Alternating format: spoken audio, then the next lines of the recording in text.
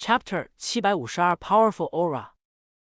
Xiuxi, why did you switch to a carriage when you got to the city? You were riding a horse perfectly fine before. Gong Ning asked Faozhen, who was sitting in the carriage and whose figure was not visible, as he drove the horse. To maintain the mystery, Faozhen replied with a smile, though in reality he simply felt that a direct appearance wouldn't be impressive enough. It would be strange if such a large chassis wasn't attacked, Gong Ning warned. The chassis was too conspicuous, and it would be bad if it were sniped by crossbowmen. Don't worry, they won't come out of the city to fight. Zhou Gaojin is incredibly wise, and he naturally knows what choice to make in the current unclear situation to be in their best interest, Faozhen said with a light laugh. Without the suppression of the cloud energy, you can intercept all the crossbow bolts. I trust you. Gong Ning didn't say anything more. Even Faozhen trusted him, so why would this confident guy undermine him? After Zhou Yu led Zhou Tai and others to the government office, Yuan Shu said nothing else and led Zhou Yu directly toward the north gate of Shouchun. Gaojin, do you have a good plan? Yuan Shu asked as he walked. Shouchun, he can't take it. He's just here to show off. Zhou Yu didn't say anything else, directly reassuring Yuan Shu. But now we need to find out where Liu Bei's army came from. I don't believe that 100,000 Yuzhou troops would be defeated in Shopi so quickly. Yuan Shu nodded. Although he had been somewhat flustered, his years of habit prevented him from showing it, and Zhou Yu's words completely reassured him. Shouchun was a fortified city, heavily fortified, and defended by strategists. The possibility of taking it was virtually non-existent. Zhou Yu claimed to be certain that Liu Bei's army had come from there, but in reality, he already had some guesses. And just as Faozhen had predicted, once Zhou Yu had guessed the possible scenarios, he immediately made a decision. When Yuan Shu and his entourage climbed to the top of the North City Gate and looked down, a group of powerful families also crowded up. Looking at the not-so-large army below, they were somewhat at a loss and couldn't help but whisper among themselves. Gang Xingba, Zhou Tai said in a muffled voice.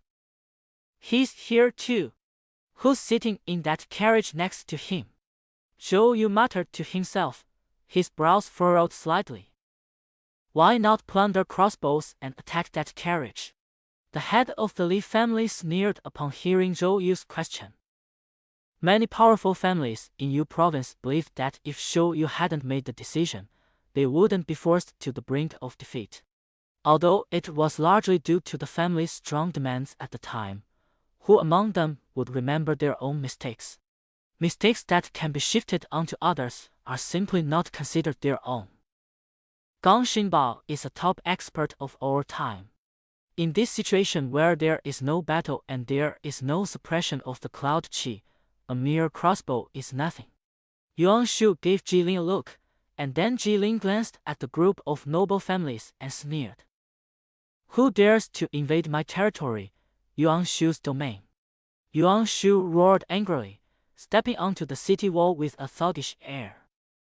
Han General Gang Xingba has come to punish the traitors. Gong Ning was no pushover either. This situation was no challenge for him. He decisively turned the tables.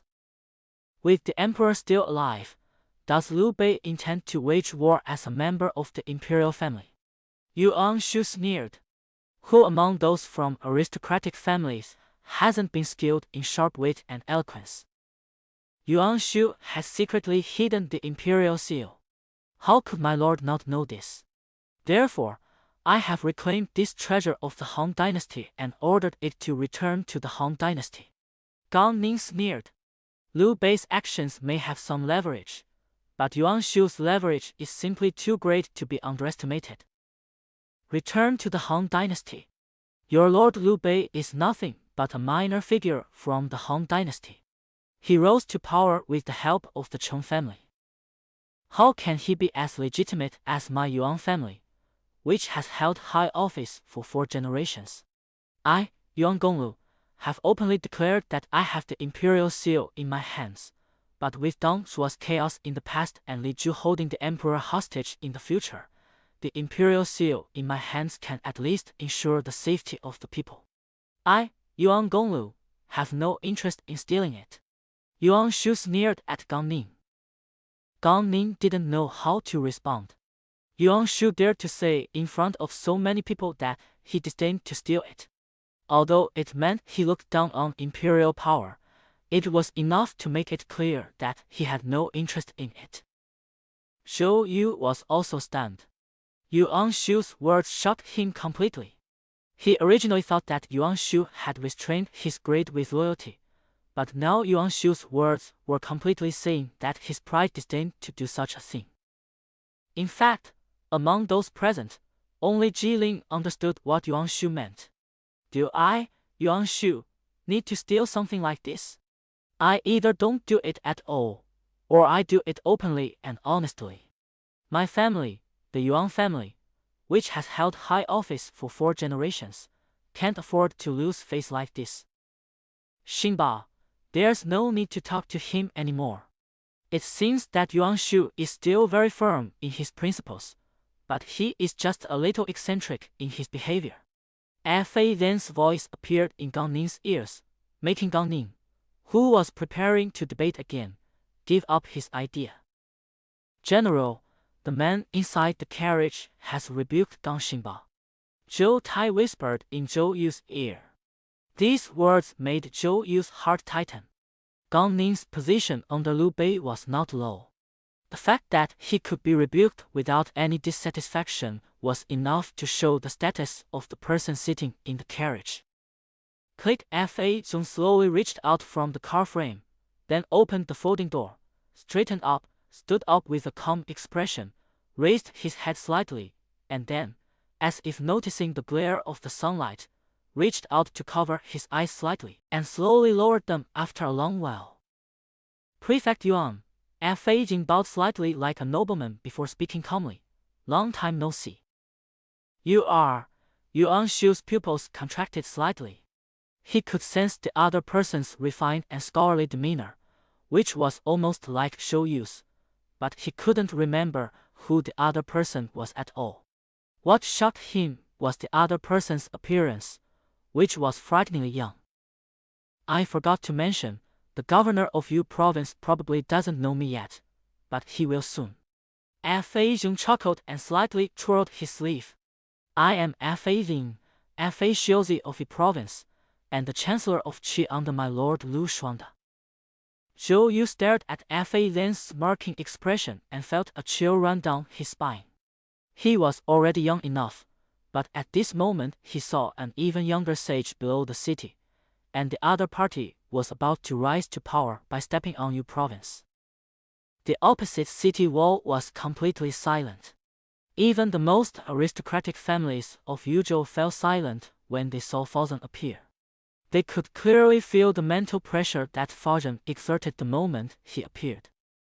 This feeling was similar to the fear and trepidation ordinary people felt when Zhou Tai unleashed his full power, and the moment Fei Zong appeared, most people on the opposite city wall felt the same sense of danger. The previous debates were worthless. The Yuan family has held high office for 4 generations, and my lord is a relative of the Han Emperor. Right and wrong are not important. What matters is who will right all of this. Fei Then's calm and confident tone directly intimidated the crowd on the city wall, and even Zhou Yu's gaze towards the city below became more cautious. Chapter 753 The 3 Lius Divide Yuan. Shouchuan is right here. Since you're so confident, then come and attack. Seeing everyone silent, intimidated by Faozhen's imposing manner, Zhou Yu stepped forward and said, somewhat presumptuously. If the music is wrong, Zhou Lang will notice. The handsome Zhou Lang in the middle, is it Zhou Gaojin? Fei Zong asked with a smile on his face. Although it was asked, the certainty in his words did not diminish in the slightest. It's me, so what? Zhou Chuan is right here, Zhou Yu said after a moment of silence, looking at Fa Xiong below the city. Zhou Lan, I've come all the way from the north to the south, only to find such a Zhou Lan. How laughable! Fa Xiong sneered. Zhou Yu remained silent, simply looking calmly at Fa Xiong below. After a long while, Fa Xiong looked at Zhou Yu and burst into laughter. What composure! I think you already know what my presence here means, yet you can still maintain such a state of mind and confront me. It's nothing more than the loss of Huaibei and the besieging of 100,000 troops in Xuzhou. I imagine Cheng Yuanlong of Xuzhou has already implemented a scorched earth policy, Zhou Yu said calmly, his words devoid of any inflection. Very well, since that's the case, how about we take the Kuai River as the boundary? The area north of the Kuai River belongs to my lord Lu Shuanda, and the area south of the Kuai River belongs to the governor of Yu province. Fa Xiong wasn't too surprised that Zhou Yu had guessed the current situation. Since he was here, it was only natural that Zhou Yu would guess it. This is what you call a slap in the face. On one hand, he called Yuan Shu the governor of Yu province, and on the other hand, he proposed to use the Kuai River as the boundary. Just look at the map and you'll see that there are several areas south of the Kuai River that belong to Yu province. What's even more ruthless is that he didn't even say this to Yuan Shu. He directly treated the person in question as if he were not human. Tiger, step back. Yuan Shu was naturally furious upon hearing Fa Lin's words, and as the saying goes, a subject dies for his lord's dishonor. Ji Lin didn't hesitate at all and prepared to jump off the city wall to fight, but Yuan Shu shouted him back as soon as he moved. My lord! Ji Lin looked at Yuan Shu with unwavering eyes. Others might fear Gang Ning, but Ji Lin felt no fear whatsoever. As long as Yuan Shu still trusted him, as long as Yuan Shu stood behind him, he had the will to fight on. Step back. Yuan Shu shook his head and said in a low voice. He knew Ji Lin's strength. She wasn't particularly strong, but if she was fighting for him, she wouldn't be easily defeated unless the difference in their strength was too great. Ji Lin glared angrily at Gang Ning below the city, then slowly retreated without saying anything more. But how could he remain calm when his knuckles were white as he gripped the sword handle so tightly? We'll have to see if Prime Minister Fa has the ability to use the Kuai River as a boundary. Zhou Yu stared at Fa Xiong with undisguised coldness and sneered. Then there's nothing to discuss. It's a matter of skill. I'm only here today to give you a heads up. You all on the city wall can rest assured. As for my proposal, we can talk about it later. Fa Xiong showed no fear whatsoever in Zhou Yu's murderous gaze. He even smiled as he looked at the city wall. The other party hated him so much he wanted to kill him, yet he could still mock him, leaving him helpless. Wasn't that a skill in itself? Zingba, let's go. Fa Zeng finished speaking. Ignoring the crowd on the city wall, he slowly retreated to the carriage with a smile, and then made a gesture to Gang Ning. Watching Fa Xiong retreat to his carriage, Gang Ning led Lu Bei's army in a well-formed military formation, slowly retreating without giving them any opportunity to attack. This left Yuan Shu and the others on the city wall looking at each other in bewilderment. Send someone to follow and probe. Let them retreat like this. It will be a major blow to our morale, Zhuge Jin suggested, watching the army slowly retreating below the city. No, it's not worth it. The enemy's army is well organized, and even with just these troops, it won't be easy to take them down. Moreover, judging from their retreat, their rear guard is probably well prepared. Zhou Yu shook his head, rejecting Zhuge Jin's suggestion, as it wasn't of much value. Lord Yuan, please order your men to guard the city and await accurate military intelligence, Zhou Yu said, bowing to Yuan Shu. The army in Sichuan was already quite small. Otherwise, Zhou Yu would not have let this opportunity pass. Come to my place first. I have something to ask you. Yuan Shu didn't even turn his head, but just looked at Liu Bei's army slowly retreating. The neatness of the enemy's military formation was somewhat unexpected. "Zio, come to me." Zhou Yu nodded, then turned to Zhuge Jin and said. Zhuge Jin didn't ask any further questions, but simply followed Zhou Yu down the stairs. Based on his command, he had basically guessed what Zhou Yu wanted to ask. "Ziyu, where do you think Liu Bei's army came from?" Zhou Yu casually picked a leaf, unaware of the irritation he felt inside.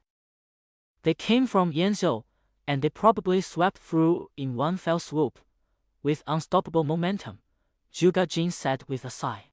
"I met Fa Shiozi before, but I never expected to see him again today," his brilliance fully revealed. "Did you see Pinyu was captured?"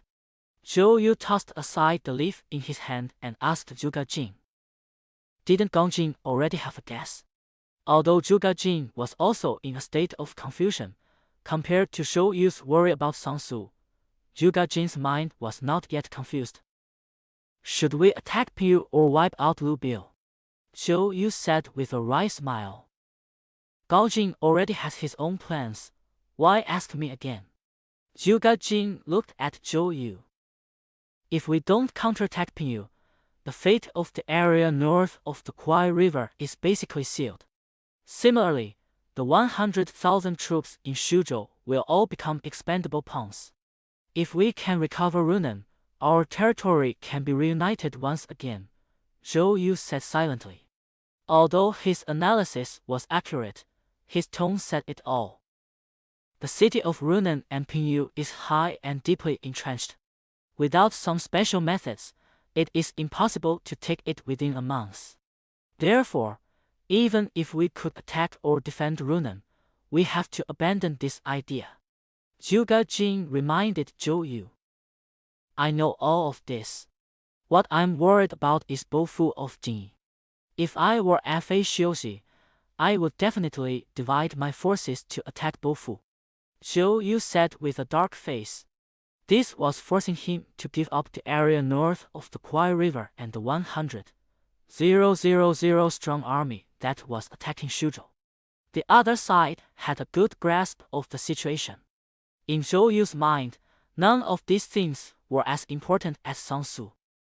The Yuan family was thinking of dividing the Liu family into two, but they didn't expect the other side to launch a counterattack so quickly. There's no need to conspire or negotiate. When the situation reaches that point, you'll naturally know what to choose. I hate playing chess, especially this kind of chess that forces you to follow their moves. Zhou Yu's usually refined face was now clearly somewhat ferocious. Liu Bei takes Huaibei, Liu Jinshen takes Jinbei, and Liu Jiu recovers Hangzhong, a brilliant plan. Zhuge Jin still had the mind to praise the planner at this moment, knowing that if this situation were to actually occur, the power of the imperial clan would rise again. Chapter 754 Wish Fulfilled.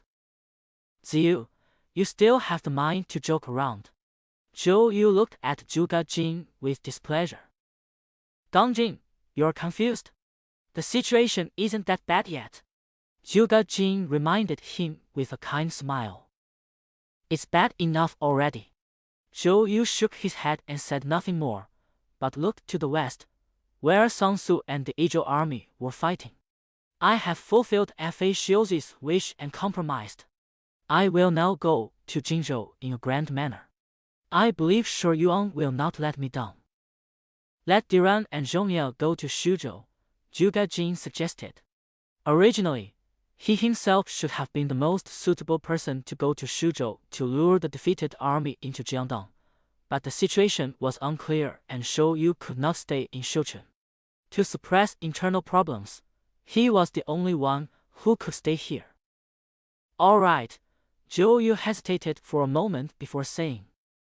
Since the Battle of Jiangxia, when Zhou Yu devised a plan to defeat Wang Wei and capture Wenping, Wen Ping remained in Shouchun under Zhou Yu's command after Sun Tzu subdued him. Since there were no battles for him to demonstrate his abilities, he has not gained any fame in the world to this day. As a genuine master of internal energy separation, he is arguably the most low-key person in the world today, especially considering his considerable military command skills, which can be considered a hidden trump card. As for Duran, whom Zhuge Jin mentioned, who was actually replacing him, he was also unknown. To put it bluntly, after Zhuge Jin understood the current situation, he immediately chose Wang Ping, who was currently unknown but had real abilities. Can they and the other person also had some opportunistic thoughts in their relationship? It's a pity that General Chong, under the guidance of Taoist Yu Ji, planned to seize the last opportunity to break through the barrier of internal energy separation while the essence of heaven and earth is rising. Otherwise, it would have been most appropriate for General Chong to go to Shuzhou to lead the army south. Zhou Yu sighed. And now, they are at a critical juncture. Although Zhou Yu had suspected the Taoist priest named Yu Ji, he couldn't find anything wrong with him. However, the priest's guidance to Chongpu and the others in their cultivation had indeed had a significant effect. Just as some people get stuck on seeing their true nature when breaking through the barrier of internal energy leaving the body, Chongpu gets stuck on controlling his internal energy. As for his mind and nature, he already has enough. Therefore, although Zhou Yu was quite wary of Yu Ji, he never showed it to anyone. On the contrary, he was always enthusiastic whenever he saw Yu Ji, which forced Yu Ji to suppress his anger and not dare to show any curiosity about Sun Tzu. Yu Ji's original plan was to establish a good relationship with Chongpu, then use Chongpu to figure out Sun Tzu's schedule and find an opportunity to transfer all of Sun Tzu's days to him. Unfortunately, Zhou Yu stumbled upon this first. Compared to Sun Tzu's recklessness and straightforwardness, Yu Ji saw Zhou Yu as a man full of wicked schemes. More importantly, Yu Ji could sense Zhou Yu's suspicion of him. Although no matter how careful Yu Ji was, Zhou Yu seemed indifferent, but through calculation, he could tell that Zhou Yu had always suspected him. This was the reason why Yu Ji had been hesitant to take action.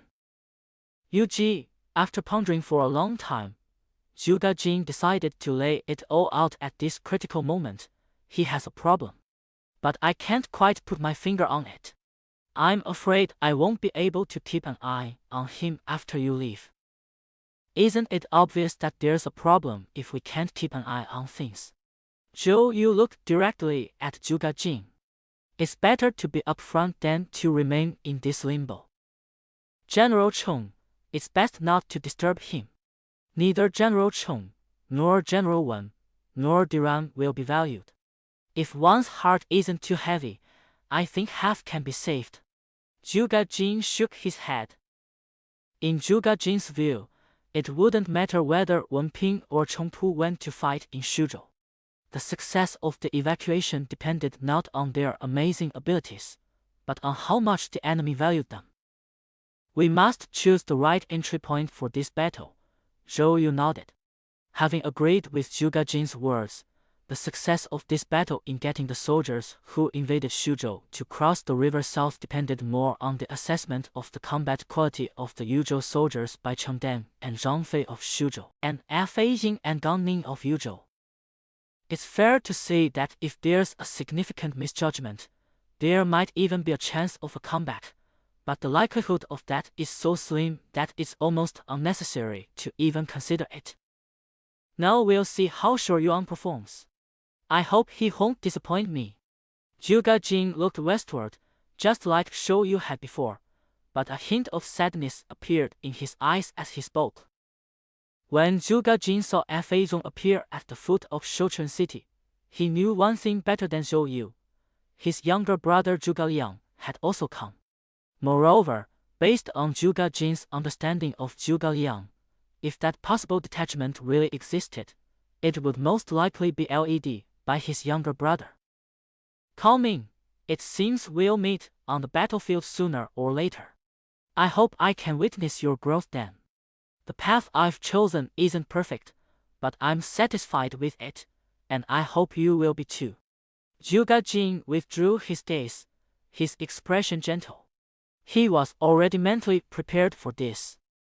While Zhuge Jin and Shou Yu were anticipating Pantong's amazing performance, Sun Su was carrying Pantong, who had been shot with several arrows, and leading Jiang Qing, Yang Sun, Li Xian and others in a desperate escape. They had already suffered 13 defeats in a row, fleeing all the way from the Jingyi border, almost reaching the Yin area, while Yan Yan's army was relentlessly pursuing them. To be honest, in such an era, it would be a disgrace for a top strategist to be shot by an arrow, but such a disgrace actually happened. Zhang Song drew fire and engaged Pantong in a battle of celestial phenomena, while Lu Bo provided cover from the side. Yan Yan and Xiongdu led their troops directly forward, and archers began to fire at Pantong. Unable to concentrate on dealing with the arrows, Pantong was hit by 2 arrows. The Izhou army, exhausted but exhilarated, was now fueled by the relentless pursuit. The daring schemes of Song Du, Long Song, Lu Ba, and others far exceeded Pantong's expectations. Pantong, who had originally intended to use the local troops as bait to lure out a big fish, was utterly defeated on the very first encounter. His feigned defeat turned into a real one, and his 17,000 troops were routed. After that, the Izhou army pursued the fleeing enemy relentlessly, showing no signs of fatigue. They relentlessly chased after Sun Su's routed army, fighting on for hundreds of miles until they finally routed Sun Su's army completely. They were almost able to reach Yilin in one fell swoop. Xiuan, are you alright? Sun Su asked Pantong, who was weak after being shot by an arrow, with concern. He wasn't too worried about the rout of the county troops. After Pantong told him about the plan, he had already transferred all his elite troops to ambush the Izhou army, although they hadn't managed to ambush them yet. It's all right. Pantong, pale-faced, dragged over a water bag and gulped down several mouthfuls. Those 4 persistent bastards behind me, in another 30 miles, I'll make them understand that I'm not someone to be trifled with. Chapter 755 Achieving Success in One Battle. Bo Fu, don't make the first move. Let Gong Yi stop Yan Yan, and then you lead your personal guards to finish him off. Yan Yan's military talent is too strange. Neither you nor Gong Yi are confident that you can defeat him in 3 or 5 moves. After taking a few big gulps of water, Pantong's eyes regained their original luster. He coughed a few times and then warned Sun Su. I understand. Sun Su tightened his grip on the spear, then slowly loosened it. Pantong was right. Even if he and Jiang Qing joined forces, they wouldn't be able to defeat the opponent within 3 to 5 moves. What you need to do then is lead your personal guards to break through Yan Yan's vanguard. Even if Yan Yan's legion has a very strange talent, there is still an absolute limit. You must break through in one go. We only have one chance. Pantong handed the water bag to the soldier next to him and said solemnly. Okay, I understand. I can definitely do it. Sun Su replied with a serious expression. He had been fleeing all the way, and his strategist had been injured in the process. The anger in his chest had already been burning. If he didn't know what he was carrying, Sun Su would have definitely turned around and fought Yan Yan. Well, let's retreat. Those 4 guys have already gotten within 10 miles. We should leave. A sly smile appeared on Pantong's face. People like Yan Yan and Zongdu, who don't hide their abilities at all, can be sensed by Pantong's spiritual talent from 30 miles away. Of course, if the distance is too close, he can't be sure, but if the distance is far, he can see it clearly like a torch in the night. Retreat! Sun Su roared, then ignored the cries of the county soldiers and led his troops in retreat. This time, several hundred more county soldiers abandoned their pursuit. Of the original 17,000 county soldiers, only a few hundred remained to follow Sun Tzu. "Let's go!"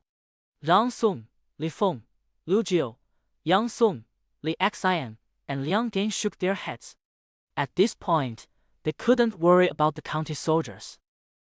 The group of several people stood up and continued to follow Sun Tzu in his retreat.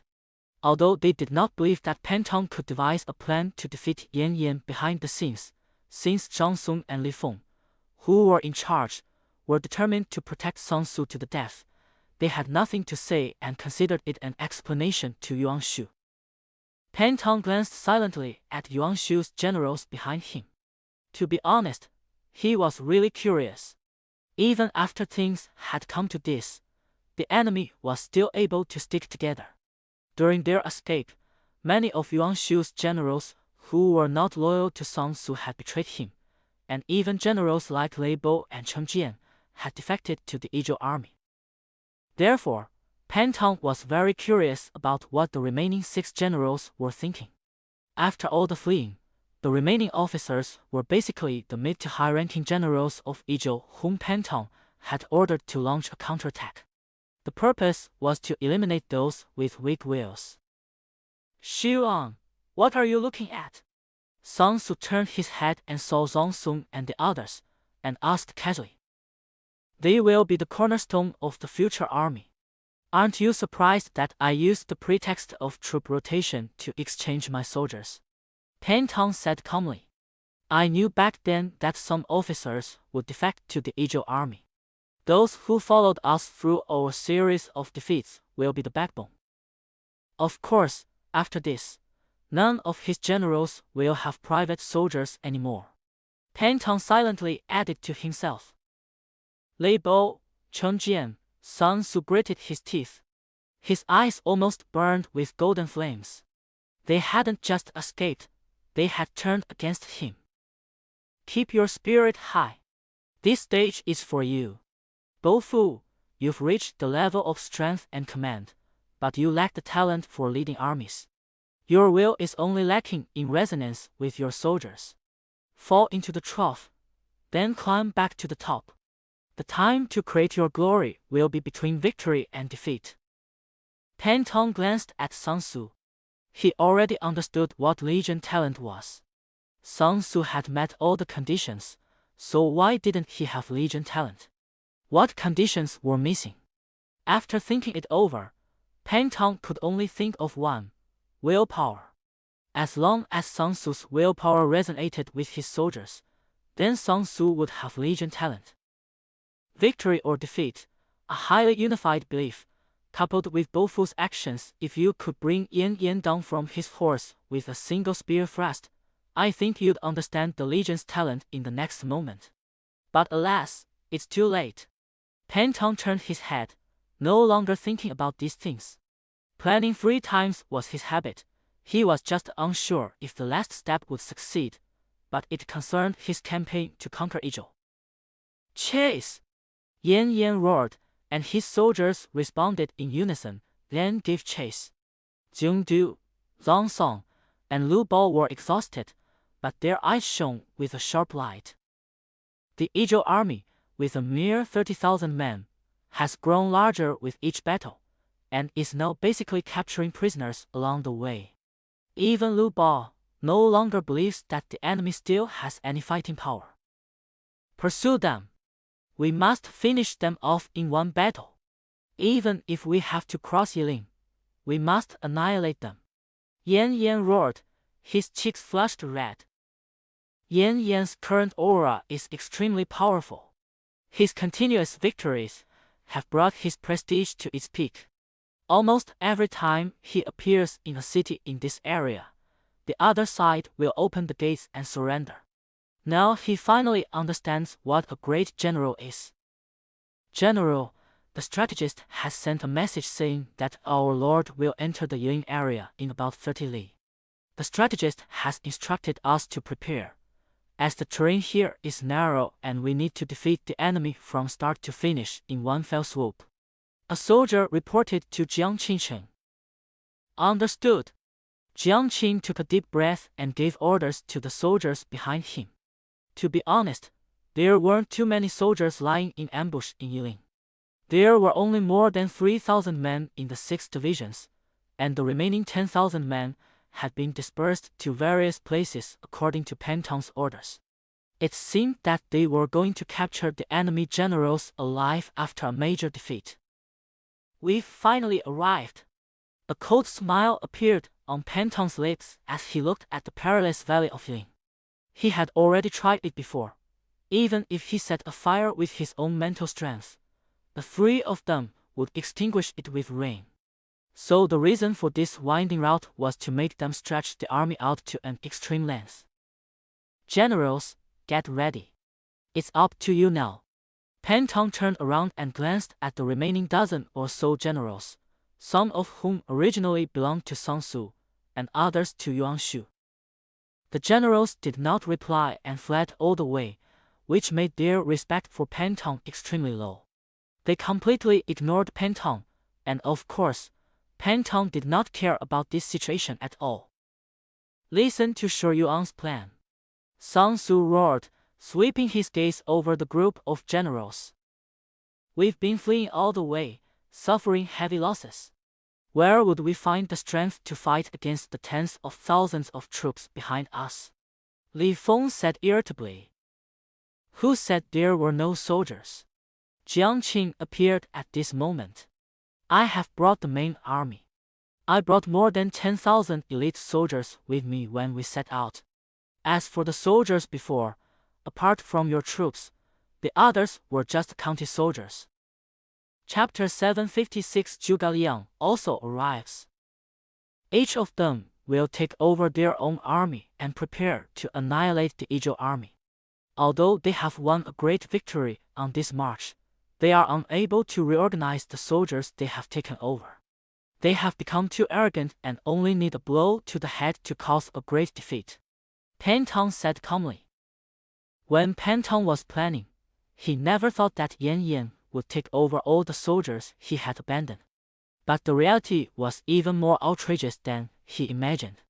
After winning 5 consecutive battles, Yan Yan began to take over the defeated soldiers under his command. And the more he did it, the more outrageous it became. He even started to take over the guards of various cities. Of course, if they could continue to pursue like this, there would be no problem of bloat, and victory could solve all the problems. However, if Pentong had planned ahead and launched a head-on attack, successfully defeating Yan Yan, then the Izhou army would lose everything, not even their pants. The team was bloated, the coordination was unclear, and the organization was loose. These were all fatal flaws, but Yan Yan's series of great victories masked all of these problems. As a result, although Zhongdu, Yan Yan and others knew that these problems existed, they were all obscured by the continuous victories. Sun Tzu is on his last breath. If we defeat Sun Tzu and occupy half of Jingzhou, we can reorganize after crossing Yiling. If we get bogged down in these issues now, we will only let Sun Tzu escape and keep chasing him. With this in mind, both Yan Yan and Zhongdu, certain that Sun Tzu had no power to retaliate and that reinforcements were unlikely to arrive, simply ignored the existing problems. Great victories can sometimes blind the wise. Although Lu Bao had a bad feeling, the series of great victories made his already faint voice almost inaudible within the army. Regardless of whether the generals still following Sun Tzu believed it or not, after seeing the elite troops of Yuan Shu assigned to their respective units, they had no more doubts. It truly was Pentong's scheme.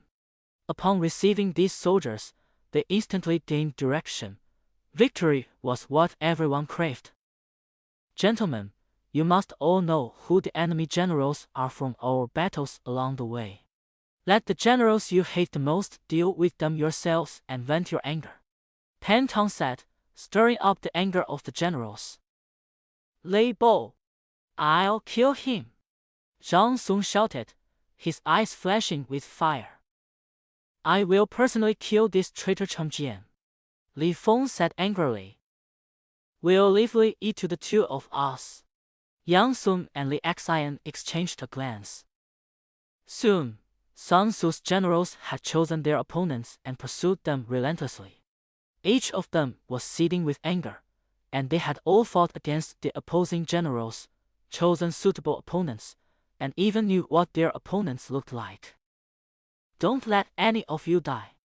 Pantong glanced at the group. "I'm waiting to throw you a victory banquet in Jiangsu." Everyone was taken aback for a moment, then burst into laughter.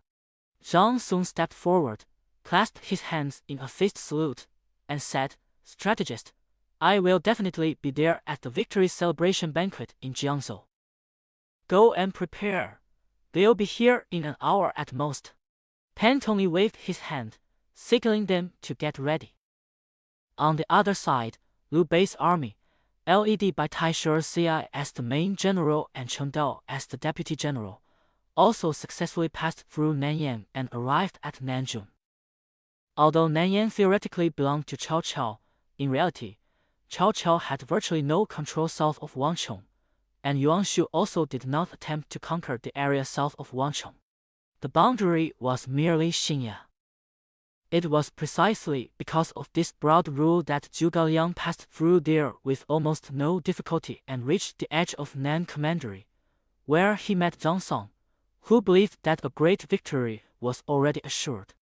He then prepared to take this opportunity to visit Zhang Song, the most powerful member of the Lu clan in the land. "Zhang Bijia, are you saying that Sun Tzu suffered a series of defeats, losing more than 10 battles in a row, from Badong to Yilin?" Zhuge Liang said incredulously. "Zhuge Jilong is really young. Back when I was his age, I was still a county magistrate in Longlong," Zhang Song said with a sigh.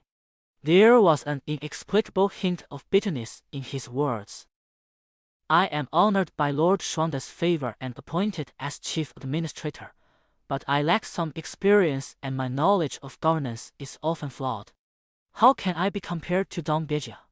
Upon hearing Zhang Song's words, Zhuge Liang knew that Zhang Song was somewhat jealous of his appointment as chief administrator, so he immediately stopped talking about the war and instead went along with Zhang Song's words. At the end of the Han Dynasty, the governor was the next in rank after the provincial governor, and then the chief administrator.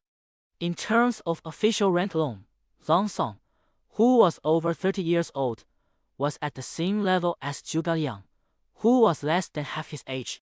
How could Zhang Song not be envious and jealous? Lord Xuanda was able to achieve such great things with just a Mount Tai. How could he be so bad at recognizing talent? Kang Ming, please don't underestimate him.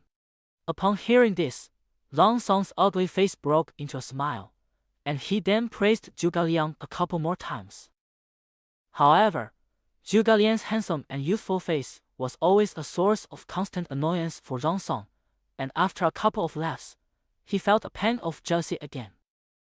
"Could you please recount the previous battles in detail, so that we may feel at ease? You know, when Lord Xuanda heard that Liu Yizhou had come out of seclusion to attack Yuan, he was promoted by the former governor of Yizhou and specially ordered me to come and lend you a hand. However, I was unable to help. But this only makes the bravery of the soldiers of Yizhou stand out," Zhuge Liang said, half flattering and half blatantly lying. "There's a saying that goes, the person who knows you best is ultimately your rival." Zhuge Liang and Pantong were lifelong rivals. That's why when he heard that the Yizhou army had defeated Sun Tzu's army, which had Pantong as its strategist, his first thought was that the Yizhou army had been tricked and that Pantong was not so easy to deal with. However, Zhuge Liang only dared to think these words to himself and would never dare to say them to Zhang Song's face. These words are tantamount to someone directly slapping the face of the entire Yizhou. Zhang Song might just walk away in a huff after hearing them. Who would believe that 3 highly capable strategists were slapped in the face by a 16-year-old boy? Moreover, Zhuge Liang could tell that Zhang Song and the other 2 were all very arrogant. After listening to Zhang Song's explanation, Zhuge Liang felt that the person who devised the plan was simply crazy, daring to use such a scheme. The Battle of Badong would have been severely damaged if there had been even the slightest mistake. However, great danger also meant great benefit. By taking control of all four sides and then taking control of the center, Zhuge Liang estimated that if Zhang Song was not lying, Sun Tzu's army would have been utterly annihilated. Zhuge Liang felt a chill in his heart. He already knew that Zhang Song had said that the three of them all possessed spiritual talents, but even so, he still couldn't stand this extremely dangerous scheme. Chapter 757 A Disagreement. Something seems off. Zhuge Liang silently activated his mental talent, and after his intelligence exceeded 100, he directly considered things from the perspective of the Yizhou army, and then activated Fei Zhen's understanding of people's hearts and Jiasu's deductions. The Yizhou army couldn't possibly be a purely military-spirited army, so it could only be a legion-type talent. Yan Yan, the general of the Yizhou army, could only be someone who could separate internal energy from the body and possess legion-type talent. This talent is probably to prevent defeat. If such a dangerous plan were to be executed, Zhang Song, Zhong Du, and Lu Bao would have a mental talent that would definitely be their ability to analyze military situations, phenomena, and principles. Only in this way would it make sense. As Zhuge Liang listened to Zhang Song's account, he began to reconstruct the other party's abilities. Moreover, as Zhang Song recounted the events, Zhuge Liang's understanding of the Yizhou army became increasingly accurate. Jing Du's analysis appears to be based on reason and logic. As for Shou Yuan's failed attempt to set fire to the mountain, it's certain that Shou Yuan was indeed plotting something. When Zhuge Liang heard Zhang Song say that Pantong had once foolishly tried to set fire to the mountain, he instantly knew that Pantong indeed had his own scheme. The only time he appeared, Zhang Song and the other two were present at the same time. Was it a coincidence? It seems that Shou Yuan's spiritual talent can indeed detect other people's talents. But what is Shou Yuan's talent? Zhuge Liang silently analyzed the situation. He was now basically certain that Sun Tzu's defeat was real, but Pantong did indeed have his own plans. Moreover, based on Zhuge Liang's understanding of Pantong, he would definitely not remain silent until he made a stunning move. Since it was a genuine defeat, it means either Shou Yuan played a brilliant strategy or he was completely outmaneuvered. However, judging from the current situation, Shou Yuan's only entry point was extremely coincidental. In other words, Shou Yuan intended to wipe them all out in one fell swoop. It must be said that Zhuge Liang had a very deep understanding of Pantong, and was able to guess Pantong's thoughts based on only a few scattered pieces of information. They incorporated over 10,000 soldiers abandoned by Shou Yuan. They even seized the city's guards, which created organizational problems within the entire army. There were likely also issues with command and control. The great victory covered all of this up, but such actions. Zhuge Liang smiled bitterly to himself. He was truly speechless about Zhang Song, Jing Du, and Lu Bao. He had placed all his hopes on a great victory. Under these circumstances, even the slightest problem could render all previous victories futile, like a mirage, leaving them utterly vulnerable and unaware of their precarious situation. Prefect Zhang, I'm afraid this matter is not so simple. Pantong is a man who is good at taking risks. Zhuge Liang was embarrassed to say that the two of them were playing right into Pantong's hands and were about to be buried by his trap, so he gave Zhang Song a subtle hint. Come in. There's no need to worry about such a trivial matter. He's just a mere child. Even if he has some cleverness, he's not worth mentioning, Zhang Song said with a loud laugh, making his point clear and not taking Zhuge Liang's hint seriously at all. Zhuge Liang's pupils contracted slightly. Zhang Song's words displeased him. Pantong was a mere child, so what was he, Zhuge Liang?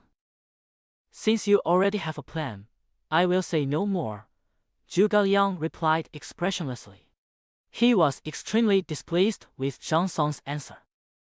He, Zhang Song chuckled, completely ignoring Zhuge Liang's advice. He started chatting idly again, and Zhuge Liang, seeing that the other man wouldn't listen to his advice, said nothing more. Zhuge Liang realized that Zhang Song harbored resentment towards him, a high-ranking official who had achieved success at a young age, and that he could not refute Zhang Song based on his own guesses alone. Therefore, he abandoned the idea of making a suggestion, at least to maintain a superficially good situation. After chatting with Zhuge Liang for a while, Zhang Song felt rather disheartened. His original plan to visit Liu Bei at Mount Tai also faded somewhat. Zhuge Liang was too young and too capable. This was Zhang Song's feeling. Zhuge Liang's strength was all-encompassing. He was strong in astronomy, geography, human customs, military strategy, governance, and so on. Zhang Song was helpless in all aspects. It seemed that he had no advantage over his opponent except for age and experience. This major blow left Zhang Song feeling utterly exhausted. Had he been wasting all these years? With this in mind, Zhang Song became less concerned about Mount Tai. He needed a powerful ruler, one who could fully unleash his talents, but after seeing Zhuge Liang, Zhang Song dismissed that idea. Zhang Song is the kind of person who would rather be a big fish in a small pond than a small fish in a big pond. If he's not as good as he is now, then what's the point? Ziyi, you will lead 5,000 troops to Yiling. That will be the best you can do. By the time you arrive, the Ezhou army will probably have already been defeated. If you can save them, do so. If not, retreat. Zhuge Liang ordered Taishu Xia after watching Zhang Song's carriage leave. Has things really come to this? Taishu Xia asked Zhuge Liang, though he didn't know Zhuge Liang very well. It might be even worse. The Ezhou army has been infiltrated by too many traitors by Shi Yuan, and its foundation is already compromised. If my estimation is correct, Shi Yuan will soon launch a counterattack. Zhuge Liang calmly gazed south, as if the battle he was referring to had already begun. After seeing Zhang Song off, Taishu Xia led 5,000 fully armored infantrymen on their way, while Zhuge Liang continued to advance towards Nan Commandery at a leisurely pace, deploying his army in a formation that offered no sense of aggression. Report, General. Our scouts have spotted a campfire left by Sun Tzu's army 3 miles ahead. A scout reported to Yan Hui. All right. All troops, give chase. Yan roared and charged forward first, followed by his personal guards. Then, soldiers stretching for miles followed suit. They're here. Jiang Qin muttered to himself with a mocking smile. You've marched from Ezhou to Yiling in a month. What a show of power. Believe me or not, we'll take you back to Jiangzhou in a month. Yan took the lead and charged straight into the Yiling Valley. A hail of arrows rained down upon him, but Yan was not alarmed. Instead, he was delighted and laughed loudly. Sun Tzu, you little brat, you finally have the guts to fight. Clang! A streak of green light struck Yan's spear, followed by a large group of soldiers rushing down the hillside, shouting battle cries as they charged forward. Yan's heart sank at the sight of the soldiers' armor and expressions. Jiang Qin of Zhejiang has been waiting for you for a long time. Jiang Qin laughed loudly after forcing Yan back with a sword strike. If you don't make your move now, when will you? When will we get another chance? When will we get there? When? Jiang Qin's roar echoed throughout the mountain valley. Then, from all directions, the ambushers, spread over a radius of nearly 10 miles, attacked almost simultaneously. In an instant, shouts of battle filled the air, and the Ezhou army, which had not yet had time to retaliate, was thrown into chaos. Chapter 758 Rout. Die, Yan. Jiang Qin roared and thrust his sword at Yan Yan. You think you can break my army with such a petty trick?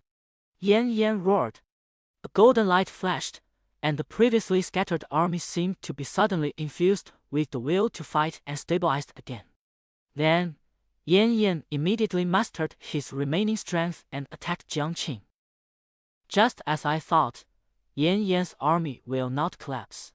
Even now, being ambushed, burned, and surrounded from all sides, they can still maintain a minimum level of combat strength. Pan Tong stood on the highest cliff and licked his lips. The battle between Yan Yan and Jiang Qin was almost evenly matched, with neither side gaining the upper hand. Meanwhile, Yan Yan's army gradually adapted to the chaotic attacks from all sides, slowly recovering its fighting strength and beginning to stabilize its position. Bo Fu, we are counting on you, Pan Tong said to Sun Tzu, who was already furious beside him. All soldiers, listen to my command. Victory is certain. Kill! Sun Tzu roared as he mounted his horse, leading his last 2,000 soldiers in a charge. At this moment, Sun Tzu's eyes were blazing with fire, and his inner energy solidified into armor as if it were a physical entity, with countless golden rays constantly seeping out. Sun Tzu's momentum grew stronger and stronger, reaching its peak the moment he charged down from the mountaintop into the valley.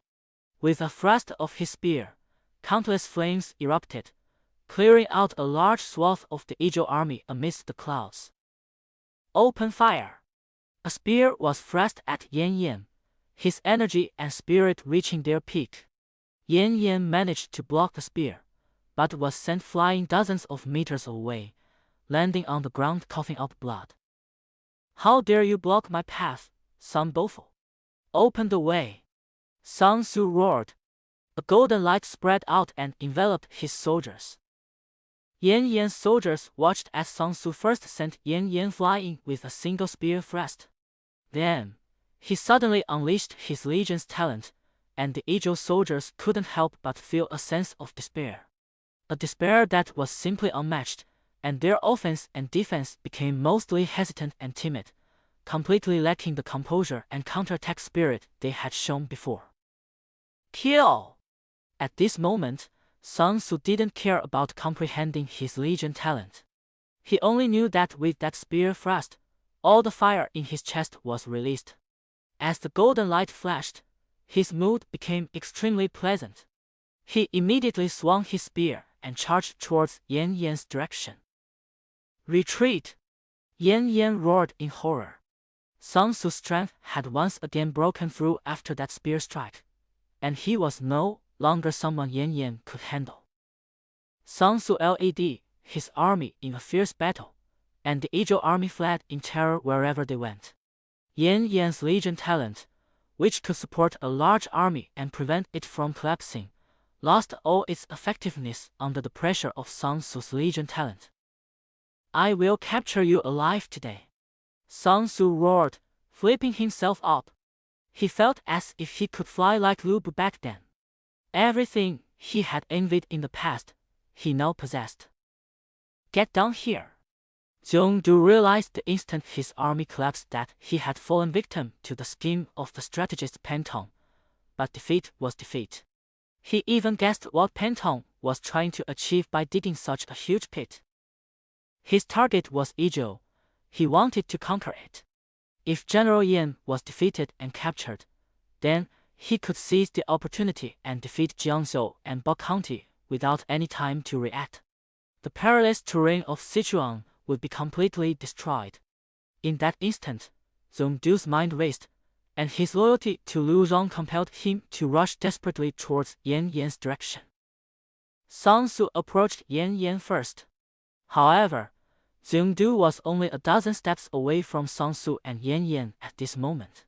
Seeing Sun Tzu reach out and thrust his spear at Yan Yan, Zhongdu immediately released all his spiritual energy without any reservation. Ah! Before Sun Tzu could even be injured, Zhongdu already had blood trickling from the corner of his mouth, but he still stared intently at Sun Tzu. Releasing one's own spiritual power is a last-ditch tactic used by top strategists. It is basically a tactic that only has one chance and can only drag one person down with it. However, it is clear that Zhongdu is far less skillful than Li Ru was back then, and he even injured himself before harming others. General Yan, retreat immediately. Jingdu shouted at Yan Yan, his eyes fixed on Sang Su. Zirong, what are you trying to do? Yan Yan stood up, supporting himself with his spear, while Sang Su looked at Zhongdu with a wary expression. Retreat immediately. I can't hold out much longer, Jingdu replied coldly. We've been outmaneuvered from the very beginning. General Sang, you have an exceptionally capable strategist. Our army has been tricked from the start. Sang Su didn't speak, he just looked at Zhongdu. He was very unhappy with the feeling of being coerced, but he wasn't sure he could avoid it. The impact of mental energy couldn't be avoided by speed, so he could only look at Zhongdu coldly without giving any reply. Yan Yan gritted his teeth, knowing that Zhongdu was willing to risk his life for his survival. Without hesitation, he turned and charged in another direction, trying to gather the fleeing soldiers as much as possible, and then rushed out when no one was chasing him. General Sang, why don't you let your strategist come out and meet us? Zhongdu gritted his teeth and sneered as he looked in Sang Su's direction. He knew that his mental strength could probably only keep Sang Su unconscious for a month or two at most, and definitely wouldn't kill him. Given the strength that the other party had shown before, he would only be able to get within 5 steps of him. Want to see me? Pantong peered at Zhongdu without the slightest fear, casually stepping within 5 steps of Zhongdu. Jiang Qing had already cleared out all the dangerous individuals nearby. How dare you? Jingdu said, looking at Pantong's ugly face. Although he is very ugly, there is no denying that he is talented inside. I don't need your praise. Even if Yan Yan escapes alive, it won't matter. Our army's capture of Jiangzhou is already a foregone conclusion, Pantong said casually, waving his sleeves. He was used to people calling him ugly. Jingdu looked slightly surprised. Pantong's voice was noticeably immature, but none of that mattered. What mattered was that Sang Su was about to lose an arm. Die with me, Jingdu roared. It's not good for your health to be so angry. You should go to sleep. Pantong effortlessly unleashed his mental power, which far surpassed Zhongdu's, almost ignoring Zhongdu's mental attack, and then knocked Zhongdu to the ground with a brick. Phew, all done. I told you long ago not to get too close to the enemy's top strategist. Even for me, getting head-to-head would be fatal. If you get within 5 steps, you'll definitely be killed, Pantong said, slightly dizzy. Although Zhongdu's mental strength is quite strong, Pantong was a ruthless man who fought alongside Zhou Yu against Chen Xi in a battle of mental strength. This mere country bumpkin has never seen the world, yet he actually thought he could take down Pantong with his mental strength. Are you alright? Sang Su asked with some concern. Chapter 759 Reunion. He'll be fine after a good night's sleep. He's not dead. A battle of spiritual energy involves injecting one's spiritual energy into the other's brain and then dying together. What happened now was just an external release. He should be fine after a period of sleep. Pantong pressed his temples and said, Don't get too close in the future. It's good that you're alright, but I was really angry that Yan Yan got away. I wanted to capture him alive. As a military general, he actually abandoned his comrade. Next time, I'll kill him. Hurry and chase after them. There's still a chance to catch up, Pantong said with his eyes half closed. We should first encircle and annihilate the Ezhou army. There's no way we can catch someone who's shameless and only wants to escape after his internal energy has left his body. Sang Su said with a dark face. The previous opportunity was the best we could have. There won't be such a good opportunity next time.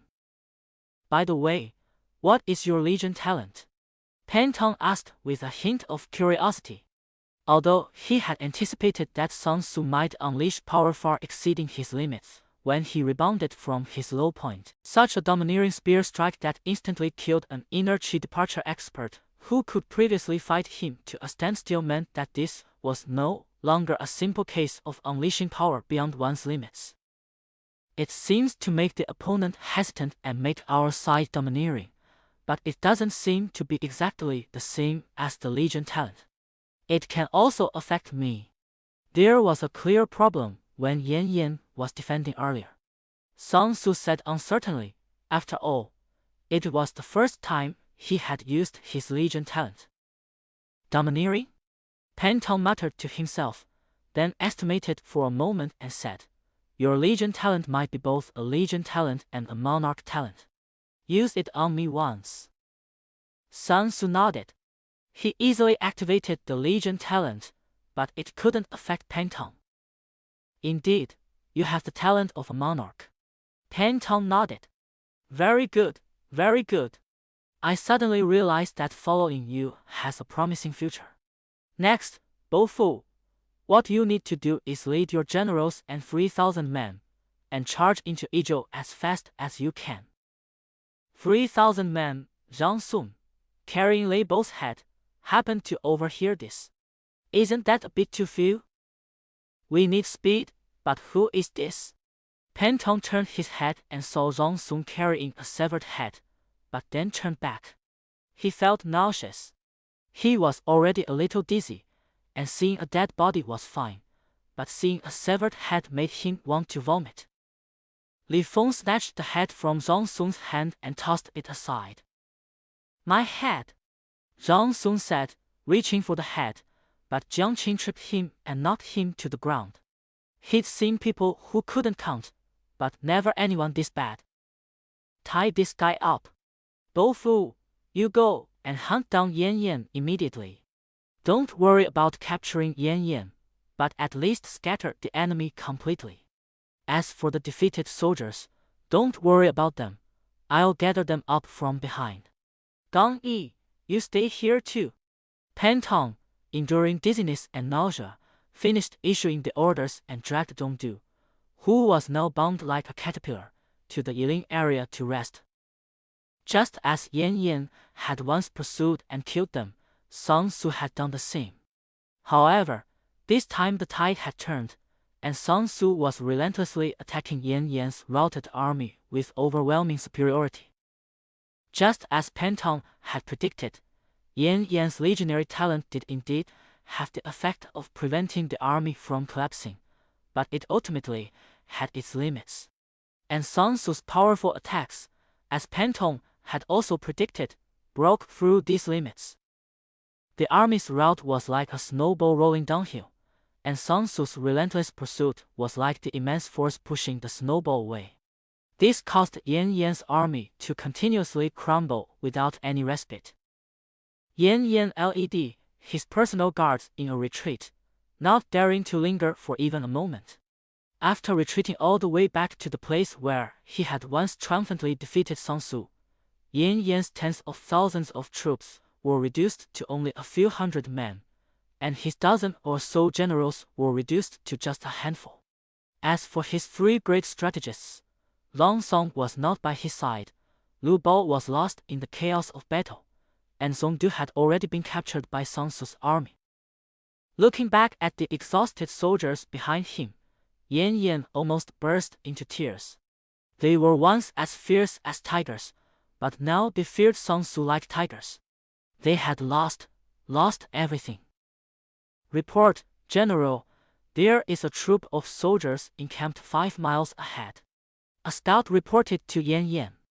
Now, after fleeing all the way, the scout's exploration range has been reduced to only 5 miles. Pan Shuang even foresaw this. Yan Yan looked bitterly at the blazing sun in the sky. Report, General, Sun Tzu's army has caught up to within 5 miles of our rear. Came another scout's report. blocked in front and pursued behind. It seems I, Yan Yan, am going to die here. Yan Yan looked back at his soldiers, their morale low and their weapons and armor in disarray. How could they possibly fight against the two large armies in front and behind? Is that General Yan ahead? Taisho Ci, who had come with the scouts, suddenly asked. Who? Yan Yan turned his head to the side and saw Taisho Ci, dressed in silver armor and holding a halberd, suddenly appear in front of him. Taisho Ci, a subordinate of Lord Shuangda, has come to assist us. Zhang Biejiao has also arrived. Please, General Yan, retreat quickly. I will handle the enemy. Taisho Ci, holding his halberd, clasped his hands in a salute to Yan Yan. Soon, his personal guards arrived, as did Dong Song, who rode over on horseback. You old scoundrel Yan Yan, don't run away. Before Yan Yan and Zhang Song could recount their crushing defeat, Sun Tzu's persistent voice echoed from behind. Yan Yan had heard this infuriating voice many times along the way. General Yan, please return to camp and rest. I will handle the rest. As he spoke, Taisho Ci spurred his horse and charged forward. His soldiers quickly stepped forward with their spears, protecting the fleeing soldiers of Yan Yan's army behind them to prevent them from disrupting the main army's formation in the event of a battle. Sun Tzu charged forward, but instead of Yan Yan, he saw a heavily armored force, fully equipped and ready for battle. His expression turned serious. Encountering such a formidable army in this place was not a good thing. Who are you, daring to block my path, Sun Bofo? Sun Tzu pointed his spear directly at the opposing army. He did not see Taisho Ci. His monarchical talent directly overwhelmed the enemy. He had sensed all along that his abilities were enough to make people fearful. Sun Bofo. Taisho Ci raised an eyebrow. This is probably the best news I've ever heard. Wait until I take your head. Taisho Ci, do you think I'm afraid of you? Sun Tzu laughed and spurred his horse to charge at Taisho Ci. He had almost been defeated by Taisho Ci last time, and this time, when they met again, Sun Tzu's fighting spirit was high. Taisho Ci was not afraid at all. He immediately rode forward and fought with Sun Tzu. Zhang Song and the others knew that Sun Tzu was a warlike man. They immediately ordered their men to retreat and make way for Sun Tzu. Then, they all cheered and encouraged him. Sun Tzu's fighting power had won the approval of all of them. Chapter 760 Rematch. Boom! A large number of halberd shadows exploded and directly enveloped Sun Tzu. The dazzling golden light was as blinding as the sun. Taisho Ci's formidable strength was only revealed at the tip of the iceberg, which was already terrifying. Well done! Sun Tzu was overjoyed at the sight of his prey and immediately charged forward without retreating. He charged straight at Taisho Ci's halberd, his body radiating a pure, gilded light. Thump! Taisho Ci staggered back 3 steps, and Sun Tzu didn't fare any better, being thrown backwards as well. However, the look of surprise on his face did not fade at all. He had just broken through and had encountered a good opponent. It's good to see you again after our parting at the Yangtze River, but I've become much stronger than last time. Sun Tzu looked at Taisho Ci with a joyful expression after stabilizing his retreat. He desperately needed a worthy opponent. I let you escape last time, but this time, I won't show any mercy. Taisho Ci gripped his halberd in his right hand, swung it around, and looked at Sun Tzu with a haughty expression. Hold back. Ha ha ha. Let's see what you can do to me this time. Come and fight. Sun Tzu unleashed astonishing internal energy, laughing wildly as he lunged at Taisho Ci. Although Taisho Ci was secretly pleased when he met Sun Tzu, he was not as arrogant as Sun Tzu. Sun Tzu had become stronger, much stronger, especially after Sun Tzu unleashed his full power, Taisho Ci instantly became serious. A burst of golden light suddenly erupted from Taisho Ci's body. It was not as dazzling as Sun Tzu's, but one could feel that the pressure within it was no weaker than Sun Tzu's. Come and fight! Sun Tzu laughed wildly as he thrust his spear at Taisho Ci, unleashing his inner arrogance. He had finally found an opponent with whom he could fight with all his might. Unlike when he first encountered Lu Bu in Jinzhou before his inner energy was fully developed, or when he first met Huanzhong in Jiangling after his inner energy was fully developed, or even when he met Zhao Yun on the Yangtze River before he understood his own path.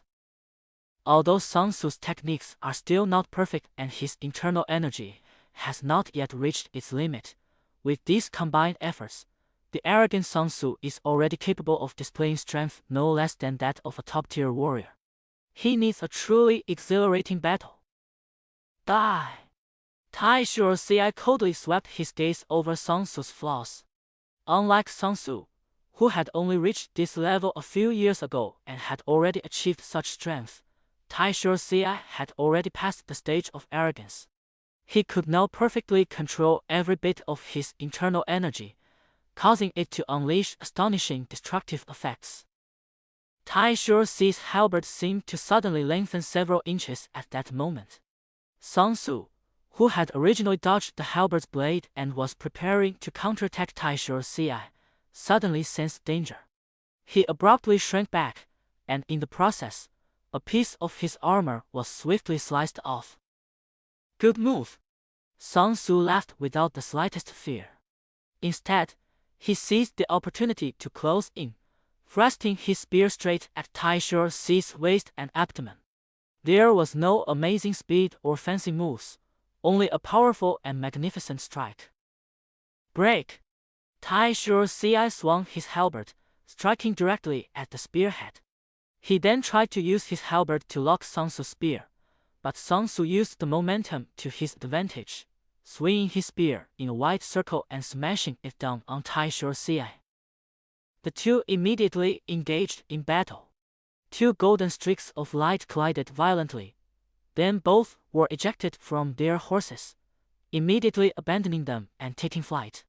They fought in the air, their auras transforming into golden armor, their weapons also gleaming with gold. Drop! Taisho Ci struck Sun Tzu away, and his halberd unleashed a golden blade of light nearly 100 meters long, slashing towards the retreating Sun Tzu. Same trick. Open for me. Sun Tzu's spear turned completely golden, and with a straight thrust, he shattered Taisho Ci's chi blade. Then, he suddenly transformed into a beam of light and shot towards Taisho Ci. Destroy! Taisho Ci drew back the bowstring, and countless golden rays of light suddenly condensed on the bowstring. Then, they burst forth with countless fine, hair-like rays of light, thousands of which were powerful enough to cut through gold and jade, directly enveloping the direction from which Sun Tzu was charging. I knew you'd use this move. Sun Tzu laughed wildly, switching his spear between his left and right hands, leaving only a pure golden afterimage on his right hand. He hurled it fiercely, piercing through Taisho Ci's golden light threads that filled the space. I've been waiting for you too long. Take this. Thump! Before Taisho Ci could even switch back to his halberd after the arrow had left his hand, a spear that was enough to kill him was thrust directly at his chest. Immediately, Taisho Ci mustered his remaining strength and struck the golden spear, attempting to deflect it.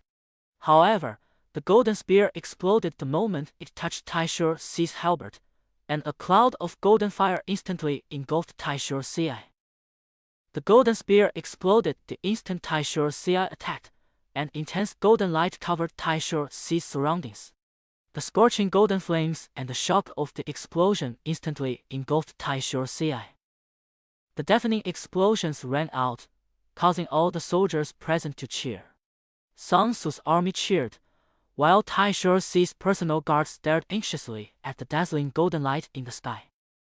Why isn't anyone exploding out? Sun Tzu stared at the golden light in the sky, his eyes half closed. Even he found it extremely dazzling at this distance. The light and shadow dissipated quickly, but Sun Tzu never saw Taishu's CI fall headfirst and be blown to smithereens. What a joke! Sun Tzu had never considered such a possibility. At least based on his understanding of Taishu's CI, a move that couldn't kill him definitely couldn't kill Taishu's CI. After the smoke cleared, Taishu's CI stood calmly in the air, his right hand protecting his eyes. Although he had several huge wounds on his body, not to mention countless smaller ones, Sun Tzu did not see Taishu's CI bleed. Slowly lowering his right hand that was covering his eyes, Taishu's CI looked down at Sun Tzu with incredibly cold eyes. That previous attack was enough to take half his life, but unfortunately there was something called a secret technique. Ever since he was seriously injured by Yanliang in Ji province, Taishu's CI had specially researched a secret technique to sustain his fighting ability. Sun Tzu, it hasn't been long since you've achieved such strength. Taishu's CI silently activated his secret technique, and the open wounds on his body quickly closed up. His previously low aura continued to rise, and even after surpassing his peak, it continued to increase. How is this possible? Sun Tzu muttered to himself, looking at Taishu's CI in disbelief. How is that possible? Taishu's CI scoffed. At this point, what was there to talk about possible or impossible? He quickly suppressed all his injuries and once again returned to his peak condition. No, he had surpassed his peak. Whether it's possible or not, I will repay you for all the injuries I suffered today. Taishu's CI roared to the sky, then appeared before Sun Tzu with a speed far exceeding his previous appearance. His halberd, wielded with unparalleled ferocity, slammed down, knocking Sun Tzu straight from the sky. Chapter 760 Nemesis. Sun Tzu's spear, wielding fierce momentum, stabbed wildly at Taishu's CI, but in the end, it only left Taishu's CI with a few insignificant wounds, while Sun Tzu himself was severely injured as a result. Taishu's CI watched as blood seeped continuously from Sun Tzu's huge wound, and his halberd continued to slash at Sun Tzu without any pause. If he could kill Sun Tzu here, it would save him a lot of trouble in the future. The situation is bad. Zhang Song bit his lip and was shocked when he saw the wound on Sun Tzu's chest as the smoke cleared. He immediately abandoned all morality and led his men to rush forward. Seeing Zhang Song and Sun Tzu's men rushing forward, Taishu's CI immediately raised his halberd and slashed at Sun Tzu. Unfortunately, this powerful strike was blocked by Sun Tzu, who only managed to knock off his helmet. Stop! Don't chase anymore. After pursuing for only 3 or 5 miles, Taishu's CI stopped and led his troops to retreat slowly. If his injuries continued to be suppressed, it would take much longer to recover. Why didn't General Taishu take advantage of the situation to launch a surprise attack? Yan Yan, who had also come to take advantage of the situation, asked in confusion. Sun Tzu has many soldiers, while our army has few. If Sun Tzu's rear guard pursues us, I'm afraid we will be the ones to lose. Taishu's CI calmly gave a false explanation, not wanting to expose his weakness. General, please be cautious. Yan Yan nodded, not asking any further questions. Taishu's previous display of martial prowess had already greatly astonished him. The Central Plains truly is the essence of Chinese civilization, a land of outstanding people and abundant resources. After Taishu's CI led his troops back to camp, he ordered scouts to investigate thoroughly and inquired about the details of Yan Yan's incident. He then sent a secret letter to Zhuge Liang, who was still in the rear. After inspecting the camp, he ordered his soldiers to strengthen their defenses before finally releasing his secret technique and having the army physician treat him to prevent any future problems. When news of Sang Su's injury reached Pantong, Zhuge Liang also received a letter from Taisho Ci. Both men, after receiving the information, ordered their troops to speed up their march. They also led their elite central army to Tigui ahead of others. Although Pantong did not know who Liu Bei appointed as general or strategist, he knew that Sang Su was injured and that something bad might happen to him. Zhuge Liang, on the other hand, knew very well that the enemy's strategist was Pantong. Although Taisho Ci was very cautious, he was still no match for a strategist of Pantong's caliber. Therefore, Zhuge Liang had no choice but to take the initiative. Thus, although the two had different purposes, they did the same thing and arrived at Tigui in the same way and at the same time. Bofu, are you still alive? Pantong asked with a dark face, looking at Sang Su, who was as strong as an ox. I'm as strong as an ox. How could anything happen to me? Sang Su explained with a grin, pounding his chest a few times as he spoke, making a series of dull thoughts. Pantong sized Sang Su up and down. If you can't beat him, why not compete in commanding troops? Your army talent is also your monarch talent, an innate advantage over others' army talents. Why did you have to fight that kind of guy? I heard your armor was chopped to pieces, and you had a big gash in your chest. Sang Su was embarrassed and didn't know how to explain to Pantong. Although the wound was something that would heal in a few days as long as it didn't break the bone, Sang Su still felt awkward under Pantong's sidelong glance. Zhou Yu had advised Sang Su many times, but to no avail. Never mind, I'm partly to blame here. Pantong silently withdrew his gaze, taking the blame upon himself. I'll be more careful in the future. It was my carelessness. I didn't expect this to happen. Liu Bei, I wonder who will be coming this time. If you want to know who it is, just go and see for yourself. What's the point of guessing here? Sang Su bluntly interrupted Pantong, whose brows were furrowed in thought, leaving Pantong completely at a loss for words. After glaring fiercely at Sang Su, Pantong glanced at him and said nothing more. He was too lazy to say anything. No wonder Zhou Yu had to activate his reverse talent and lower his intelligence when he was chatting with Sang Su. Come on, I'll take you to see what's going on with the Taishan army on the other side. Sang Su said with a silly grin, completely ignoring Pantong's resentful expression, and dragged Pantong out. He was used to having an excellent strategist and then charging forward on his own. Fortunately, both of Sang Su's strategists were very capable. Otherwise, given Sang Su's behavior, he would have been killed sooner or later even if his internal energy had left his body. I can walk by myself. Pantong looked helpless, but he didn't struggle. Since his train of thought had been interrupted, he could only think about it from another direction. Going to see Liu Bei's army was one way to do it. On the other side, Zhuge Liang looked at Taisho Ci, whose face was slightly pale, and after inquiring about what had happened, he felt much relieved after confirming that Pantong had not yet arrived. He probably sensed my arrival, but with so many changes, he probably doesn't even know who I am anymore. Zhuge Liang smiled as he watched the three talents slowly approaching them. Although I'm somewhat reluctant to see him, even without going, his abilities allow him to sense this spiritual talent. He'll understand what's going on in a day or two. Zhuge Liang looked back eastward with a gentle expression, where Pantong was. Strategist Zhuge, do you know Pantong? Taisho Ci asked curiously. We not only knew each other, but we used to have a pretty good relationship. I originally thought that with his wisdom he would join Lord Xuande, but I didn't expect things to turn out like this. But it's fine. This way I can vent all my resentment. Zhuge Liang rarely showed a sinister smile. I suffered a lot of losses at the hands of Pantong when I was young.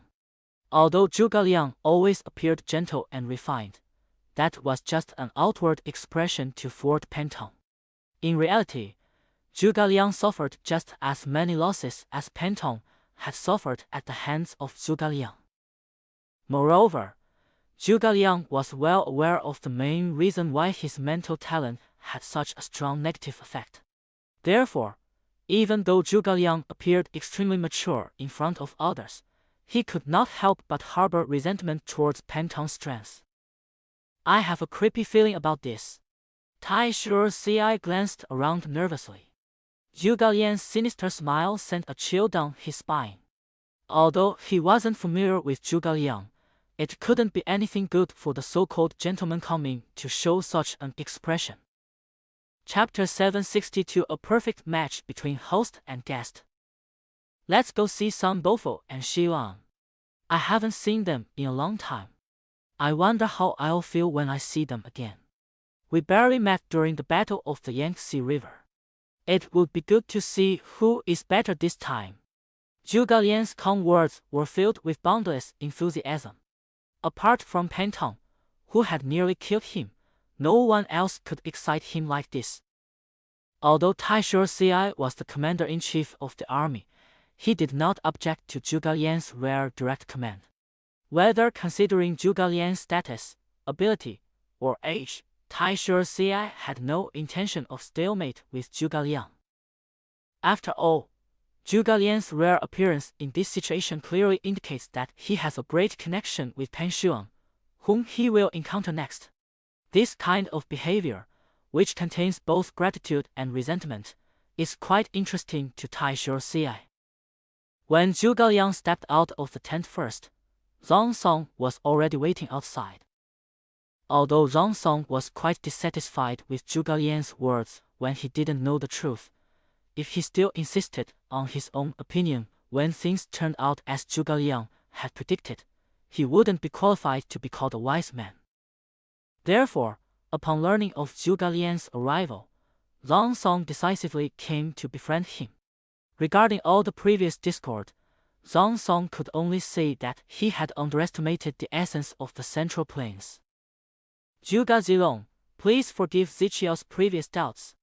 Zhang Song bowed and said, clearly no longer arrogant as before, speaking as if he were an equal to Zhuge Liang.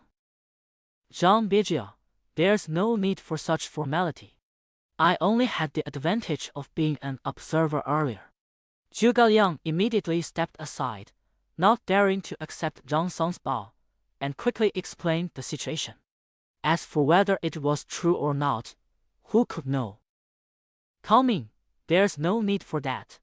Song was careless. Moreover, with Ziqiu and Zilong by his side, he underestimated the capable men of the Central Plains, hence this defeat. It's a pity that Zilong was killed by Sun Su, and Ziqiu was lost in the chaos of battle. Alas, Zhang Song sighed deeply, quite depressed. A loss is a loss.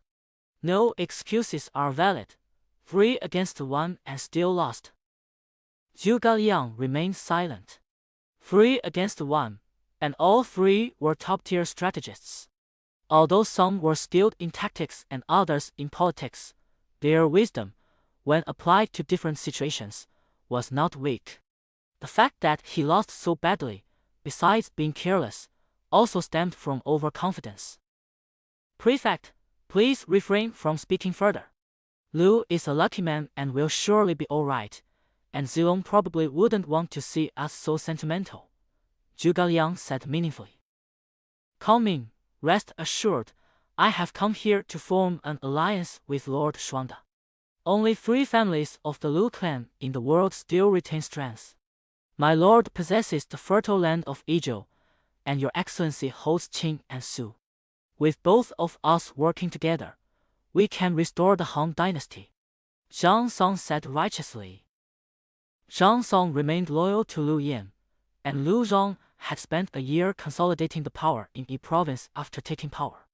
Although he was partly misled by Lang Song, Yan Yan, Zheng Du, Lang Ren, Gao Pei, and others, the fact remains that Lu Zhong made the decision to retake Hanzhong immediately after unifying the province. In this way, Zhang Song, Manda, and others had no intention of rebelling from any perspective. After all, judging from Liu Zhang's current performance, although he was weak-willed, he had been working hard to develop Yizhou and had also agreed to recover Hangzhong. Consider Zhang Song's height, comparable to Cao Cao's, and his ugly face, comparable to Pan Tong's. He was arguably one of the ugliest men of his time, yet he was still appointed as a minor official. This clearly shows that, setting aside personal morality and individuality, Liu Zhang was qualified as a governor and a local tyrant of a province. At most, one could only say that he was weak-willed. Zhang Song and Men Da basically don't have any ambition to unify the world. At most, they just want to be granted land and fiefdoms. So if Liu Zhang can take back Hangzhong, it would be enough for the civil and military officials of Yizhou to sit back and watch the world's affairs unfold. Of course, it would be even better if they could take advantage of the situation. With such thoughts in mind, Zhang Song, though he also had some ulterior motives towards Liu Bei, at most thought it was just about having a powerful backer to rely on. Now, however, he wanted to help Liu Zhang bind Liu Bei to this powerful figure, and of course, he also had the idea of achieving great merit after suffering losses. My lord Liu Bei is dedicated to restoring the Han dynasty. Even if you, Zhang Beijia, didn't mention it, I would have spoken up. As for the alliance letter, you will see it when my rear army arrives, Zhuge Liang said with a slight smile. Very well, from this day forward, our army is willing to follow General Taishi's orders. Zhang Song bowed to Taishi Ci and said, Since we are allies, there is no need for any talk of deployment. Supporting each other is only natural, Taishi Ci replied with a smile. Reporting to the general, Sun Tzu's army is coming to challenge us. A messenger rushed over, saluted Taishi Ci, and said, Prefect Thong, would you like to come with me? Zhuge Liang said to Zhang Song with a smile, while Taishi Ci watched the scene with a smile. Zhuge Liang's position seems extremely high. As the commander-in-chief, Taishi Ci usually follows his lead, and he even has full authority to make decisions regarding alliances with powerful lords like Xuanda and Old Lord. Zhang Song watched Zhuge Liang's performance, his mind racing with thoughts. When Taishi Ci and Zhuge Liang led their respective personal guards out of the camp, Yan Yan also led his soldiers out. The Yizhou army was relentlessly pursued by Sun Tzu, and not many of them were actually killed. Most of them were routed. Before, without a camp to set up, they had no way to gather their scattered soldiers. But now that things have stabilized, Yan Yan has also gathered several thousand scattered soldiers. Although their morale is low, they are now able to fight again. General Yan. Zhuge Liang smiled and bowed respectfully to Yan Yan at the camp gate. Who is this? Yan Yan asked, looking at Zhuge Liang, who was standing half a step behind Taishi Ci, with a puzzled expression. Although Zhang Song had mentioned Zhuge Liang to Yan Yan in the past few days, he had not directly told her what Zhuge Liang was like. Military advisor Zhuge, Zhang Song said, pointing at Zhuge Liang with an extremely calm expression on his ugly face. Yan Yan thanks military advisor Zhuge very much. Upon hearing this, Yan Yan immediately dismounted and knelt on one knee without the slightest disrespect. General, please rise. Zhuge Liang quickly helped Yan Yan up, as he was not worthy of such a grand gesture. Many thanks to strategist Zhuge for saving our army from danger, Yan Yan said solemnly. I am merely here by chance. I do not deserve such a grand gesture, Zhuge Liang quickly said. With Yan Yan's solemn bow, there was no longer any barrier between Liu Bei's army and the Yizhou army. Yan Yan sincerely expressed his willingness to fight alongside Taishi Ci against Sun Tzu in this battle. With this guarantee, Zhuge Liang no longer had any worries about the orders. He could see that Yan Yan was a man of integrity who could see such a thing, so he would naturally carry it out. It should be noted that Zhuge Liang's biggest worry was that the Izhou army would be taking advantage of the situation, but now things have turned out much better than expected. Chapter 763 Clash of Beliefs. When Zhuge Liang followed Taishu Ci and led his troops out, Sun Tzu had already lined up in front.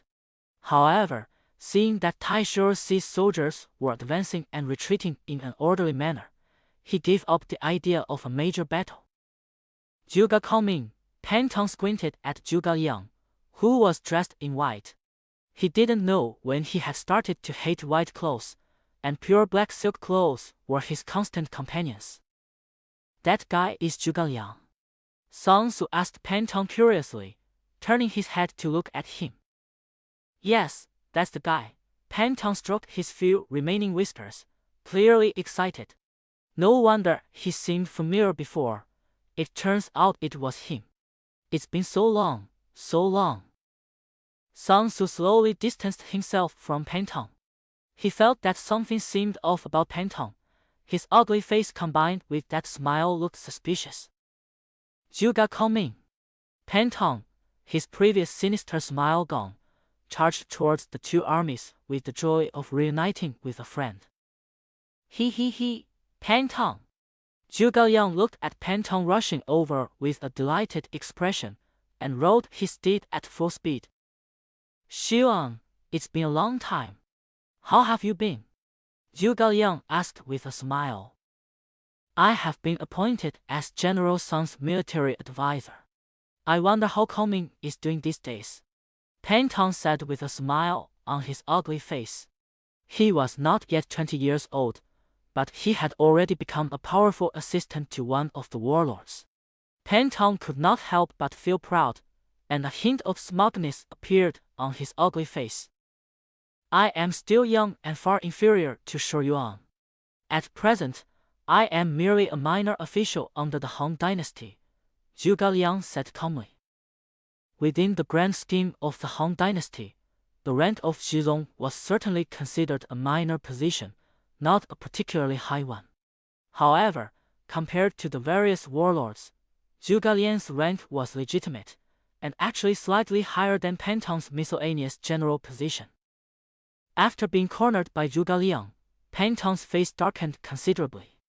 Then, he chuckled and said, Well then, let's first congratulate Zhuge Zhizong. However, why did Zhuge Zhizong abandon his post instead of governing Qinzhou? Isn't he afraid of losing this hard-won official position? Zhuge Liang's face darkened. When he specifically asked Zhuge Liang to come to Izhou, he did not remove him from his official post or grant him a military rank. As a result, Zhuge Liang was not actually considered a soldier. We are not here for trivial matters, but to support and watch over each other among our clansmen, and to join hands in restoring the Han dynasty. Zhuge Liang gave Pantang a meaningful look.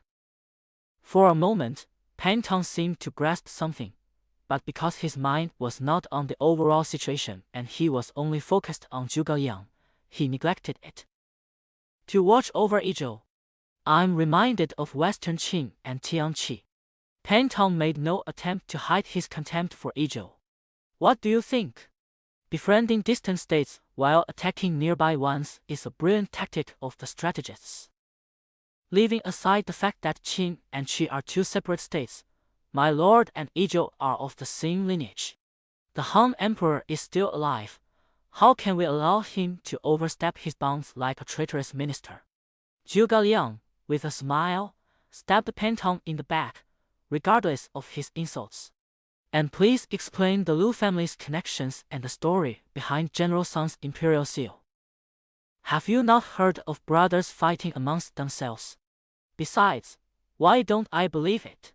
Xuanda's ambitions and Lu Jiu's ambitions are completely different. Their ambitions are different and their paths are not aligned. In the future, who will be the traitor and who will be the villain? Pantang looked at Zhuge Liang with a sarcastic expression. Pantang wasn't one to be trifled with either. You talk about the past, then I'll talk about the future. Who's afraid of who? Anyone with a modicum of insight knows how grand Liu Bei's ambitions were.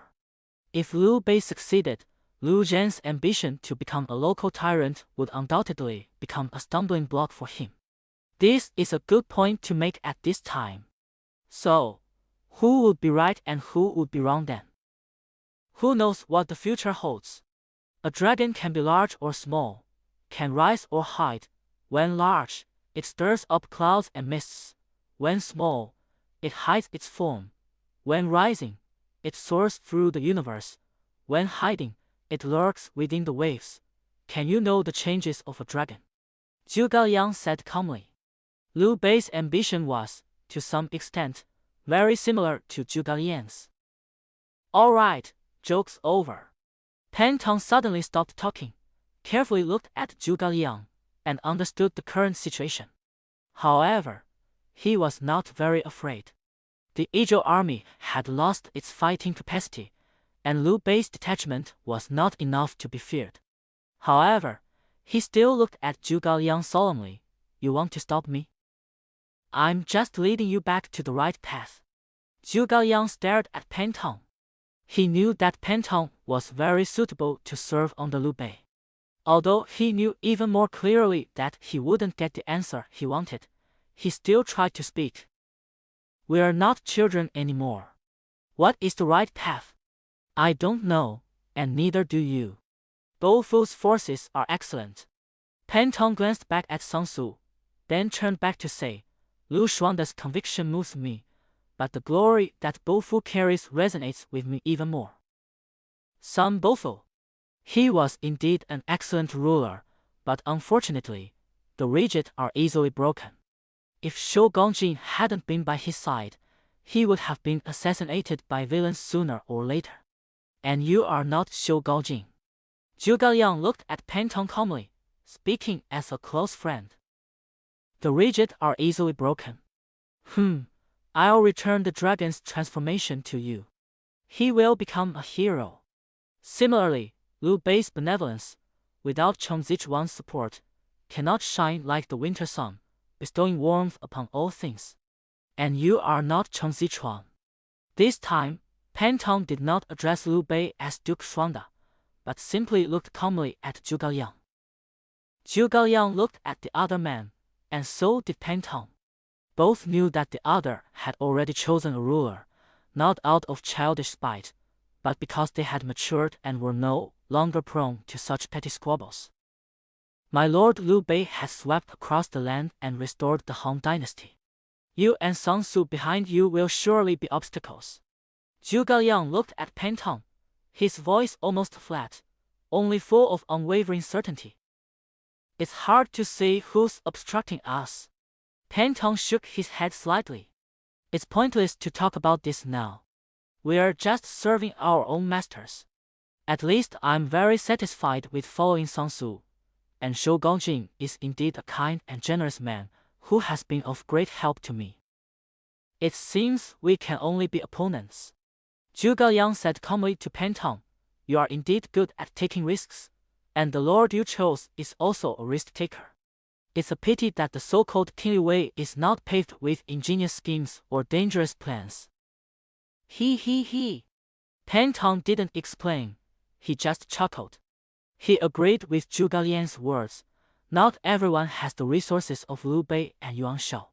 Compared to Yuan Shao, who used others to make money, Liu Bei was more like he was born with a mandate from heaven.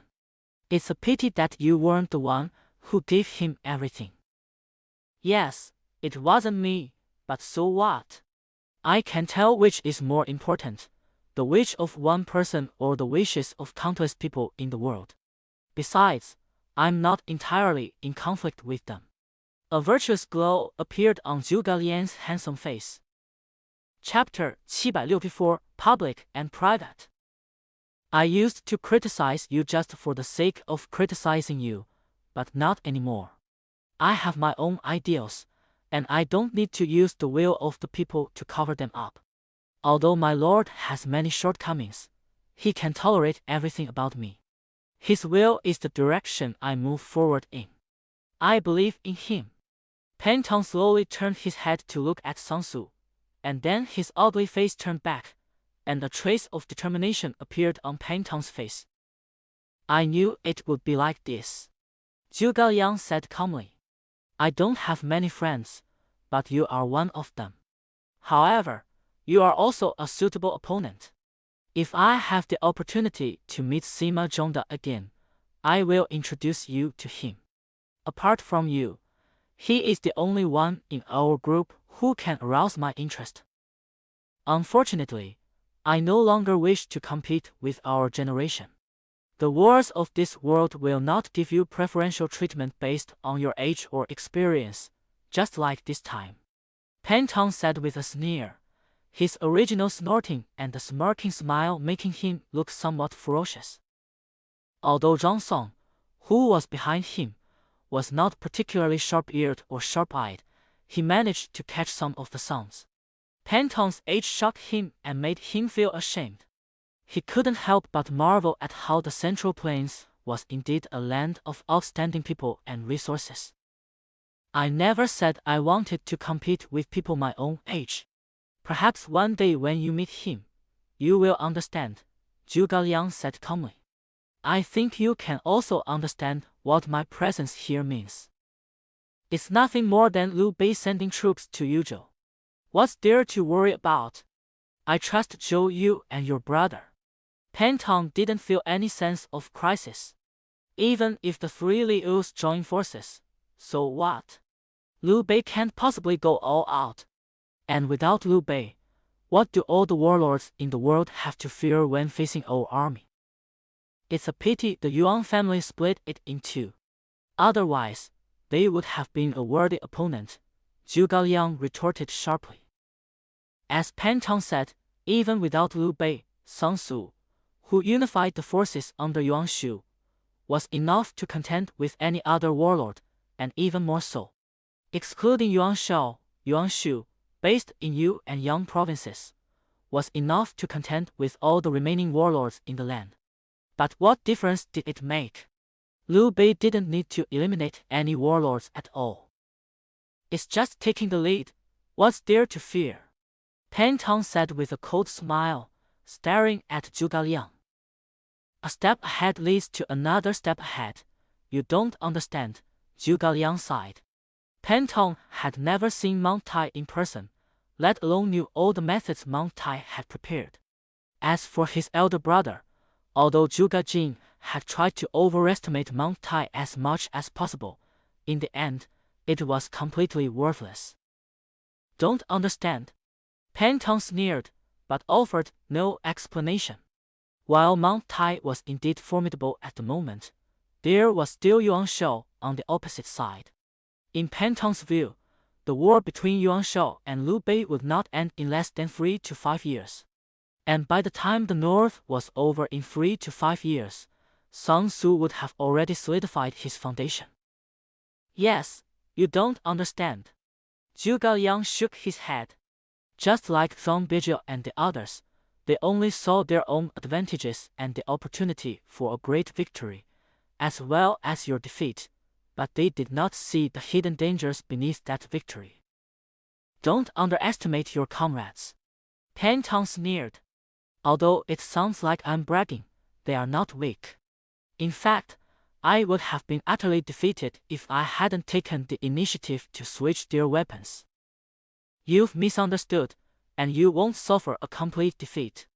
At most, you'll win an ugly victory. Victory has blinded you. Xiang, you don't understand the difference between Yuyang and Qingshu. Zhu Gaoliang said with a sentimental expression. There were some things he couldn't say, but even if he did, Pantong probably wouldn't believe him. Let's end our reminiscing here. Because of our differing beliefs, we can no longer be as we were before. Who can distinguish between public and private matters, and when will we be able to?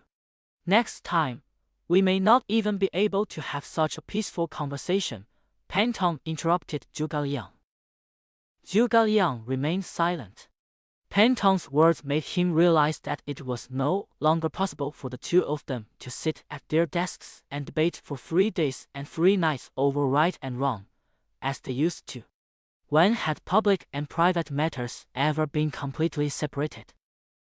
Let's leave our memories at the moment I stormed off last time. Our friendship should also come to an end.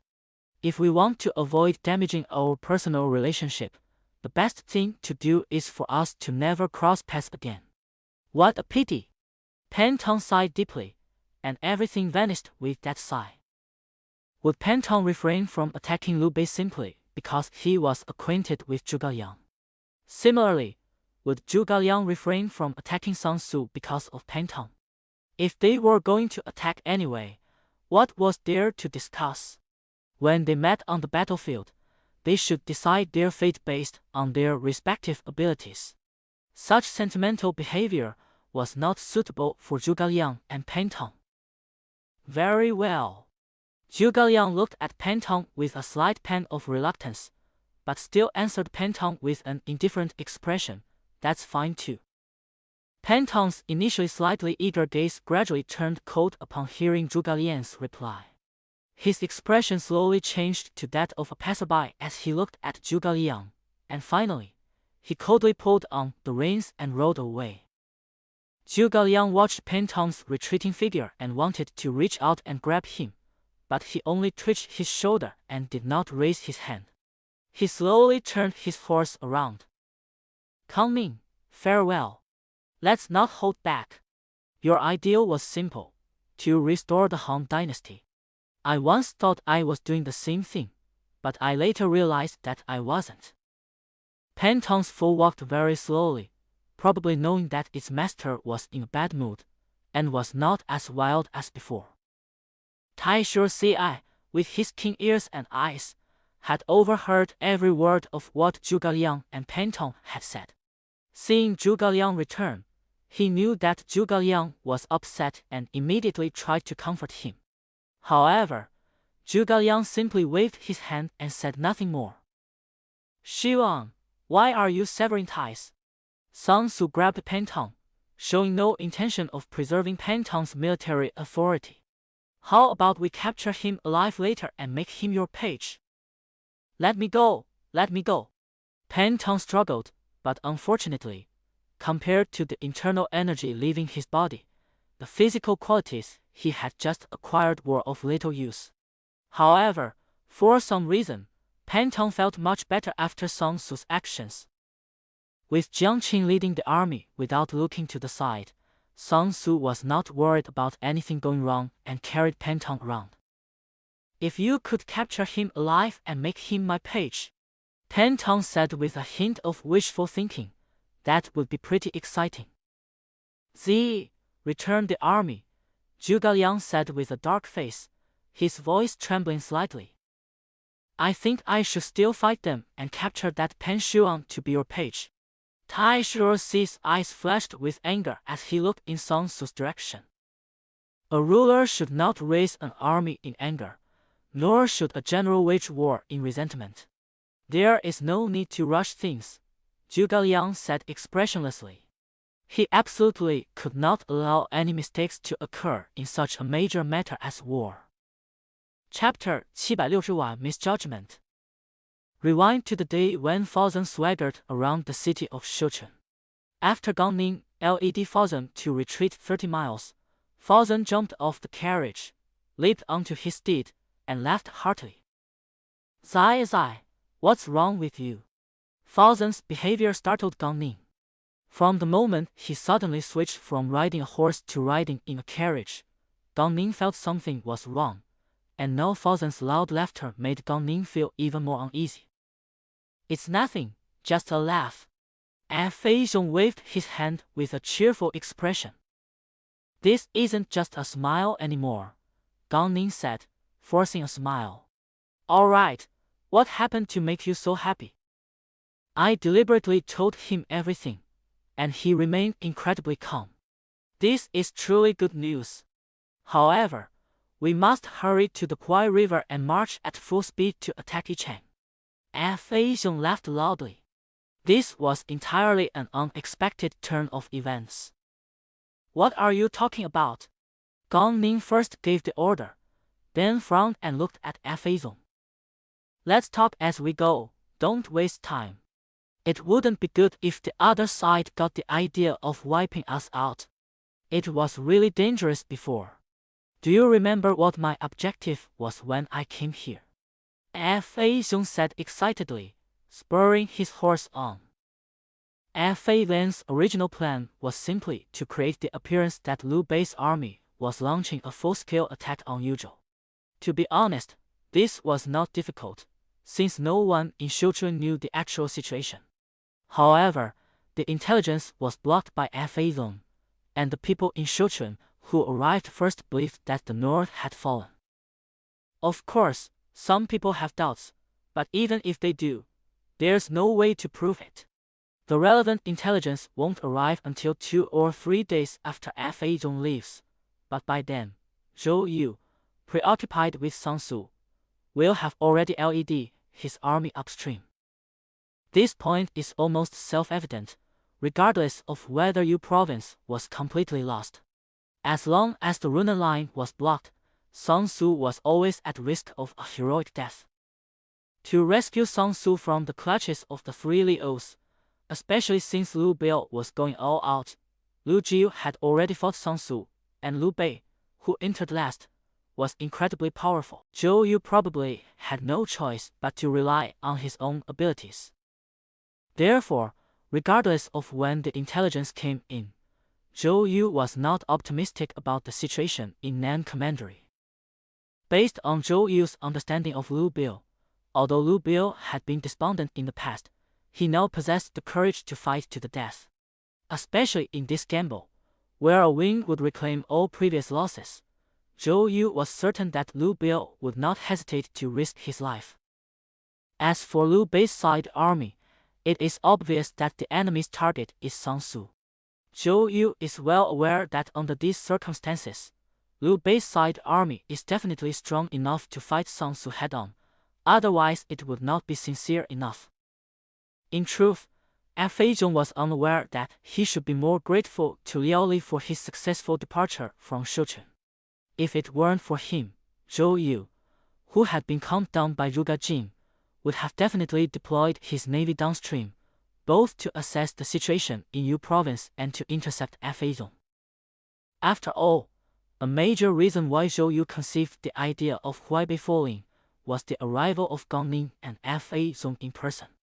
With the commander-in-chief and strategist present, no one would suspect a lone army, as this violates military strategy. More importantly, it was far too dangerous. It's safe to say that if Taisho Xia had been the commander-in-chief, Chengdou would absolutely not have agreed to this action. Even as deputy commanders, they would have definitely stopped it. They had the authority to do so, which is why only the two of them, Da Mao and his companion, were on this journey. They dared not send anyone else. If Liao Li hadn't happened to send Zhou Yu the news of the recent events in Nan Commandery, allowing him to learn of Yan Yan's great victory over Sun Su's army, and hadn't embellished the story in the slightest, simply recounting the facts without omitting any details, then Zhou Yu would have been much more informed. Even Zhou Yu himself didn't believe that this crushing defeat was a trap. His 17,000 men were caught off guard from the very beginning and suffered a crushing defeat, fleeing all the way to Yilin. This left Zhou Yu with no choice but to be anxious. With no favorable conditions in his favor, Zhou Yu was clearly flustered. Sun Su was too important to him, perhaps even more important than Shao Qiao. As a result, he did not carefully consider Zhang's actions at the gates of Shouchun, but instead thought about rescuing Sun Su. My original plan was to flex our muscles under the walls of Shouchun, then quickly retreat to Huaibei to completely cut off the Yuzhou army's supply lines. To be precise, this was the safest approach. After all, if we ran away first, even if Zhou Yu realized what was happening, there would be nothing he could do. We could then just garrison across the river, Zhang said with a smile. Gang Ning, who was standing nearby, nodded in agreement. This was the original plan, to retreat from Shouchun to Pei, a country with weak defenses, and cut off their supply lines. And now, I have no intention of retreating to Pei. Fa Xiong said with a cold smile. Zhou Gaojing is too calm, which means that he has a backup plan in the Yuzhou army. In other words, he calculated that we would attack Yuzhou after the Yuzhou army attacked Shuzhou, and he also knew that the Yuzhou army would be defeated. Where did you see him calm? Gang Ning retorted. I think Shou Yu was stunned when he saw you. My eyes can see through people's hearts, Fa Xiong sneered. If I'm not mistaken, Zhou Yu's entire navy is in Shouchun. Moreover, his original plan was definitely to use the navy to sail down the river to reach Shuzhou.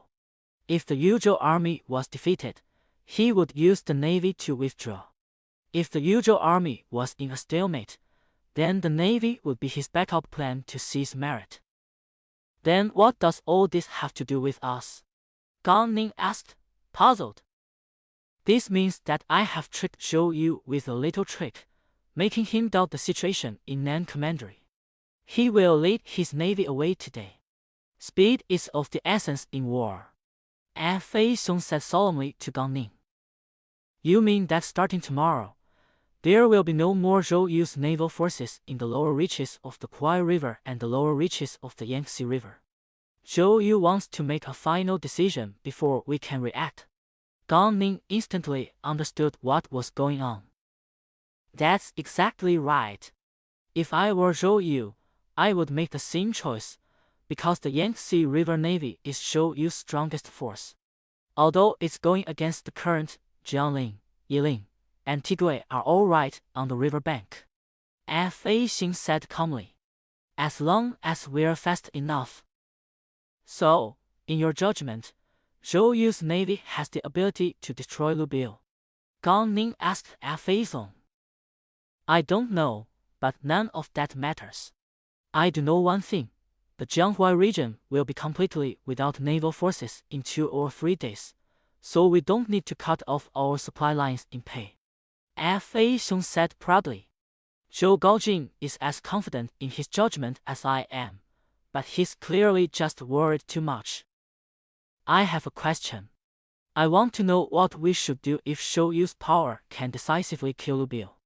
Gang Ning asked Fa Xiong. Fa Xiong's words were good, but they did not change the fact that no one could say for sure how much hidden strength Zhou Yu had under his command. Zhou Yu shouldn't have the strength to kill Lubiu. The power he currently wields is basically the power that Sun Tzu and he accumulated together back then, Fa Xiong said after thinking for a moment. If this power can take down Lubiu, even if Zhou Yu has reservations about Yuanshu, he will still be considerate of Sun Tzu. Chapter 766 Zhou Yu's Contingency Plan. Forget about that. I was worried Zhou Yu would need 2 or 3 days to mobilize his troops, but thankfully he doesn't. So let's hurry up and run. As long as there are no Zhou Yu's naval forces on the Kuai River by then, we'll head towards Zhongli. Fa Xiong laughed loudly. Zhongli, a glint flashed in Gang Ning's eyes. He already knew what Fa Xiong was about to do. Cutting off supply lines is nothing compared to the exhilarating feeling of personally defeating an army of 100,000. Fa Xiong looked at Gang Ning with intense emotion. Since I dared to charge a camp with 100 cavalrymen, why wouldn't I dare to charge an army of 100,000 with 3,000 soldiers? Gang Ning looked at Fa Xiong and laughed. So run. If we run far enough away, he won't have any intention of eliminating us first. Run. Fa Xiong laughed. As long as Zhou Yu didn't lead his navy to attack him, he dared to lead 3,000 men to cut off the Yuzhou army's rear. The thing he and Gang Ning had in common was their deep love for ingenious strategies. The entire army retreats to the Kuai River. Gang Ning laughed loudly. Although Gang Ning knew that Fa Xiong's plan was quite dangerous, and that he could easily get himself into trouble if he wasn't careful, Gan Ning could clearly feel the excitement in his heart. For some reason, whenever Gan Ning rushed into dangerous situations and pursued a miraculous victory, he would feel a surge of excitement, and then his extremely excited heart and his absolutely calm mind would work in perfect harmony. This battle, teetering between miraculous victories and utter defeats, fascinated him immensely. The feeling of writing history with his own hands made every cell in Gan Ning's body scream with excitement. Similarly, Fei Zong was also a lover of unconventional strategies. His schemes were not suitable for a calm and collected general to utilize, but when paired with a peerless warrior like Gan Ning, who was outwardly cold but inwardly mad, their partnership was almost flawless. Gan Ning has his own mind. He has his own judgment on all situations. Otherwise, he would have fallen long ago after countless times of walking on the edge of danger, instead of achieving miraculous victories every time. The thought that his 3,000 men might soon accomplish a great feat filled Gan Ning with excitement, making him tremble. If Guan Yu lived to prove his loyalty and righteousness, then Zhuge Liang lived to prove his wisdom. So Gan Ning lived to enjoy the meaning of life, walking the line between life and death, bearing the lives of countless people, gambling with his own life, and granting victory to all those who were willing to believe in him. After Fei Zong withdrew, Zhou Yu, though still concerned about Sun Tzu, was also aware, thanks to Zhuge Jin's keen intuition, that he had been tricked by Fei Zong. However, at this point, Fei Zong's matter was no longer of paramount importance to Zhou Yu. What mattered most was Sun Tzu of Jin and Yi. "Shouldn't we deal with Faozen?" Zhuge Jin asked, frowning. "Our navy is near Shouchuan. There's a high chance we can intercept them by sailing downstream. Besides, Yuan Tan and the others are still in Jinzhou. General Hong will definitely not let anything happen to our lord. Why is Gao Jin in such a hurry? It's not a matter of rushing things. Going downstream is fast, but we might not be able to intercept Gan Ning and Fei Zong. You didn't witness the Yangtze River naval battle, and I am better than Gan Ning at commanding naval battles. But a quick victory is impossible. We have a high chance of blocking them, but to capture and kill them is another matter." Zhou Yu pursed his lips as he looked at Zhuge Jin. The meaning was self-evident. Zhuge Jin, seeing Zhou Yu's expression, knew that Zhou Yu had made up his mind, and he had to admit that Zhou Yu's words made a lot of sense. Blocking Fei Zong was easy, but capturing and killing him was far too difficult. Without capturing and killing Fei Zong and Gan Ning, there was basically no point in doing so. Therefore, he no longer suggested eliminating Fei Zong and Gan Ning's detachment first. "Ziyu, I will lead the troops to Jinzhou today. The rest is up to you. If you can launch a counterattack in Huaibei, then do so. If not, then protect the 100,000 veterans who are attacking Shuzhou, and do as many as possible to protect them." Seeing that Zhuge Jin had stopped speaking, Zhou Yu began to issue orders. "There's no problem with that. Although the absence of the Yangtze River Navy has increased the difficulty of crossing the Yangtze from Shuzhou, it's still possible to withdraw about 30,000 elite troops. It's just a pity that so many soldiers and armor will be lost," Zhuge Jin said calmly. "Liu Bei's benevolence is still recognized by the warlords of the land, and he would never do something like killing prisoners. Just a bunch of weapons and armor." Zhou Yu shook his head. "Yuan Shu may not have much else, but he has stockpiled a lot of supplies. Yuzhou is the Yuan family's stronghold, and they have been stockpiling for decades. They have plenty of weapons and armor. Moreover, even if Liu Bei were given these weapons and armor, he might not want them. We still need to streamline the army and reduce the number of officials in the future." Zhuge Jin nodded when he heard this, recalling the elite troops he had seen at Mount Tai. As for abandoning Huaibei, Zhuge Jin felt heartbroken, but it wasn't too painful. For Yuan Shu's forces at the moment, losing Huaibei wouldn't be a major blow. At most, it would be a bit of a financial loss. When Liu Bei first attacked Yuzhou, he relocated many scholars from Yuzhou. Later, when Yuan Shu returned to Runan, in order to prevent future troubles, he moved the capital from Runan to Shouchun. Although Zhou Yu thought this was a bad move, Yuan Shu also moved many people to Huainan when he moved the capital. Of course, Yuzhou is a wealthy and prosperous place. Even after being attacked by Liu Bei and Yuan Shu, Huaibei still has nearly 2 million people. Compared to the unfortunate Yanzhou, the population is still quite dense. We can discuss streamlining the army and reducing administrative burdens later. If possible, I hope we can also issue a recruitment order. This is my sword. Zhou Yu handed his sword to Zhuge Jin. Ah, what are you giving me this for? As for the recruitment order, it requires Lord Yuan's approval. We shouldn't have any conflict with Lord Yuan right now. Zhuge Jin took Zhou Yu's sword with a puzzled look. He didn't need such a thing to prove his power. Under Sun Tzu, he was like Lu Su, who sat on Mount Tai and held firm. He had passed the point of relying on other people's reputation to support himself. This sword isn't for you. It's for you to give to a general who's attacking Shuzhou. He's one of Bofu's men, Zhou Yu said, shaking his head. How could he not know that Zhuge Jin had absolutely no need for it? Hand it over to the general who is attacking Shuzhou. Zhuge Jin pondered for a moment and then understood what he meant. He looked at Zhou Yu with a slightly strange expression. This guy was indeed not someone to be trifled with. Yuan Shu has now delegated power to Sun Tzu, but Zhou Yu never intended to rely on anyone else and harbored the idea of usurping power. However, the peaceful evolution means that Zhou Yu's hidden cards have not yet been revealed. Just as you expected, Zhou Yu said irritably.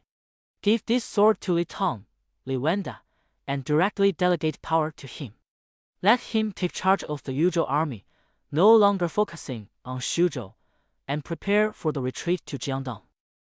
Chapter 767 Yuan Shu's Request. Ha! Zhuge Jin was stunned.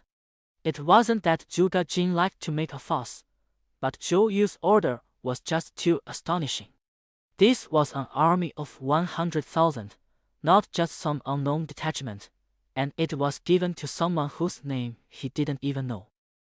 Given Yuan Shu's current troop strength, only 4 people Yuan Shu, Jilin, Sun Tzu, and Zhou Yu are qualified to command an army of 100,000. For example, in this attack on Shuzhou, it was not led by one person with 100,000 troops, but rather divided into 7 routes. It's just a matter of expediency in an emergency, Zhou Yu said, shaking his head. Among the troops attacking Shuzhou, the only one I can trust is him. He's capable and has a good character, and he's more reliable than Zongyao in commanding troops. Since that's the case, we have no other choice but to do so. Zhuge Jin nodded and said. He immediately prepared to order people to gather intelligence about Li Tong after Zhou Yu left. Moreover, he had a feeling that the capable generals who had suddenly appeared in the past 2 years were probably Zhou Yu's most planted in the Yuzhou army. Let him take my sword and search for Huo Jun, Huo Zhongmiu, Lai Min, Lai Jingdao, Li Yan, and Li Zhongfang. Actually I think highly of Li Zhongfang, but if he were to command an army of 100,000, Zhou Yu felt a headache coming on. Of these men, he favored Li Zhongfang the most, but Li Yan's personality. These were all virtuous and capable men that Zhou Yu had found when he was in Jinzhou. However, at that time, Sun Tzu's forces were weak, so Zhou Yu placed them under Yuan Shu's command. Of course, Zhou Yu was confident in his ability to control them, and even if they became generals under Yuan Shu, he was confident in his ability to command them. However, reality is often different from imagination. Before Sun Tzu and Yuan Shu clashed, Zhou Yu hadn't used these pieces. But now he had no choice but to use them, as he had more confidence in their abilities compared to the ragtag commanders of the current Yu province army. Unfortunately, these men had only been under Yuan Shu's command for a short time. During this campaign against Shuzhou, Li Tong, the highest-ranking official, was merely a commander of an army of 5,000 men, and this was only because he had Zhou Yu's support. Li Fang? A character you value so highly must be no ordinary person, Zhuge Jin asked curiously. Yes, Li Yan's internal energy and spirit have reached the critical point, but breaking through either one will affect the cultivation of the other. If he hesitates any longer, he will probably miss the opportunity and end up with nothing. Zhou Yu shook his head and said.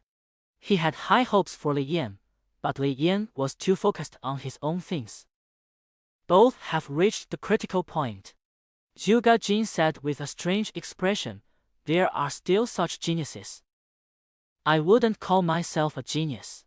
If I had wanted to, I could have reached the critical point for both aspects back then, but it wouldn't have mattered. Human strength has its limits. Zhou Yu shook his head, seemingly denying Zhuge Jin's words, but offered no further explanation. Speaking of geniuses, Zhou Yu, with his mastery of music, chess, calligraphy, painting, political strategy, military command, and martial arts, had reached a considerable level. Yet, in the end, he still had to make a choice, and no one understood the drawbacks better than him. You can cultivate similar skills, but you must break through your own limits before a certain age, otherwise, it will be impossible. Zhuge Jin didn't say anything more, but she decided in her heart to meet Li Yan when she had the chance, to see that fellow cultivator was such a prodigy. When the time comes, you can have someone hand over the sword to Li Wenda and have him transfer these 3 men to your command. Of course, if the situation becomes too critical, let him try Li Zhongfang's plan, Zhou Yu said, rubbing his temples. In Zhou Yu's view, if Li Yan were allowed to run rampant, the situation might become even more complicated. More importantly, Zhou Yu had a feeling that Li Yan was more troublesome than the petty Liao Li. Therefore, he had always wanted to temper Li Yan. He was already somewhat regretting sending Liao Li to Jinzhou.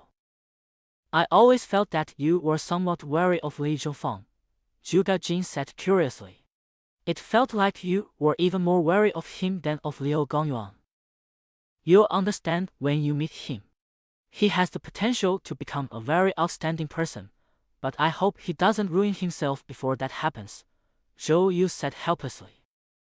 I will definitely see them then, Zhuge Jin said with a smile. However, in that case, Zongya and Diran. The 2 of them are more mature. The people I told you about before were quite sharp and ambitious.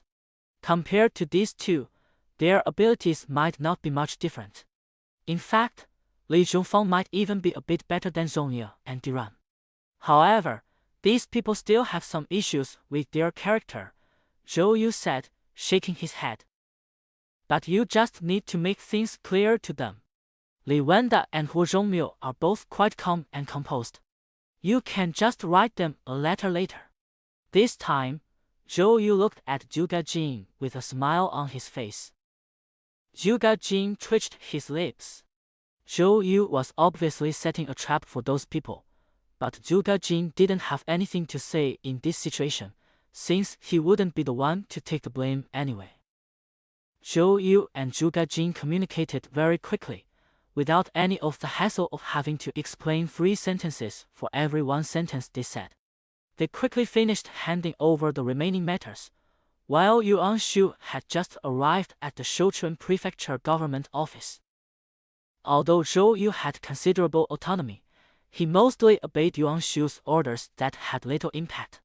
For example, Zhou Yu could have led his troops directly to Jinzhou, but he planned to make a show of force in front of Yuan Shu first before leaving. Whether Yuan Shu agreed or not, Zhou Yu would leave quickly, just to see face. However, when Zhou Yu arrived at the government office this time, he clearly noticed something different. This time, Yuan Shu only had Jilin and Yan Xiang under his command, while all other generals and civil officials had been expelled, and the powerful families who had attached themselves to him were nowhere to be seen. Lord Yuan, I plan to lead my troops to Jinzhou to resolve the issue of General Song's return east first. After meeting Yuan Shu, Zhou Yu did not ask why there were only a few people this time, but went straight to the point. I believe Bo Fu is capable of handling things. Now there are more important matters for you to deal with. As for Huaibei, it doesn't matter if we give up. Gong Jin, please help me accomplish one thing. Yuan Shu bowed to Zhou Yu and said. At the same time, Jilin and Yan Xiang behind Yuan Shu also bowed deeply to Zhou Yu, giving him no chance to dodge. General, there's no need for that. Please don't do this. If there's anything I can do, I will do my best. Why use the word please? Such a grand gesture is unworthy of my respect. Zhou Yu was so frightened he ran around frantically, finally making this reluctant request, but it was merely a request to do his best. Chapter 768 There are always some fools who can enlighten you. I will cleanse those scum. Their existence tarnishes the concept of aristocratic families, and I will destroy them. Yuan Shu was incredibly tyrannical at this moment, his eyes blazing with fury. As Yuan Shu recounted his story, Zhou Yu finally understood the situation. To put it nicely, Yuan Shu was arrogant and domineering. To put it bluntly, he wanted the world to revolve around him. While there were indeed scoundrels among the aristocratic families, Yuan Shu's reason for eliminating an entire aristocratic family because of a few scoundrels was rather audacious. Zhou Yu looked up at Liang Shu. He needed to think about what benefits agreeing to Yuan Shu's request would bring to Song Su, and what troubles would result from not agreeing. In short, the prerequisite was whether it would benefit Song Su. Zhou Yu didn't think too much about it. He didn't have Zhong Yao's quick decision-making ability. It's undeniable that sometimes choosing the best countermeasure in an instant has an absolute advantage for a force. Unfortunately, apart from someone like Zhong Yao who isn't very useful, no one else really has this kind of mental talent. Lord Yuan, I understand your thoughts. The aristocratic families have indeed strayed from their original path, Zhou Yu said after considering the situation. Good, Gao Jin, help me wipe them out, Yuan Shu said, his eyes blazing with fire, but also with joy. It's clear that anger has twisted Yuan Shu's mind. He is not angry for the sake of the people, but because the powerful families under his command have tarnished the glorious image of those families in his heart. We are supposed to be high and mighty families, yet we live in this world by exploiting the people. What a disgrace! Lord Yuan, may I ask you this? If we wipe out this generation, can you guarantee that the other aristocratic families won't fall into corruption? Zhou Yu said calmly, though time was short. He had already made his decision. At least for now, I've intimidated them. I, Yuan Shu, have never thought about forever. Why should one care about what happens after death? I only need to take care of myself in this life. Yuan Shu was cold and ruthless, but it was also very reasonable. That was just the kind of person he was. Apart from the continuation of his Yuan family line, he wouldn't consider anything after his death. In Yuan Shu's view, those things were meaningless if he couldn't see them. Don't you think about what will happen to future generations? Zhou Yu tried his best to guide Yuan Shu calmly, although Yuan Shu's answer left him helpless. First, I have no direct descendants. Second, I believe that what I can do, Bo Fu can certainly do. I chose Bo Fu as my successor because, on the one hand, we have many similarities, and on the other hand, he is stronger than me," Yuan Shu said with pride, giving an impeccable answer. For the first time, Zhou Yu discovered that Yuan Shu also had a troublesome side. "It's too troublesome. I suggest letting the common people fight against the powerful clans themselves. It's better to teach a man to fish than to give him a fish. We don't have the energy to carry out a purge of the powerful clans," Zhou Yu said calmly. He was very confident in persuading Yuan Shu, as he already had a deep understanding of Yuan Shu. "Tell me, what's the plan?" Yuan Shu immediately asked. "Strengthen the capabilities of the common people. Enable them to unite and resist or even confront the powerful clans. Promote officials and generals from commoner backgrounds, and let them fight for themselves against the powerful clans. This way, Lord Yuan can observe them from a higher perspective." Zhou Yu estimated for a moment and said. Zhou Yu would not directly confront the powerful clans. However, he admired the Mount Tai model. "Is there a faster way, like directly leading a large army into the city and annihilating the powerful clans?" Yuan Shu immediately launched into a scathing attack. He just felt it was too slow. "It's too drastic and might tear Yuan Shu's rule apart," Zhou Yu said speechlessly. Yuan Shu's method was completely thoughtless. Such blatant internal rebellion among aristocratic families was just pushing them to the opposite side. "Even if we are torn apart, I will not allow such disgusting behavior. They have tarnished the honor of the aristocratic families. They are a disgrace." Yuan Shu's calm words were filled with immense anger, showing that he truly regarded the honor of the aristocratic families recorded in the books as the highest principle for his actions. "We've already exhausted all other options, so we can only take it slow. We have too few troops in Shouchun to carry out a purge of the powerful clans." Zhou Yu didn't hesitate to lie through his teeth, deciding to persuade Yuan Shu first. "The plan has been lost?" Yuan Shu's face was full of confusion. "If you had told me before, I would definitely have taken some actions to give Gong Xingba the opportunity to attack Shouchun City. Then, our army would have taken advantage of the chaos to wipe out the powerful families. In this way, we could stabilize morale after the battle and unite our troops in hatred against the enemy." Zhou Yu continued to lie through his teeth. He knew that those present would only follow his lies and try to deceive Yuan Shu. "Is this the only way to proceed slowly?" Yuan Shu asked unwillingly. "That's the only way.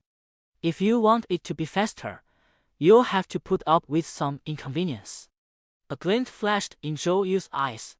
He could see that although Yuan Shu was an oddball, he had his own code of conduct. "Feeling wronged?" Yuan Shu sneered. "As long as we achieve our goal, nothing else matters. It's just a trivial matter." Looking at Yuan Shu's expression, Zhuge Jin silently pondered, and then couldn't help but ask himself, can our Zhuge family be considered a prominent family?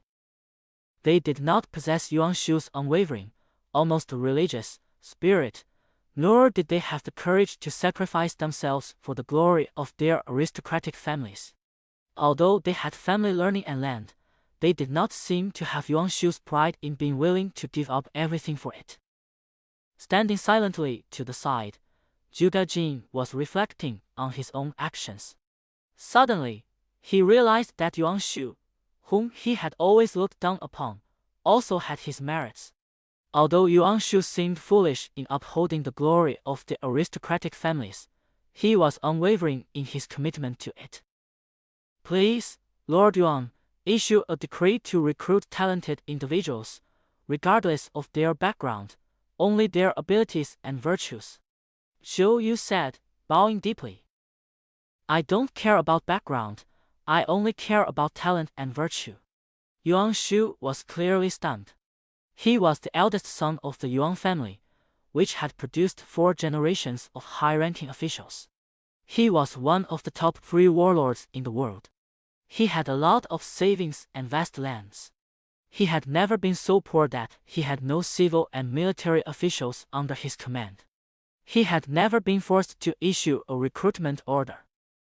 I agree, Yuan Shu's deep voice came from his throat. Issue a decree to recruit talented individuals. I, Yuan Shu, the eldest son of the Yuan family, a family that has held high office for 4 generations, hereby proclaim this to the world, seeking virtuous and capable people. Anyone with a skill, even a petty thief, I, Yuan Shu, am willing to emulate the ancient Lord Manchang. Chapter 769 Some Bourgeois Choice. After Chen Xi had settled most of the family affairs in Mount Tai, and then sent Lu Song and Lu Yu to Qinzhou, he began to handle the political affairs left behind by Lu Su. Although the details were not very good, there were absolutely no problems with the overall framework. After all, no one could have a longer-term vision than him. The aftermath of the previous rebellion has been largely eliminated, and the aristocratic families have received Liu Bei and Chen Xi's bottom line. While it's not exactly good, it's not bad either. At least Liu Bei and Chen Xi don't intend to completely exterminate the aristocratic families. They just hope that the families can better fit into the social system. What's wrong, Wen He? Chen Xi asked, looking at Jiaosu, whose expression seemed a little strange. He couldn't help but feel that the other man's expression was odd. Take a look at the intelligence on Yuan Shu yourself. With that, Jiaosu calmly handed the letter that the intelligence agent had brought to Chen Xi.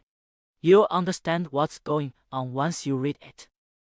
Chen Xi took the letter with a puzzled look, quickly glanced at it, and then looked up at Jiaosu. The battle situation is exactly as you predicted, but why does this Yuan Gonglu suddenly seem to be possessed? It was probably after he stepped down and saw the lives of ordinary people and the behavior of powerful families that his views were completely overturned. Yuan Shu can be described as an oddball. His principles are hard for someone like me to understand, but he does have his own principles, Jiaosu said calmly, and after a little thought, he knew what was going on. Yuan Shu has issued a recruitment notice. He is the first person since us and Chelmengde to dare to do this, and unlike us and Chelmengde, he is not in such a miserable state. In a way, Yuan Shu's actions can be considered a humble act of humility, Chen Xi said with a smile, setting the intelligence aside. He wasn't worried at all. Yuan Shu's reaction was too late. Sangsu and Shou Yu's control over Yu Province, Yang Province, and Northern Jin Province is constantly increasing. Moreover, Yuan Shu trusts these two immensely for some reason. Jiaosu said with a frown, in that case, it's probably unlikely that we can plant a thorn in Yuan Shu's side. Human nature is inherently difficult to understand. Chen Xi wasn't too worried. Our target is only north of the Kwai River. That way, when we launch our northern expedition, we can deploy our defenses along the Kwai River and station them across the river, without worrying about our rear defenses. However, Pantong was actually defeated by the Izhou army, which shouldn't have happened according to what you said before. Jiaosu said with a frown. Moreover, the way he lost was very tragic. More importantly, according to the intelligence that was sent to me, I have already deduced it, and it is basically a true defeat. It's just a matter of defeat before victory. We all know that those 3 from Izhou are quite capable. Even if you were to go, it would be difficult to achieve a great victory if you acted cautiously. Given Pan Shuang's situation, I suspect that he is very likely gambling, Chen Xi said calmly. I also have my doubts, but our focus is not on Izhou. If I'm not mistaken, Yuan Shao is about to make his move.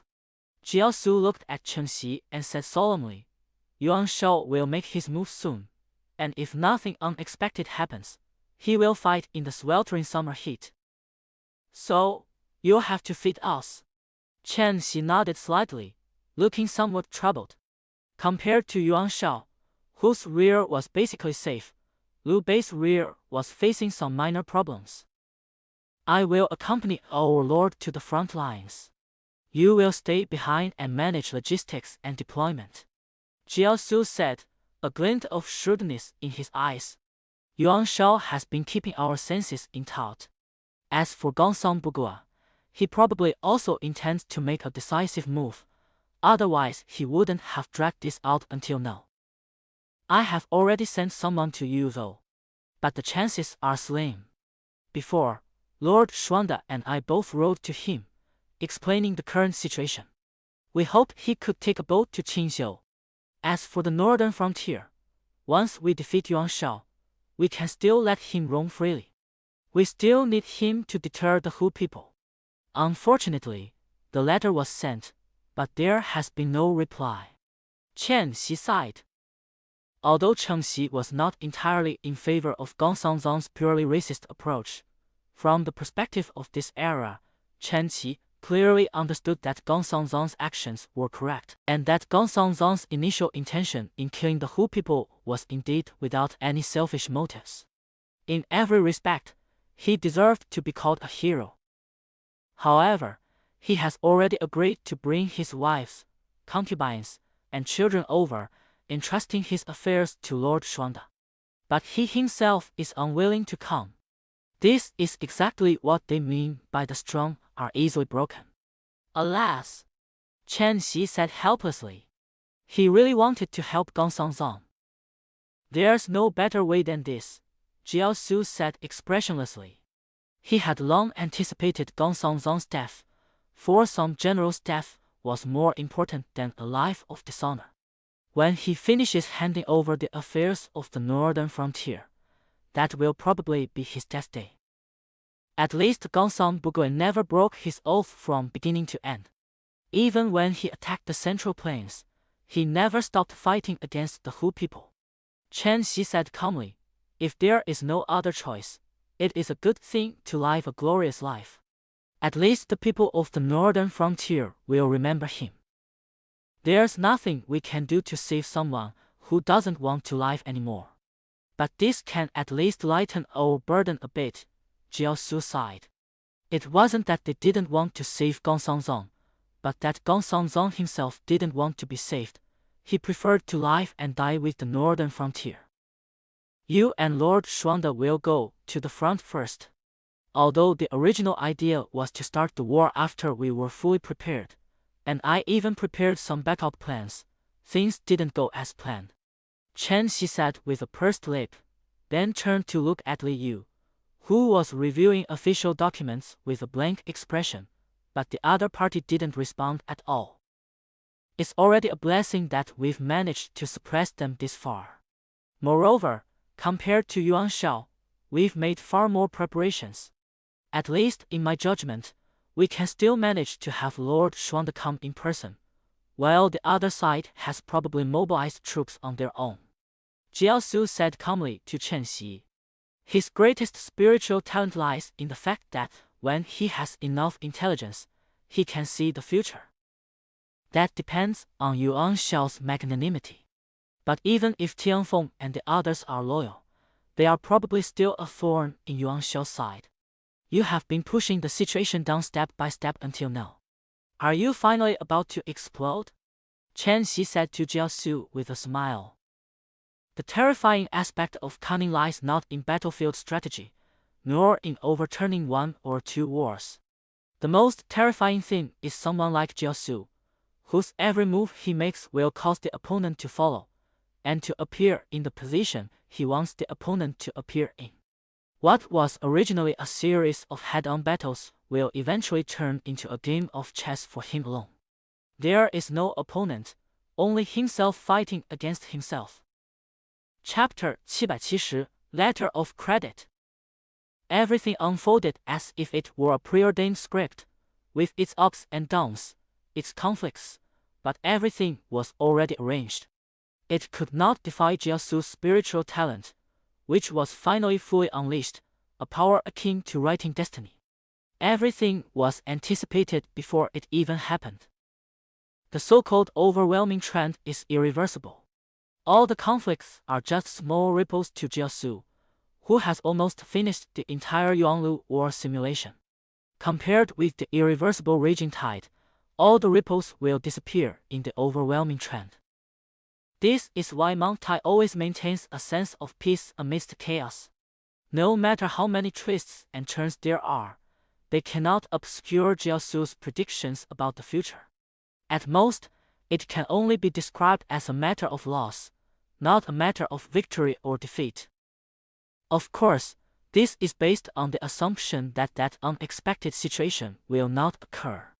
Unfortunately, sometimes there are situations that are beyond our control. Even though we have made all the necessary preparations, an unexpected event can still shatter all our predictions. After leisurely finishing his official business, he handed the plan to Wang Yi.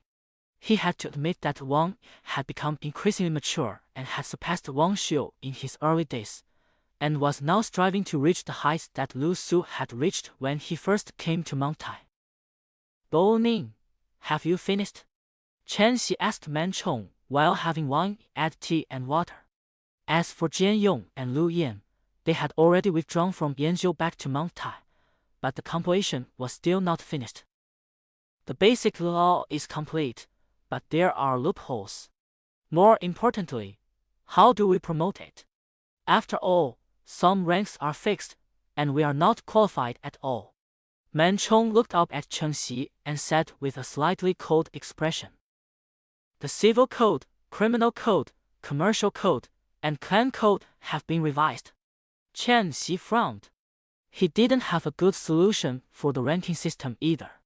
Moreover, based on the required strength and nature at the time, they were absolutely fundamental laws. Civil and criminal law are alright, but clan law is a bit difficult to implement.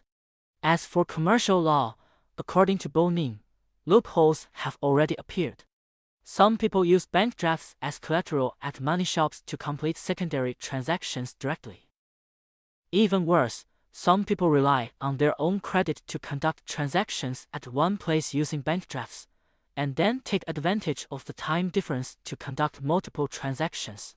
All of them are just getting something for nothing. Mi Zhu interjected at this time, saying that the commercial law had been ruined by his Chamber of Commerce. "If it were up to me, they should all be arrested, especially the Sheng family, the Heng family, the Deng family, and the Song family. Their loophole-exploiting behavior should all be dealt with," Man Chong said with a dark face. His business law, which he had just created by adding some of his own elements to the regulations of Mi Zhu's newly established Chamber of Commerce, had been ruined by various loopholes. "Oh, so some people have already learned how to trade using letters of credit?" Chen Xi asked Mi Zhu, turning his head to her. Letter of credit? Mi Zhu didn't react at first, but then he thought, isn't this kind of transaction just using one's own credit as collateral? If everyone didn't know you had the financial resources, who would believe it? It's like Mi Zhu writing a note saying the transaction is done first, and the money can be withdrawn later, a month or two later. As long as the other party isn't in a hurry, no one will think about the problems involved. This is actually an acknowledgement of the other party's financial strength and credit. That is indeed the way of trading, and everyone is very used to it. For example, a while ago I went to collect wool, and I had to pay 300 million. You can't expect me to bring the money in a truck to pay directly, can you?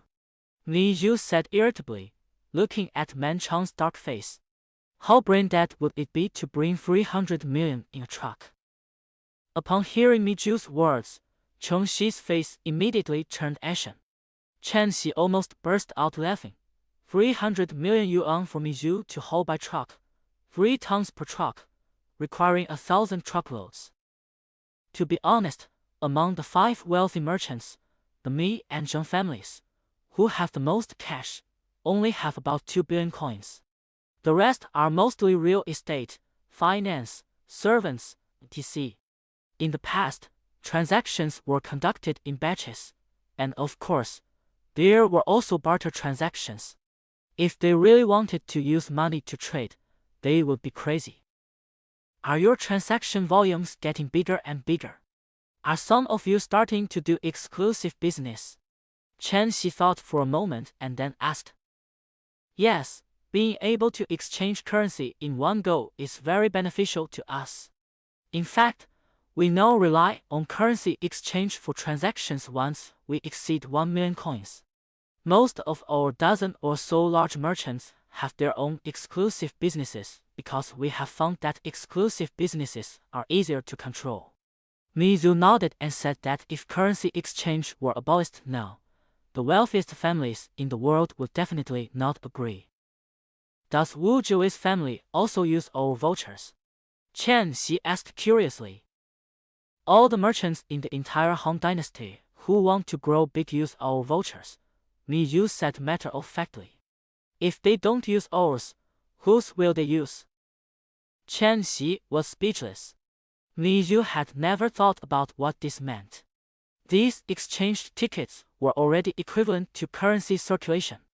Moreover, since Chen Xi had been using the money that was in the bank to build Qingshu, it was actually equivalent to secretly doubling the basic working capital of the entire Qingshu. Alright, since that's the case, the circulation of letters of credit is legal. But tell them we won't guarantee any secondary transactions. It's best to get another certificate from the money exchange when the transaction takes place. But Zilong, make sure the money exchange is secure and there are no problems. Chen Xi said with a forced smile. Letter of credit transactions are fine. It will make their money use safer. I will keep a close eye on them and prevent them from acting recklessly. I will also conduct more rigorous reviews of the receipts and certificates issued. Mizu nodded, thinking that Chen Xi wanted him to keep a close eye on the aspect of merchants issuing receipts and certificates. You should know that these money shops are completely exploitative now. If you want to deposit money, you need to provide proof of your own assets. Although most merchants will not reveal their assets, 1/3 to 1/2 will. Of course, the 5 major merchants made no attempt to hide anything, decisively filling out a form for $5 to $7 billion, and then depositing around $300 million. These bastards dared to use $1 billion voucher to receive the goods. In Man Chang's view, this was completely illegal. What's more, these bastards didn't just trade the 1 billion yuan vouchers once, but twice or even more. You only deposited 300 million yuan in the bank, but you traded billions of yuan. This was definitely illegal, although Man Chong couldn't find where it was illegal. I'm not asking you to keep an eye on them. They're just playing their own game with letters of credit. We just need to keep a close eye on our own. What I mean is that you need to manage the relationship between your subordinate banks and the local government. After all, the money for the construction of Qingshu is being allocated from the banks to the local government, and then Taishan Bank will reissue it to the local banks to avoid multiple layers of intermediaries, Chen Xi said with a headache. Isn't this a good approach? It avoids a lot of problems. Man Chang's dark face clearly showed a puzzled expression. Integrity has always been a problem, and Chen Xi's method has solved many issues. Chapter 771 Actually, I've been getting something for nothing all along. Do you know how much money the Taishan government has? Chen Xi didn't answer, but instead asked this question, which was the most crucial one. At the current construction speed, there is no shortage of funds. Our Chamber of Commerce estimates that Sichuan has around 10 billion in cash, an equal amount of grain, and even more manpower, Miyu said helplessly. When the Chamber of Commerce has nothing to do, they keep an eye on Chen Xi, trying to figure out if he might be working on some new or unusual project or undertaking some construction project, as these are all opportunities to make money. That estimate makes sense. The amount of money available is over 10 billion, and the rest is about what you said, Chen Xi said with a slight smirk. As expected of Sichuan, I never knew we were so rich. Soon you, who had no concept of money, understood what so much money could do. With so much money, why don't we invest it all at once? Wouldn't it be faster to invest it in batches? Indeed, we have so much money. Liu nodded in admiration. He was not like some famous scholars who were ashamed to talk about money. With so much money, it would be enough to make a whole state prosperous. He really didn't know how Chen Xi had saved it up. It's like we have a project that can be invested in for tens of billions of dollars at once. Do you want us to rebuild the Great Wall? Chen Xi rolled his eyes and complained. Spending money is also a skill. Spending money wisely is more useful than making money. It's a very important ability. If you don't believe me, I'll give you tens of billions of dollars. You spend it and achieve immediate results. That's true. Spending money is a skill. Mizu had a deep understanding of this statement, so he agreed. However, we in the Chamber of Commerce have always felt that Zichuang's spending is intermittent. Of course, there's also the possibility that Zichuang would stop working after a while and let someone else take over. Chen Xi opened her mouth, then said with a slight headache, "What I'm about to say is just for your ears. Don't say it again once we're outside." What secrets are hidden inside? Liu asked first. Liu had, after all, been in contact with Taishang's general accounts.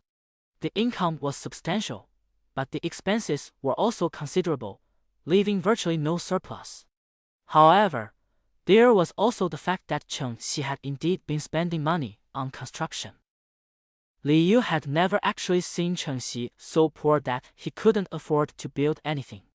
At most, he would mention being broke when talking to others, but then suddenly have the money when it came to building things himself. In Liu's judgment, this behavior was basically because Chen Xi didn't really want to do it, not because he was short of money. Chen Xi rolled her eyes at Liu. The meaning of "you talk too much" was self-evident. Don't tell anyone what I'm about to say. Actually, Taishang often doesn't have a single penny. In the worst cases, I even had to spend next year's money, Chen Xi said helplessly, spreading his hands. The audience was stunned. What kind of answer was this? Only Mizu looked thoughtful, and then looked at Chen Xi with a shocked expression. That's right. Chen Xi shrugged, signaling Mizu not to talk nonsense. However, my strength lies in the fact that I can make up for what I spend as soon as I finish it. After all, there are time differences and circulation issues, so at the maximum, I can mobilize up to 10 billion coins. Chen Xi looked at Mizu and said with a light smile, "Zizong, do you understand now?" Mizu was already wiping his sweat with a handkerchief. He never expected things to turn out this way, but he realized Chen Xi was right, and if Chen Xi hadn't said anything, probably no one would have noticed. I will definitely strengthen this aspect and will absolutely not allow any local government to take advantage of the situation, Mizu replied, wiping his sweat. Mizu clearly felt the enormous gap between himself and Chen Xi. The things the other party did were on a completely different level from his own. No wonder Chen Xi was able to build such a prosperous Mount Tai from abject poverty. If you encounter any economic tactics that you can't understand, you can come to me, and I'll give them a good talking to. Of course, as long as the behavior of businessmen ensures a win-win or even multi-win situation and doesn't infringe on national interests, I'll turn a blind eye to any transgressions. Chen Xi added a couple more words of advice. If businessmen could do that, he wouldn't hesitate to lend a hand. I will remember. Mizu carefully wiped away his sweat. The things Chen Xi was playing with were too advanced for him now, and it wasn't exactly exploiting loopholes. I can barely understand what you're saying. Liu had some background in economics, so he could roughly understand what Chen Xi was talking about. But if we do this, and the money shop is constantly having its funds siphoned off, and we can't replenish it in time, won't that cause some serious problems? It could even lead to the collapse of the system you've built on this foundation. That's too dangerous. Don't worry, that won't happen. I usually play by plan, and as long as our credibility doesn't collapse, this thing won't collapse. There's just a matter of time before it collapses. Right now, the momentum is in my hands, and no one will doubt it. Even if they do, they don't have the power to shake this thing, Chen Xi said, shaking his head. To ensure the integrity of this system, Chen Xi actually injected a large amount of funds into Taishan. However, these funds were not in cash, but in the form of real estate in Qinshu Taishan. A large number of land deeds were stored in Taishan Bank as a deposit. Of course, this situation was not allowed in the first place, but since the person who created and supervised the system is now Taishan, he can do whatever he wants. It's already quite good that he can be so self-disciplined. Besides, Chen Xi didn't mean to cheat those people. He just put some fixed assets into operation. In some ways, this is illegal, but since no relevant laws have been enacted, it's impossible to determine the exact nature of this situation. More importantly, the only person capable of accusing Chen Xi of breaking the law is Chen Xi himself. However, under these circumstances, Chen Xi himself will not speak up, and they do not even understand how the operation is conducted. How could they possibly know that Chen Xi has broken the law? Similarly, even if laws are enacted in this area in the future, Chen Xi's actions can still be categorized as a form of business operation. At least Chen Xi doesn't think that someone like Man Chong, who is not involved in business, will be able to discover the problem. Incapable of shaking it, Li Yu felt a bit of a headache. It was not that it was impossible to shake it, but that there was a hidden danger. Alright, if they try to undermine this, I'll reveal my trump card. Although I don't really want to use it, I actually have a margin of about 100 billion yuan on hand, not in cash, of course, Chen Xi said helplessly. Li Yu vaguely grasped something, but did not ask any further questions. The others seemed to be stunned, all pondering what Chen Xi had said earlier. The issues revealed in Chen Xi's words were worth Man Chong's consideration. Chapter 772 My heart is in turmoil. In short, don't worry about us not having money, Chen Xi shrugged and said. I dare not say too much, but if necessary, I can withdraw 4 billion coins in cash in batches. In a real emergency, I can mobilize 30 billion coins. Any more than that, and I estimate that all the merchants in the entire Han Dynasty will be squeezed out by me. It feels like all our hard work in our entire lives is not as valuable as a single word from you, Mi Yu said, somewhat dejected. Faced with someone who was practically a monster, he had completely lost the motivation to strive. It's different. You are managing the wealth of one family, while I operate on behalf of the nation. The difference is huge. Although the population of the entire Han Dynasty declined somewhat due to the Yellow Turban Rebellion, Dong Zhuo's tyranny, and other wars, it still maintained a population of over 40 million. It's just a matter of accumulating little by little. Chen Xi smiled and comforted him, but he also knew that Mi Yu needed to figure this out himself. Forget it, let's not talk about this anymore. We were all prepared. Mi Yu waved his hand, indicating that Chen Xi didn't need any persuasion. They were all mentally prepared, and Chen Xi's strength in this area was obvious to all. It's good that you can understand. Anyway, I'm not going to go into business, so you don't need to worry about me bullying you, Chen Xi said with a smile. He wouldn't become an unlucky kid like Fan Li. Alright, let's not talk about that anymore. Let's get back to the original topic.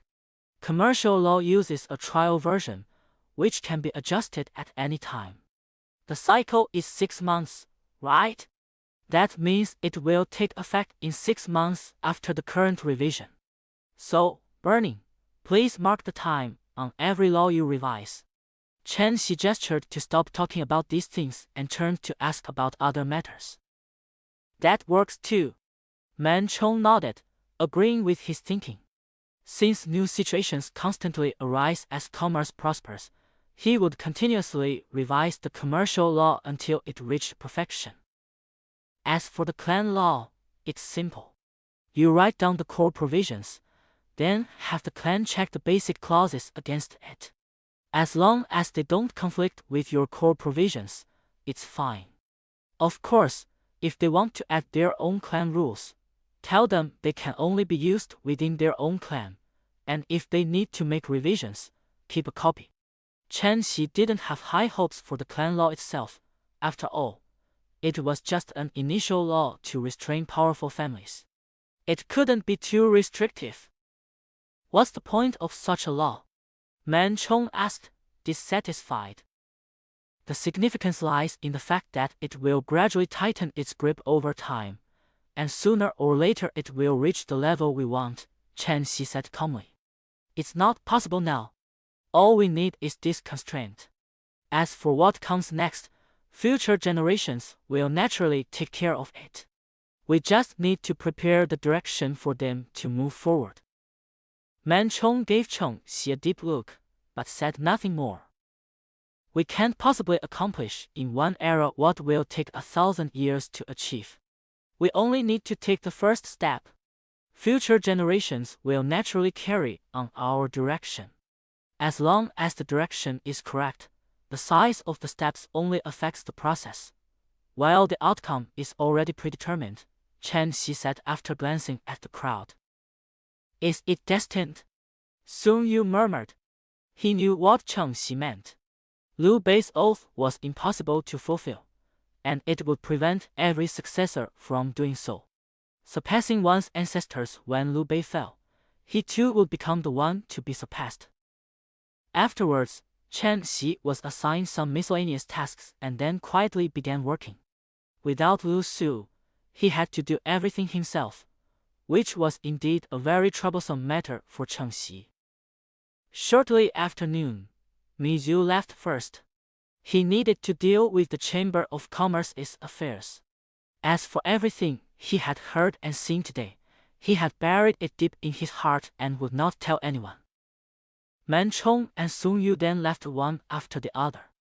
They needed to re-examine the laws and prepare for the civil and criminal laws in advance. After some time, Jiaosu also left. He had some intelligence to process. The real battle between Yuan Shao and Liu Bei was about to begin, not the small skirmishes we were in now. He had to determine the outcome of each piece. The plan, which had mobilized countless manpower and resources, was finally ready to be rigged. He later left the Government Affairs Office after being dismissed by Li Yu, and went home to handle the relevant materials for the Water Conservancy Network construction. The unfinished work that Liu Su had completed back then now all fell into Wang Yi's hands. As the sun began to set, Chen Xi silently sat up straight, stretched, and looked at Li Yu, who was sitting up straight with an expressionless face. Li Yu rarely showed a hint of worry. Wanro, what's the matter? Now it's just the two of us. You can speak first, Chen Xi said first. I've been feeling a bit distracted lately, like something's about to happen. Li Yu's face was expressionless, but deep worry was evident in her eyes. Things happen every day. How would I know what you're talking about? Chen Xi said helplessly. With this little information, he had no way to know. I have only been truly in a daze twice in my life, once when my spiritual talent was born, and once when Zhongming was heading towards destruction. Liu looked at Chen Xi with no change in expression, but Chen Xi sensed a solemnity. Has Lord Xuande changed? Chen Xi asked immediately. No, I've observed it carefully, and there's no difference, Liu said, shaking her head. Not long ago, when Liu noticed that he was starting to feel dazed, he immediately focused his attention on Liu Bei. After all, the incident with Dong Fu was a major blow to him. A wise man can make a mistake once, but he should never make the same mistake twice. If it's not Lord Xuanda's problem, then what problem could there be? Chen Xi said nonchalantly. Since Lord Xuanda is unharmed, what problem do you think we could have in our current situation? We already have the ability to fight the world alone. At most, we can cripple the world in one fell swoop. Liu nodded, knowing all this, but unconsciously still felt somewhat uneasy. Don't worry, as long as it's not Lord Xuanda's problem, no one in this world can defeat us. Everyone at our original table is already on the right track. Even if the newcomers have problems, they will only cause us some trouble at most, and they can't stop us. Chen Xi also saw Liu's unease, so he comforted him. They were no longer afraid of any challenge. I don't know why, but I still feel a little uneasy, Liu said, shaking her head slightly. I was hoping you could figure something out, but you couldn't either. I don't know everything either, Chen Xi said irritably. Chapter 773 The World Shocked. Chen Xi didn't have a good solution for Liu's situation. He comforted her for a couple of minutes and then said nothing more. At least Chen Xi didn't think there was anything in the world that could shake their foundation. Zhongmi, bring some tea for Wanru and me, Chen Xi said to the outside when he was bored. Soon Zhongmi brought up some tea. It was a unique business, and since it appeared several years ago, only Mount Tai had a small supply of it. Wearing a floral silk dress, Zhongmi brought over a tea tray, replaced the original teacup, refilled Chen Xi's teacup, and then prepared to refill Liu's teacup as well. Just as the setting sun sank into the western mountains and disappeared completely, an indescribable voice suddenly resounded in the hearts of everyone in the great Han dynasty.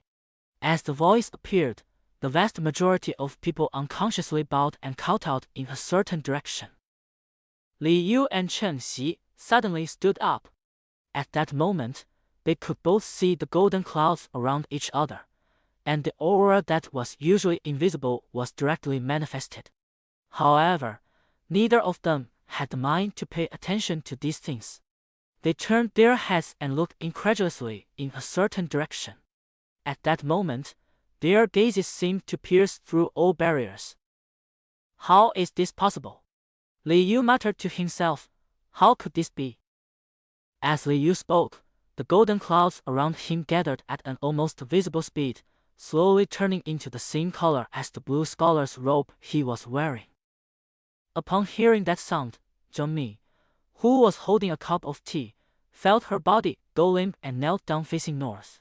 However, Chen Xi, with a solemn expression, reached out and supported her, and golden clouds appeared around Zhongmi. Although it wasn't as exaggerated as Chen Xi's aura, it was still astonishing. At this moment, the golden clouds emanating from Chen Xi's body also rapidly gathered together. Almost at an astonishing speed, the golden luster faded, turning into pure white, shimmering with seven-colored radiance.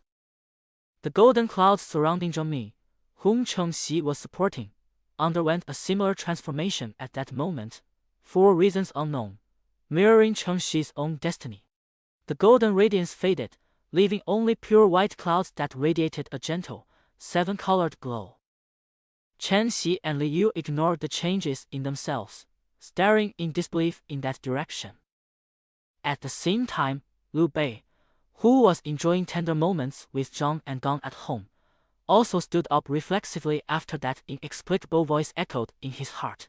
He stared at the north, his eyes seemingly piercing through all obstacles and landing on a certain place in the north. At this moment, the golden clouds around Liu Bei condensed at an astonishing speed.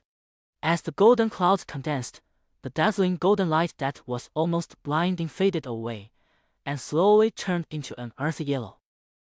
After this sound, Zhang and Gang felt their knees buckle and were about to kneel, but Liu Bei calmly helped them up. The moment Liu Bei helped Zhang and Gang up, they began to exude an aura of the same color as Liu Bei's, which continued to condense and become heavier. As a result, Gong, who originally looked somewhat petty, became graceful, while Zhang became more noble.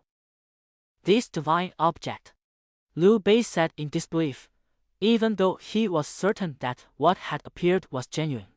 He was still incredibly shocked, and he finally had a concept of what a divine object was. Jiaosu tore the intelligence report in his hand to shreds without expression. All the preparations he had made could now come to an end. It was truly a case of fate not following one's wishes. Such a divine object had actually descended. Jiaosu paid little attention to the golden clouds constantly emanating from his body, simply staring silently at the north. When that dragon's roar resounded, Manchong immediately entered his mental innate state, the pure and ruthless legalist principles completely overriding his emotions. He gazed coldly at the north, ruthless yet majestic. Mivu gritted his teeth and refused to kneel. He just stared intently at the north. Although he couldn't see it, he already knew that something had been born. Kai Yan's zither music stopped at that moment. Kai Yan, who had been kneeling in front of the table playing the zither and teaching her students, stood up abruptly, her graceful demeanor unparalleled with a wave of her sleeve. Apart from Huang Yuanying and Wang Yi, who almost reflexively stood up, the other women listening to the music here unconsciously bowed their heads to the north. However, Jiang Ying and Kai Zhenji quickly stood up unsteadily. It was as if an invisible thread was pulling Jiang Ying up. Fei Xiuzi's pride made her entitled to share everything about her husband. Kai Zhenji, on the other hand, seemed not to have reacted before. She swayed a couple of times before regaining her balance. A divine object, Kai Yan slowly glanced at the women listening to the zither in front of her. She instantly understood what it meant that the women who could stand up meant. The remaining women, no matter how outstanding they were, unconsciously bowed their heads and knelt down in submission to the north. She glanced at Wang Yi and Huang Yuanying, finding nothing particularly noteworthy. Even Kai Yan herself seemed surprised by their appearances. As for Jiang Ying and Kai Zhenji, Kai Yan felt a slight pang of envy, softly murmuring, whether it's a wife's status rising with her husband's or a mother's status rising with her son's. Fan Jian and the sleeping Chen Long were suddenly awakened.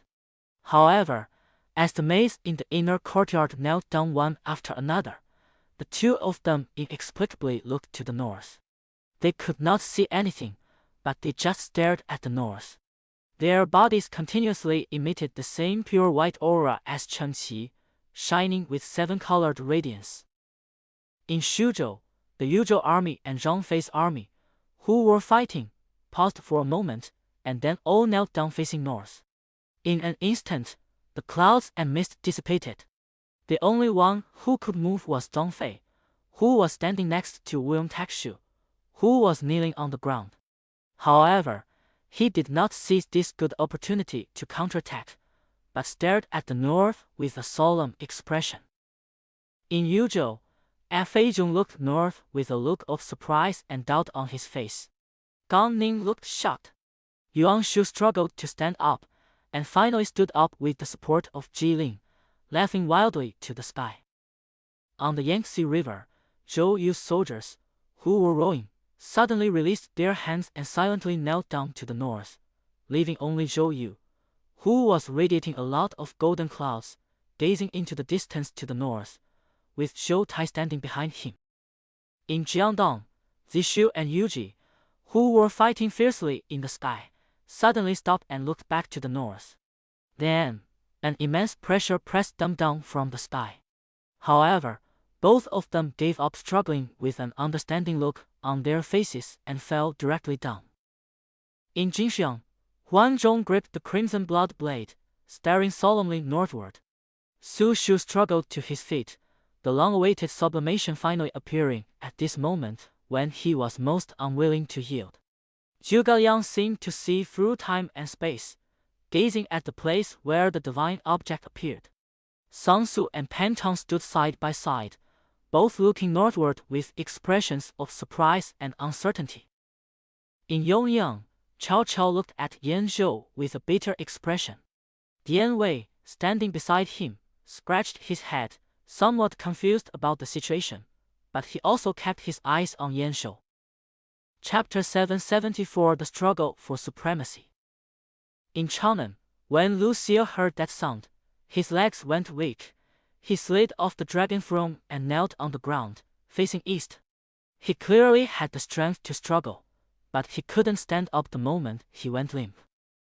After the dragon's roar, Sun Yu of Chenglu couldn't help but shed tears. Despite the darkness of his future, he still groped his way forward. Now he finally knew that the Han dynasty still had a chance, and a lot of hope. Heaven had not forsaken the Han dynasty. In Binzhou, Lu Bu, who was fighting fiercely in Zhuyan, swung his halberd and killed a barbarian general in front of him. His red hair neighed to the sky, and Lu Bu then swung his halberd in a circle and flew directly into the sky. Under immense pressure, Lu Bu stood there in the sky. A mere inanimate object, yet you dare to make me submit. Lu Bu sneered, his body suddenly bursting with golden red light. Liu Chang, who was originally weak in Zhuyan City, enjoyed the powerful strength that Lu Bu had transmitted across realms, and she slowly stood up. Zhao Yun of Yanzhou gently patted the neck of his horse, the Jade Lion, to soothe it and prevent it from going berserk due to the current situation. He paid no attention to the golden cloud that was slowly appearing on his body, but instead stared intently to the west, where Yan Liang and Tianfeng and Guang Yu and Gu Jiao were fighting. Yuan Shao of Ji Province turned his head to look back at Yan Province, and at that moment his eyes reflected everything that was happening on the battlefield in Yan Province. Although Yuan Shao didn't know what they were before, in that instant of looking back, he understood that the two cauldrons that had appeared were the Xinyuan Heavenly Cauldron and the Xinyuan Human Cauldron. In that moment, it was as if the names Heavenly and Human had been forcibly imbued into these two cauldrons. At this moment, countless reclusive scholars from across the land stepped out of their hermitages, silently gazing at the colossal bronze cauldron suspended in the void in the heart of the Central Plains. Some were silent, some excited, some thrilled, some greedy. The myriad aspects of human nature were vividly displayed in this moment. The heavenly and human cauldrons have been born. Wang Yu stood on the roof of the Weiyang Palace from back then. His wish to become an official had never been fulfilled, but his identity as the emperor's secret protector had always existed. He only needed to protect the emperor from death. As for whether the emperor could command him, that depended on whether the emperor had the ability. The Emperor of Han. Wang Yu glanced disdainfully at the kneeling emperor. He could withstand this pressure, but the emperor. This was the emperor's power and dignity. What did this bow signify? Lu Xie in the hall probably didn't even understand. Tong Yuan squinted at the direction of Yanzhou. He knew what the birth of the heavenly and human cauldrons meant. It was not only about the fate of the nation, but also the best opportunity for the so-called immortals to steal blessings. Silently wiping his spear, he thought, immortals. Any immortal from beyond the northern border who dares to enter the Central Plains at this time will only die. Rewind a quarter of an hour. In Jing, Yanzhou, Gujiao, after a series of schemes, finally managed to trap Tianfeng. However, Tianfeng was no pushover and activated his backup plan the moment he was ambushed. Yan Lian's army charged in from the rear. Unfortunately for Gujiao, Guang Yu was one step ahead. After Yan Liang appeared, Guang Yu immediately led his troops out to confront Yan Liang head-on.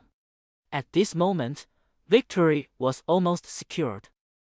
Honestly, if it weren't for the unexpected events that followed, Yan Liang and Tianfeng would definitely have perished here. Unfortunately, Guo Jia, despite his meticulous planning, ultimately failed to foresee that the heavenly and human cauldrons would be shattered by Yanliang and Guangyu and forced out of the ground. With Guangyu and Yanliang's near-perfect strike, the earth shattered, and the heavenly and human cauldrons buried underground were instantly revealed. As if their majesty had been challenged by Yanliang and Guangyu, a dragon's roar suddenly resounded in everyone's hearts. Yanliang and Guangyu, who were fighting fiercely in the sky, were struck as if by lightning and fell directly from the sky. The soldiers on both sides also suddenly put down their weapons and knelt down in the direction of the heaven and man cauldrons. At this moment, only Gujia and Tianfeng remained on the entire battlefield, gritting their teeth and holding on. Compared to the vast and distant Han dynasty, the pressure on Guangyu, Yanliang, Gujia, and Tianfeng was immense. This is... Guangyu leaned on his green dragon crescent blade and stood up with difficulty. The phantom of the green dragon behind him became more and more solid as Guangyu slowly stood up. However, Guangyu could only see the almost solidified blood-red dragon shadow behind Yanliang as he slowly stood up. On the other side, 100 paces away from Guangyu, Yanliang stared at Guangyu. Guangyu slowly struggled to stand up, and Yanliang also gritted his teeth and stood up unsteadily. Their internal energy was greatly suppressed at this moment, and they were hit by the sky without any protection, which caused them to suffer serious injuries. The heavenly and human tripods used by the Yellow Emperor to worship heaven. Guo Jiao said solemnly. Judging from their current power, even if Guo Jiao had never seen the real ones, he knew that these two were definitely not fake. What fake tripod could display the golden national fortune, respond to the shouts of the people, and float in the sky as if it were weightless? Tianfeng's eyes were filled with fervor, and the dragon roars rising in his ears, along with the golden dragon coiled around the heaven and man cauldrons, both real and illusory, made him grit his teeth and slowly walk towards the two cauldrons. He already understood what these two cauldrons meant: the fate of the Han dynasty, the fate of the nation for 600 years. General Guang, hurry up and fight for the cauldrons. We absolutely cannot let the fate of the Han dynasty fall into the hands of Yuan Shao. Guo Jia, who was relatively far from the heavenly and human cauldrons, saw Tianfeng swaying with each step, but still walking towards the heavenly and human cauldrons with unwavering determination. He immediately shouted loudly to Guangyu. Guangyu grunted, a response to Guo Jia's roar. Both he and Yanliang suffered the backlash of the nation's fate, but subsequently both passed the nation's test. Upon hearing Guo Jia's roar, Guangyu immediately opened his eyes and strode towards the heavenly and human cauldrons, which were floating in the void and bursting with dazzling golden light.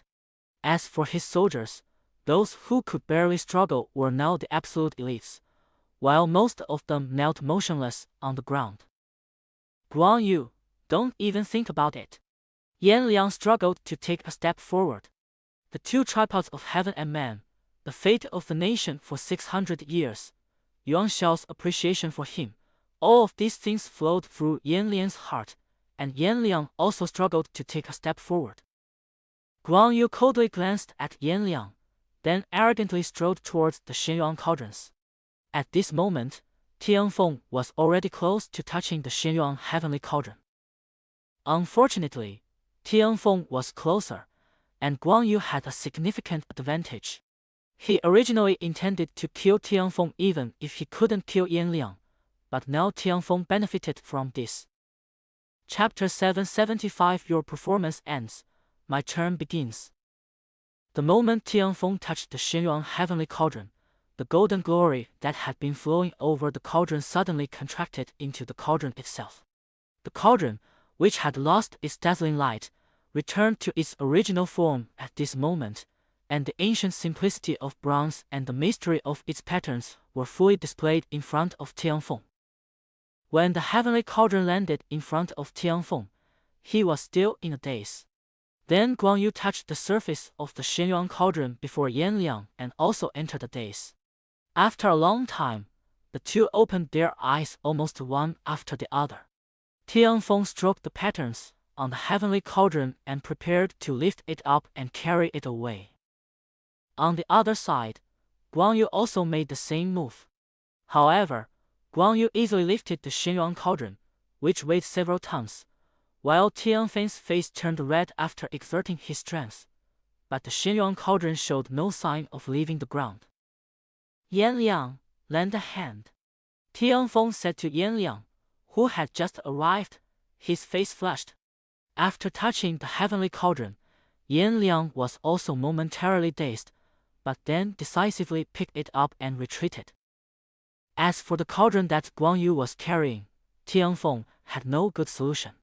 His soldiers were too weak to help, and besides, if they recovered, they would still be surrounded.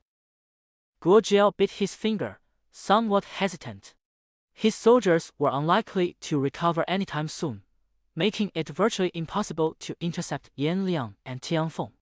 However, he absolutely could not allow them to take the Xinyuan heavenly cauldron away like that. Tian Yuan Hao, Guo Jiao suddenly shouted at Tianfeng opposite him. Go Fengshao, I won't be so careless next time.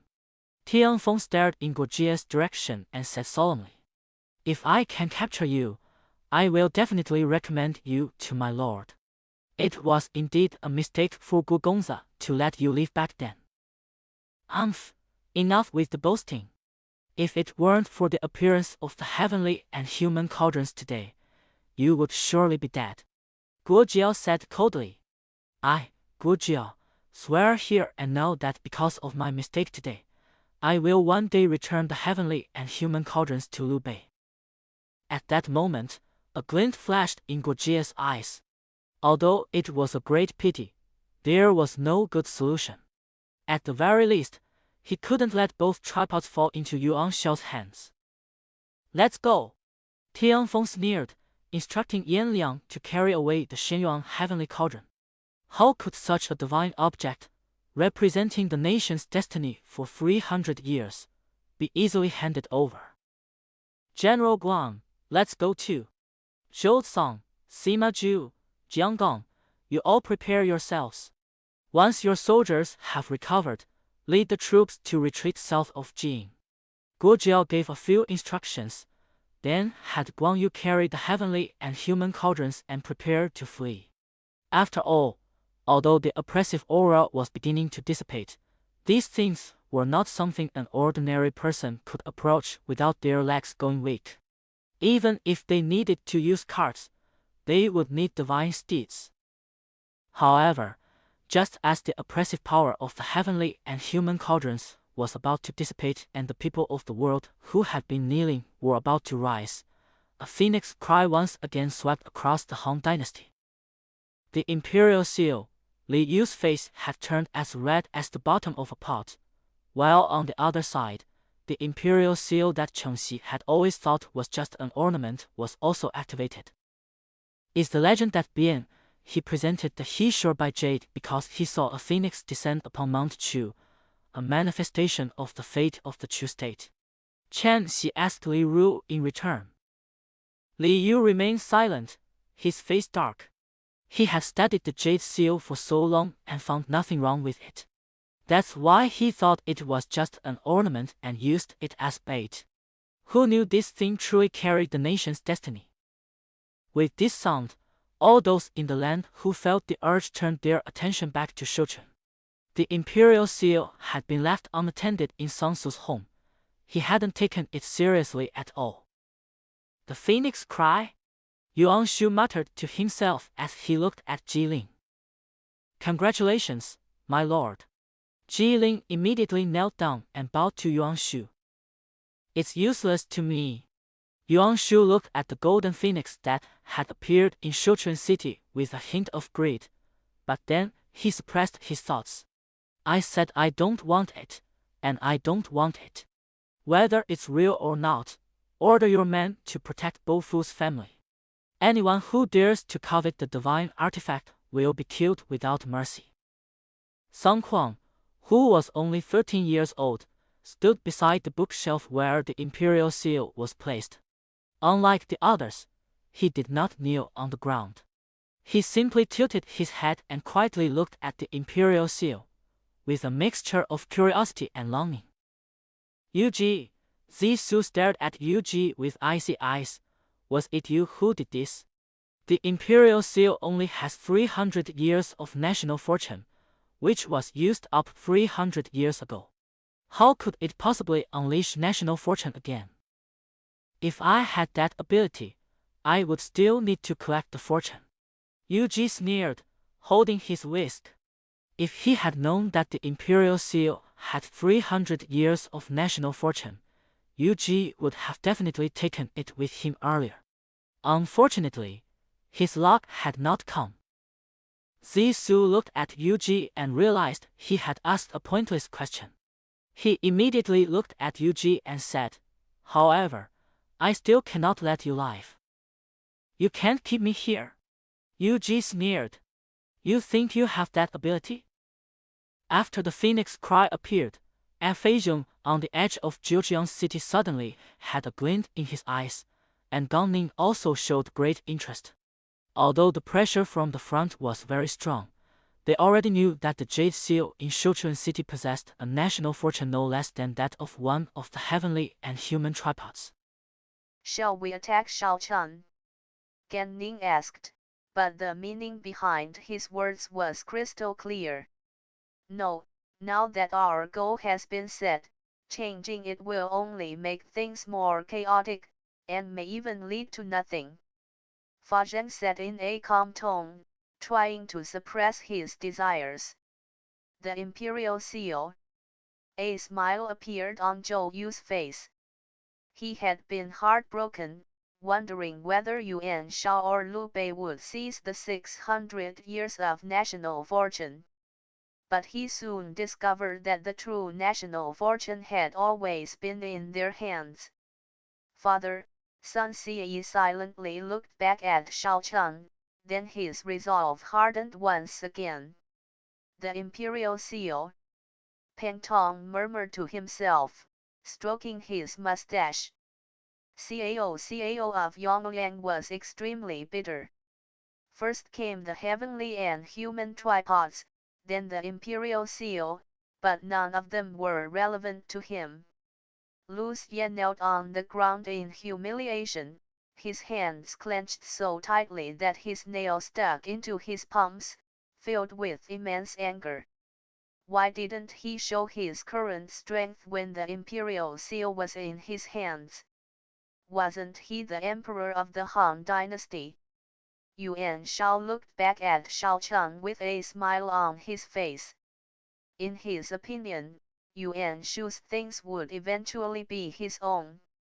It was truly a case of the heavens and earth working together when the time was right.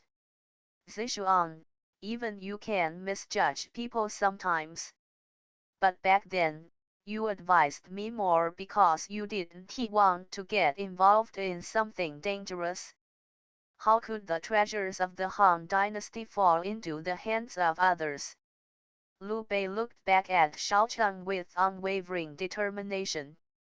"This is never going to end." Jiasu sneered as he looked in the direction of Shaochun. "So what if the plan collapsed? It's just facing Yuan Shao and Yuan Shu at the same time. Their accumulated strength is absolutely formidable. A divine object concealing itself." Wang Yu muttered to himself, then glanced at Lu Xie in the main hall. "Perhaps it's because it's unworthy of possessing him. Cao meant, I'm waiting for you to come and let me see what you're really made of." Chapter 776. The reactions of the crowd. "Zhenmi, go and refill the tea." After the second wave of overwhelming pressure swept across the Han dynasty, Chen Shiyi calmed down. After the pressure dissipated, Chen Shiyi tapped the table with his knuckles and said to Zhenmi. Okay, Zhenmi said with a slight shyness, but she quickly regained her composure, picked up the teapot, and slowly walked out, closing the door behind her. She knew that what she was about to say was not appropriate for her to hear. Wenru, it seems this is what you're worried about, Chen Shiyi said with a headache. Leaving aside the imperial seal, I also bear some responsibility for the Xianyuan 3 cauldrons. Would you believe me if I told you that the 2 cauldrons you saw earlier were fakes? Seeing that things were hopeless, Li Yu calmed down. He had weathered many storms before, so what was so scary about this little thing? At least it couldn't overturn their Mount Tai at this point. You forged that? Chen Shiyi felt her face twitch. You're really something. Something must have happened. Never mind, we need to think about how to handle this. Li Yu rested his chin on his hands. He had made a mess of things, so he and Chen Shiyi were clearly the ones responsible. Fortunately, the mess they made wasn't too big, and they could manage to cover it up. What else is there to think about? Chen Shiyi sneered. Let's just start the war. That's what I think too, Li Yu said. Regardless of timing, in this situation, if Yuan Shao truly seizes control of the nation as destiny, even if we have an overwhelming advantage, we can only sigh and say that it is fate. There's no point in just robbing them, Chen Shiyi said solemnly. 12万 Qingzhou troops will march north. All mid-level officers who are studying strategy at Taishan Academy will be sent back to their posts, and second-line reserve officers from the regular corps will be transferred to the new army as new army generals. Activate emergency reserves, open official supply lines, allocate grain and pay first, and fully allocate weapons for military purposes. Permit veterans and garrison troops to be issued combat-ready weapons and put on standby. The area under our jurisdiction should be ready to enter a state of control at any time, Li Yu interjected, this part being his responsibility. Chen Shiyi and Li Yu exchanged a glance and both saw the blazing fire in each other's eyes. What kind of mess was this? If they had known it was going to be real, they would have dug it up immediately. The fact that it had survived until now was truly a terrible mistake. Be prepared, everyone will probably be here soon, it's unavoidable. Even if we have to fight on 2 fronts, we must take action. Chen Shiyi said, staring at Li Yu, his eyes devoid of any warmth, his expression cold and stern. Crack! Jiasu was the first to rush in, his face as black as the bottom of a pot. I'm preparing to cut off all the spies in the north, activate the covered networks laid out in D province, and start the trade route plan tomorrow. All the hidden agents in the north are ready to be fully activated, and the assassins are on high alert. The first wave of the Ji province disruption plan is about to begin. Jiasu burst through the door and immediately spoke coldly to Chen Shiyi. Sit down. Wenru and I are also thinking about this. It will take 10 days to gather and deploy our largest elite force, Chen Shiyi said, half explaining. As for what Jiasu said, there was no need to discuss it anymore. Once the battle started, it was inevitable, and nothing was more important than that. Bang! Mizu rushed in, covered in sweat. Something terrible has happened. The Xianyuan 2 cauldrons have been born. I know, Chen Shiyi waved his hand and said. What did this Hong feel before? It was just tiring, but thankfully I got through it. Afterwards, I realized how narrow-minded I had been. Mizu wiped away his sweat, trying his best to regain his gentle and gentlemanly demeanor. The reason he was so anxious before was because the matter was of great importance and concerned Liu Bei. But now that he has this group of people in front of him, Mizu has a backbone and has nothing to worry about. Even if the sky falls, this group of people can hold it up. Zhishong, how are things on your end? Chen Zihao asked. No problem. Once the northern expedition begins, we will all do our best to stabilize the normal prices of food, salt and other necessities in our territory. Even if there is an increase, I will try to keep it below 10%. I have been strengthening this aspect of management since the establishment of the Chamber of Commerce. Mizu nodded and said immediately, once the war begins, I will personally take over the laws of King Xu Taishan. Anyone who dares to violate them will be severely punished. At this moment, Man Chong's cold and ruthless voice came in. Everyone unconsciously made way for the majestic Man Chong. In this state, Man Chong had no human feelings whatsoever. What level of attack should we launch against Ji province?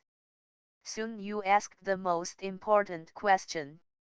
Before obtaining the Xianyuan cauldrons, all other means should be used to acquire them, with only the most basic resettlement of refugees and the construction of city-like structures being carried out. Chen Shiyi pressed his temples, and after a long while, he raised his head to look at everyone. Use it. Directly smash the city walls and launch an attack. Once we confirm that the Xianyuan cauldron is inside the city, smash the city walls and deliver the final blow, Li Yu said, picking up where he left off. We can't afford to make the same mistake twice. All right. Chen Shiyi sighed and said, use it. As long as we reassure the Xianyuan cauldron is in the city, just smash the city wall and take the Xianyuan cauldron. Bang! Another door opened, and Cookie appeared in the government office. Let's launch the northern expedition. I've been waiting for this for a long time. This time, I don't think I need a reason. We have no choice but to launch a northern expedition.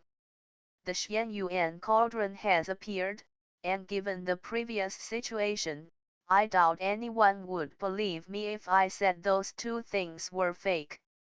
How are your cotton and cold, resistant plant improvement plans going? You don't have much time left. Chen Shiyi asked Chu Qi. The northern expedition from the beginning, the target of the northern expedition was never Yuan Shao. Liu Bei's northern expedition was to flatten the northeast plain in one fell swoop. I am researching other alternatives, and I am starting to see some progress, Cookie said with a smile. After all these years, I finally see hope. The Xianyuan cauldron is out. Wang Yi rushed over, somewhat excited, and said in a flustered manner, followed by Huang Yueying, who was slightly annoyed. We all know, Chen Shiyi said irritably. Lord Sun should be arriving soon. Everyone get ready. There's no need to say more about what is to come. One of the heavenly and human cauldrons is definitely in our hands, so we can rest assured. As for the other one, it will definitely be taken by Yuan Shao's army, so the objective is very clear. Zishuang, are you so sure? Liu Bei stepped in and asked Chen Shiyi. Greetings, Lord Sun. Greetings, my lord. A jumble of replies followed. That was one of the downsides about Liu Bei's rule. Quite a few people always addressed him as Lord Sun. No need, no need. Tell me what to do. Liu Bei waved his hand and asked after taking the seat of honor. Chapter 777 The Call for a Northern Expedition. What else can we do? We've come this far. If we don't eliminate Yuan Shao soon, he'll become a problem, Chen Shiyi suggested tactfully. There's nothing more to say.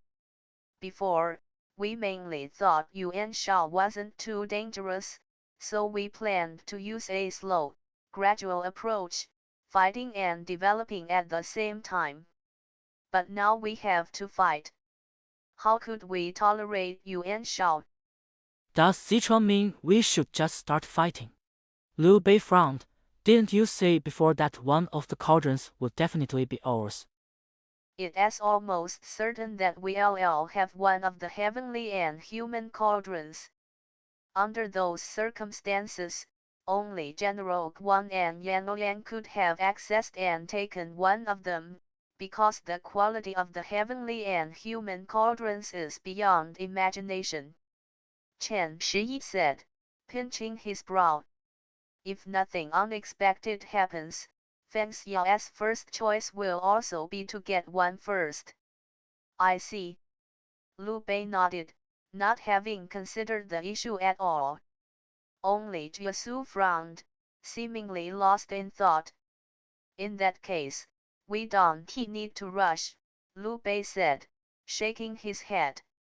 Acquiring one Yuan Shao or acquiring one of our own will not change anything in essence.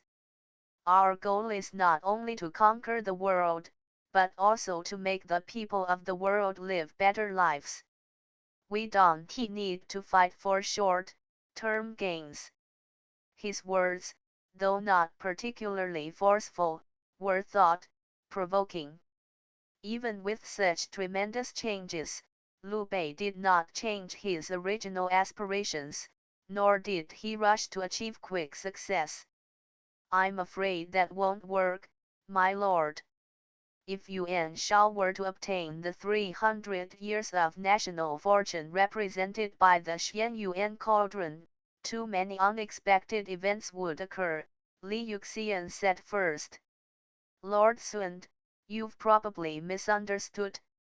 Both cauldrons represent 300 years of national fortune. So, when they are respectively bound to Yuan Shao, there will be a huge difference.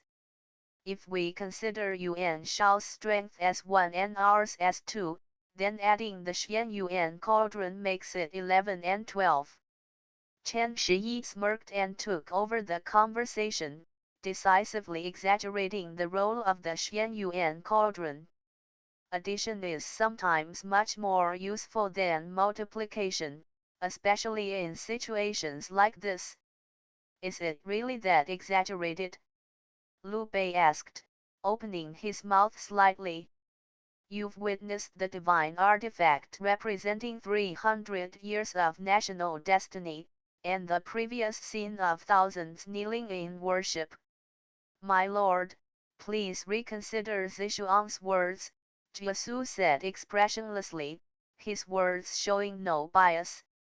However, speaking at this moment was tantamount to supporting Chen Shiyi. My lord, Yuan Shao is not someone to be trifled with.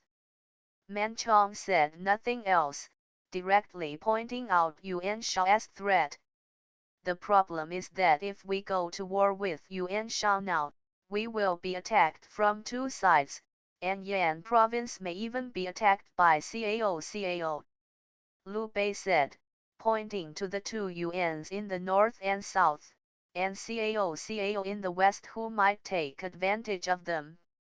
Liu Bei wasn't ignorant of strategy. During his long stay at Mount Tai, Chen Xi had left behind numerous strategy books in the library, which Liu Bei would occasionally peruse. Now that he had made some progress in strategy, he was naturally aware of the various hidden dangers that could arise from a major war. These are not problems. I have had a clear and specific plan and steps from the beginning, and there haven't been any problems at any step so far. we have made all the necessary preparations. The previous plan was to build while fighting, which does not mean that we lack the strength to cripple all the feudal lords in the world, Chen Shiyi said, shaking his head. Construction is much more difficult than destruction. Our original goal was construction, which is why we were so cautious. Now, our direct objective is a northern expedition. The pressure from all sides will be much lighter, and if necessary, we can even maintain stability after reclaiming the Xianyuan cauldron, Li Yu said. He could now be considered a staunch advocate of war. The destructive power of the chaotic army is too great, which is why we need to advance slowly. Now, with the Xianyuan cauldron as our target, we can abandon these things for now and deal with other matters after obtaining the Xianyuan cauldron, Sun Yu also said. He also agreed to attack Yuan Shao, as the divine artifact must not fall into Yuan Shao's hands. Looking at the expressions of his ministers, Liu Bei said nothing more. How long do you expect it to take to achieve the goal, and what is the approximate scope of the destruction? Yuan Shao's strength is relatively formidable. According to the previous plan, we will launch a northern expedition to fully unleash our military strength. In the first battle, we can push all the way to the southern part of Ji province. Then Yuan Shao will personally appear on the battlefield. It will take us nearly a month to lay official roads in the rear. Jiasu could recite these figures off the cuff. Overall, we estimate that we will need to hold out in Wei Commandery for about 3 months after Yuan Shao appears, Jiasu said calmly. These were all data he had calculated meticulously. After that, Yuan Shao will lead his army back to Ye City, which will be the best opportunity for our army to use the final war formation. Based on the information I have now, although Xindu is the capital of Ji province, Ye City is more important to Yuan Shao, who is preparing to attack the Central Plains. Therefore, Yuan Shao is very likely to place the Xianyuan cauldron in Ye City. Jiasu said calmly, glancing at everyone present. With his words already stated to this extent, how could anyone else not understand what Jiasu meant? Lord Sund, this opportunity is fleeting and will not come again. Quickly gather troops and prepare for the northern expedition. Take advantage of Yuan Shao's attack on General Gongsun and conquer Ji province first. Chen Shiyi said solemnly. Keeping a cat is fine, but raising a tiger is something we cannot do. Good. Seeing Chen 11's suggestion and the hopeful looks from the other civil officials, Liu Bei immediately made the decision. Order Zhang Ba to take full control of the military affairs in northern Qingzhou, transfer Wei Yan, Guan Ping, Sun Shao, Zhao Yan, Sun Kong, Chen Hua, Zheng Zhao, and Su Qin back to Mount Tai, select mid-level generals who have studied at the Mount Tai Academy, and select a new batch of graduates from the academy to accompany the army.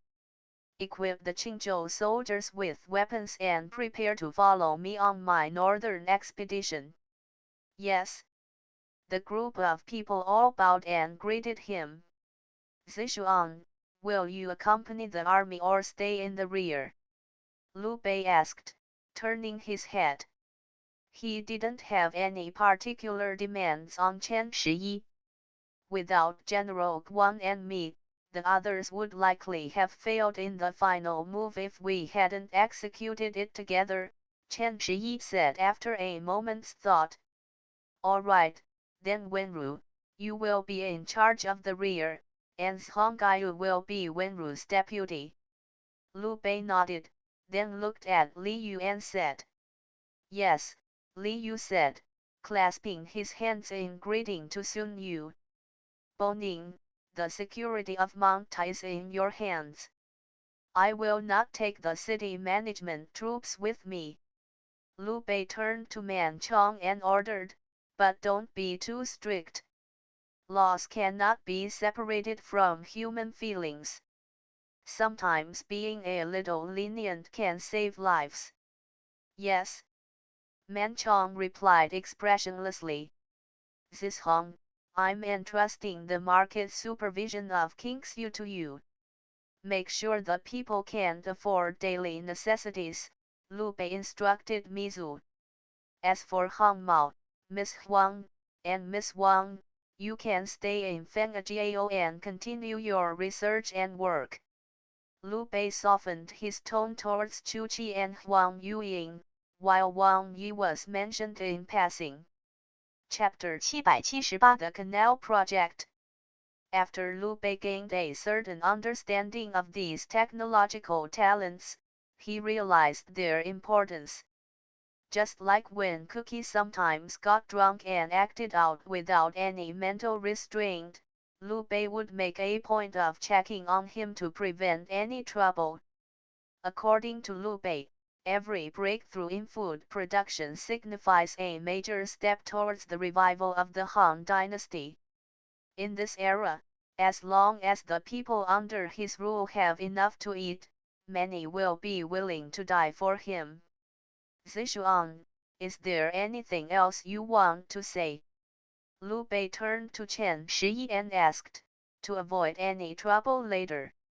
It's just a pity I wasn't there when my wife gave birth, Chen Shiyi sighed. Compared to other people's temperaments, he was always a little too attached to his children. Take back the Xianyuan cauldron first, then we'll talk about other things. Send orders to all the post stations to start mobilizing our soldiers. Liu Bei smiled bitterly. He knew Chen Shiyi couldn't let go of Fan Jian. Zhang should also return to Ji province. This time is very dangerous. If we want to reduce the number of deaths, we will inevitably face danger. If our initial goal was simply to unify the world, we should have already begun to pacify the South by now, Chen Shiyi said helplessly. But if we do that, countless Han people will be displaced and forced to wander. We cannot sacrifice an entire generation for the sake of one person's wish. We will keep the war under our control, and if necessary, we can end it at any time, as long as we are willing to pay the price. Liu Bei said, glancing at everyone present. Let the people of the world witness the Yuanlu war that they have been longing to see, and let them see our unparalleled strength. Let them understand the difference in strength, Chen Shiyi said with a mocking smile. Zhu Gonggai and Su Ziwang think they have learned the essence of Mount Tai. Let them see the true power of Mount Tai. The sun shines at dawn. It ends the darkness and brings light. Zishuan, your father has placed great hopes on you. Liu Bei laughed loudly, then his expression turned serious as he said, let us together dispel the darkness that has been placed upon the Han Dynasty. I am willing to follow my lord. Li Yu said with a smile, no longer feeling uneasy. As long as Liu Bei did not change, even if they fought the whole world alone, they would only be victorious. They would not lose. After Liu Bei assigned military duties, Chen Shiyi and the others immediately got to work. Each of them began to use the seeds that Chen Shiyi had buried earlier, and every single one of those seeds had grown into a towering tree. Wang Yi, continue working on the water conservancy network issues in the Kingsyu area, and while you're at it, research whether the river and the Yangtze River can be connected. If they are to be connected, how should the water conservancy network be laid out? Chen Shiyi said to the dissatisfied Wang Yi beside him. He had recently heard from his wife that Wang Yi was studying water conservancy very diligently. What? Before Wang Yi could speak, Mizu had already reacted, a water conservancy network connecting rivers and streams. This is extremely difficult, and the manpower and resources required will be enormous, probably no less than when the first emperor built the Great Wall. Wang Yi's eyes first flashed with a glint of light, but after hearing Chen 11's instructions, he became somewhat disappointed. This kind of task was far too labor-intensive and costly. I didn't say I needed it now. I'll give you 5,000 working hours to handle the relevant planning, and then produce a complete design. As for technical personnel, I can only recommend Zheng Wenong and Huang Yueying. There aren't many people who understand water conservancy, Chen Shiyi said casually, shrugging his shoulders. How could such a wasteful and extravagant project possibly be completed? Wang Yi said with extreme dissatisfaction. In her opinion, it was obvious that Chen Shiyi had just randomly assigned her a task, simply because she was a female official. Miss Wang, how about leaving this entirely to me? Mizu said with a forced smile, his face contorted. Wang Yi couldn't see the benefits in this matter, but that didn't mean Mizu couldn't. To rise from a small-time merchant to Mizu's level, a certain level of business acumen was absolutely essential. Say yes, Shi. Huang Yueying's gentle voice reached Wang Yi's ears. Wang Yi, who was about to continue arguing, suddenly stopped. She admired Huang Yueying, who was a few months younger than her, from the bottom of her heart. Whom did you promise? Wang Yi asked in a low voice. Then, before Huang Yueying could answer, he suddenly realized and said to Chen Shiyi in a flattering tone, I was presumptuous before. Please, Lord Chen, consider my youth and impetuousness and let me do it. Discuss things with them more often. The women who attend classes with you can also help. Chen Shiyi didn't pay any attention to Wang Yi's tone and didn't hold such a small matter against her. I will definitely come up with a plan that will satisfy Marquis Chen, Wang Yi said excitedly. Before, it was just a conditioned reflex, but now that he had calmed down, he realized that there seemed to be many benefits if this matter was accomplished. I'm going now.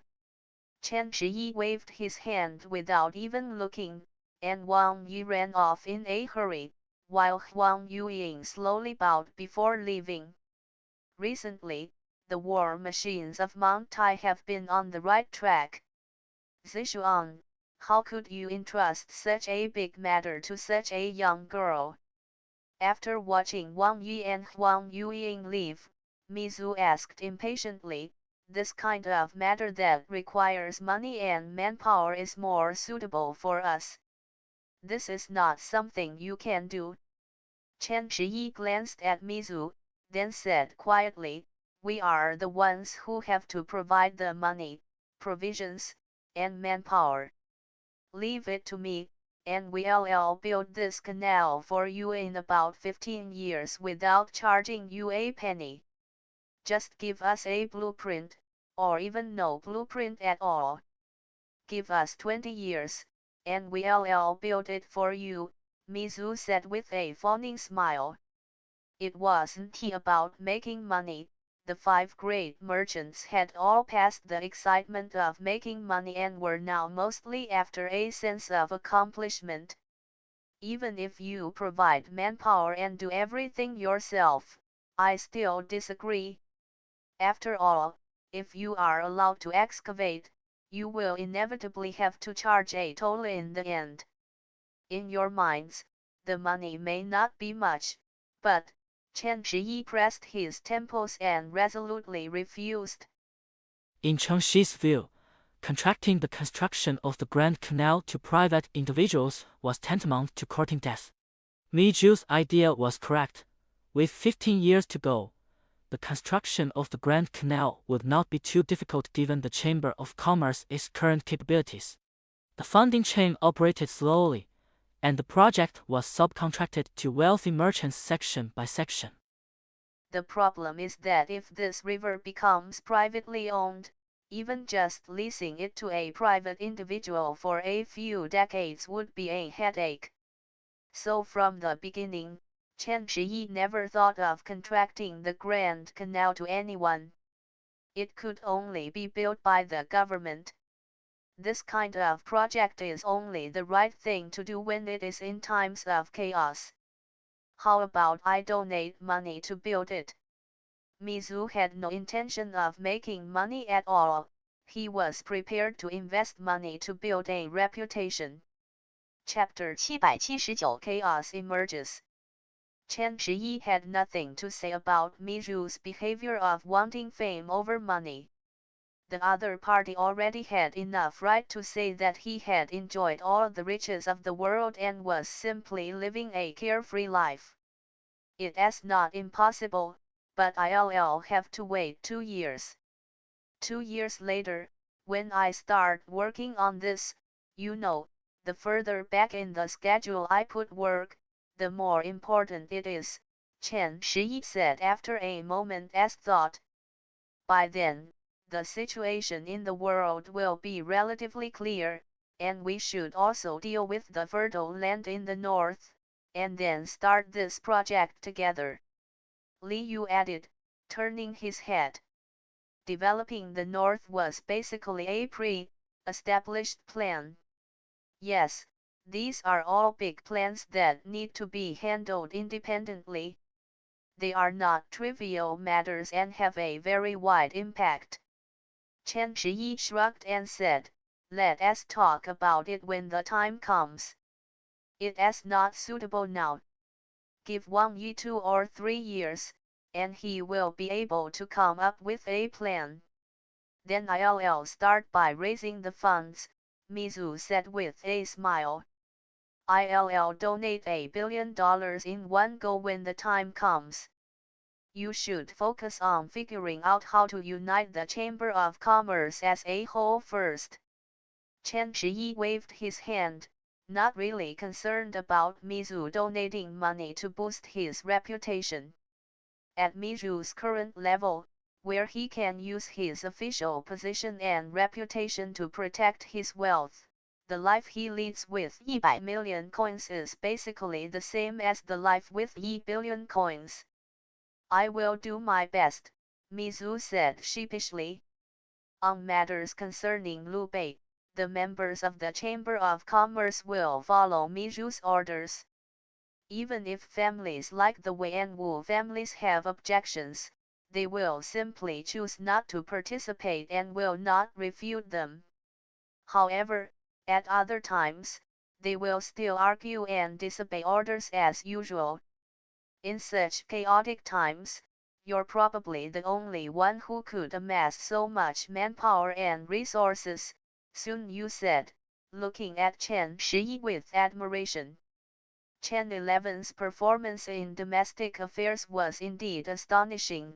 To be precise, he was practically a genius. Alright, let's not talk about that anymore. Let's quickly mobilize our troops to prepare for the northern expedition. If Yuan Shao transports the Xianyuan cauldron to Xindu, it will be much more difficult for us to reach there. So let's hurry. Chen Shiyi said with a smile, steer the conversation in another direction. Compared to the relatively calm situation in Fengjiao, the rest of the country was in an uproar, and only a handful of people were able to control their tempers. The rest had almost gone mad.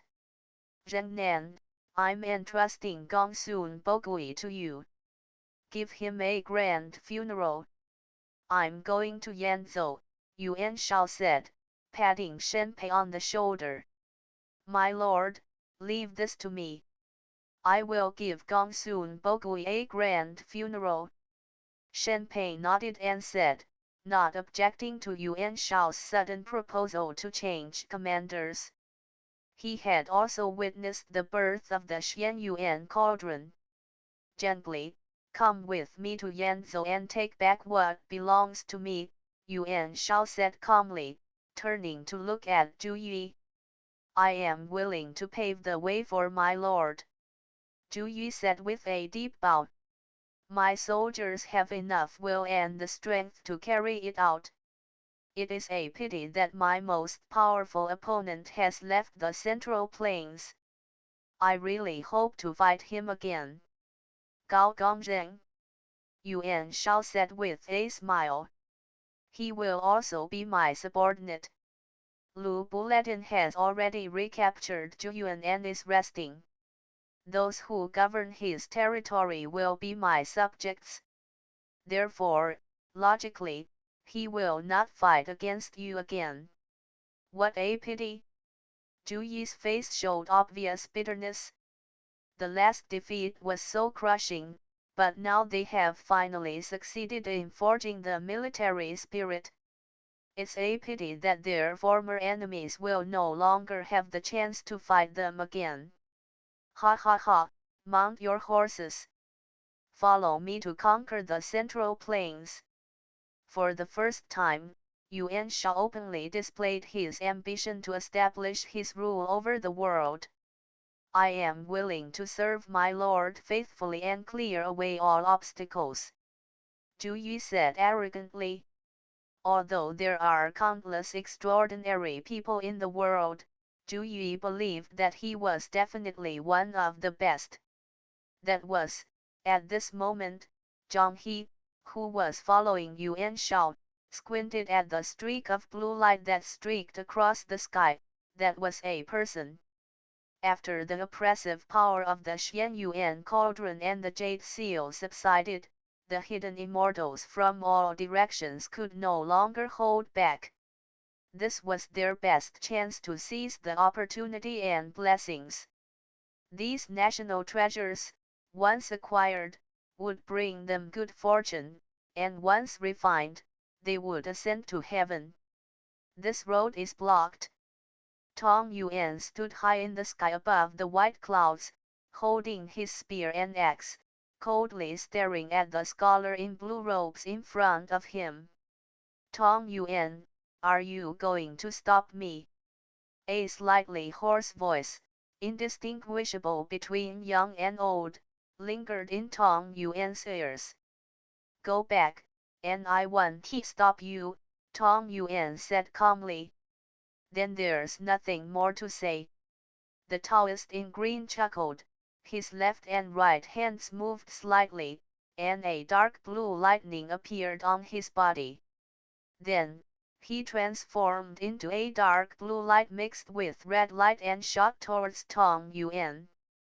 A cold killing intent appeared on Tong Yuan's aged face, and a layer of icy blue light appeared on the spear and axe in his hand. He charged directly at the Taoist in green. With a deafening roar, a bolt of lightning pierced through the clouds and struck the earth, after which the Taoist in green slowly fell to the ground. I told you, this road is blocked.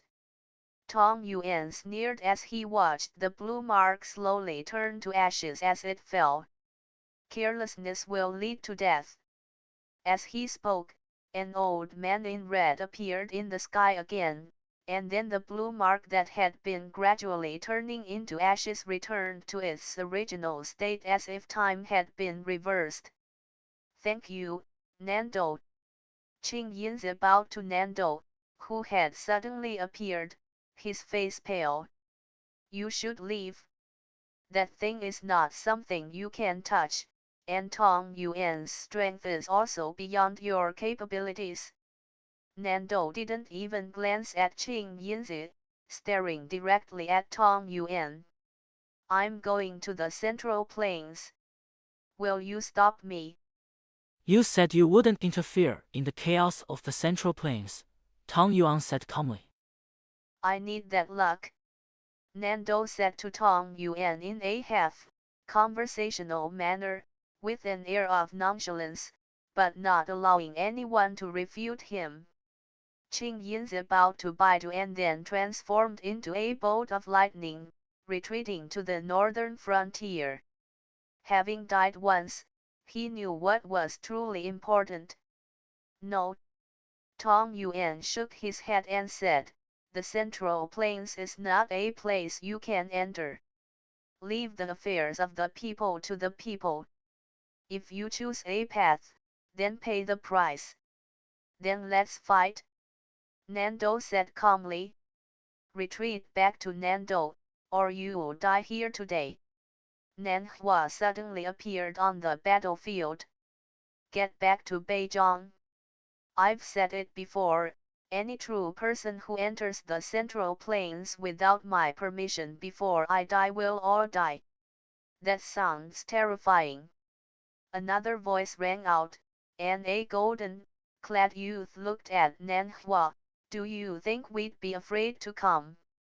Bei Ming, Nan Hua said, squinting, even the timid you have shown up, so who else is there? Chapter 780 Chaos in All Directions. And us too, fellow deist Nan Hua, it's been a long time. 3 more people appeared, looking at Nan Hua with hatred in their eyes. Living in the borderlands for so long, we almost forgot the prosperity of the Central Plains. How many can you handle? Tong Yuan felt a bit of a headache and directly sent a telepathic message to Nan Hua. Although he didn't particularly like Nan Hua, Tong Yuan knew very well who would stand on his side now. In any case, these immortals located in the Central Plains would never plunder the foundation of a dynasty. Even someone like Yuji, who took an unorthodox approach, would at most replace a local lord, rather than swallow up the nation's fortunes for hundreds of years, causing endless strife and displacement among the people of the Central Plains. The 3 of them have made great progress in strength since I shattered the divine stone, and the essence of heaven and earth has rebounded. As for me, I reached my limit long ago and have nowhere to go. Nan Hua's voice appeared in Tong Yuan's ears. You deal with the 3 guys who appear at the same time, and I'll deal with Nando and Bei Ming. With Nan Hua's assurance, Tong Yuan felt more confident.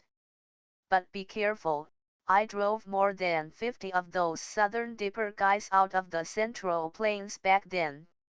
Nan Hua told Tong Yuan some unfortunate news, which shows how powerful Nan Hua was back then. Tong Yuan, his face dark, did not answer directly. He brandished his spear and axe and charged towards Nando. The strongest among them was definitely Bei Ming, but the most troublesome was definitely Nando. If Nando was not killed, the other party would be extremely difficult to kill. In Bingzhou, Lu Bulatin killed an immortal with a single halberd strike. For many years, Lu Bulatin had never seen anyone fly over his head.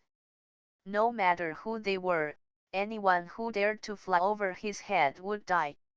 However, after killing one of them, Lu Bulatin realized he had stirred up a hornet's nest and was now surrounded by 8 extremely ugly men. What are you people?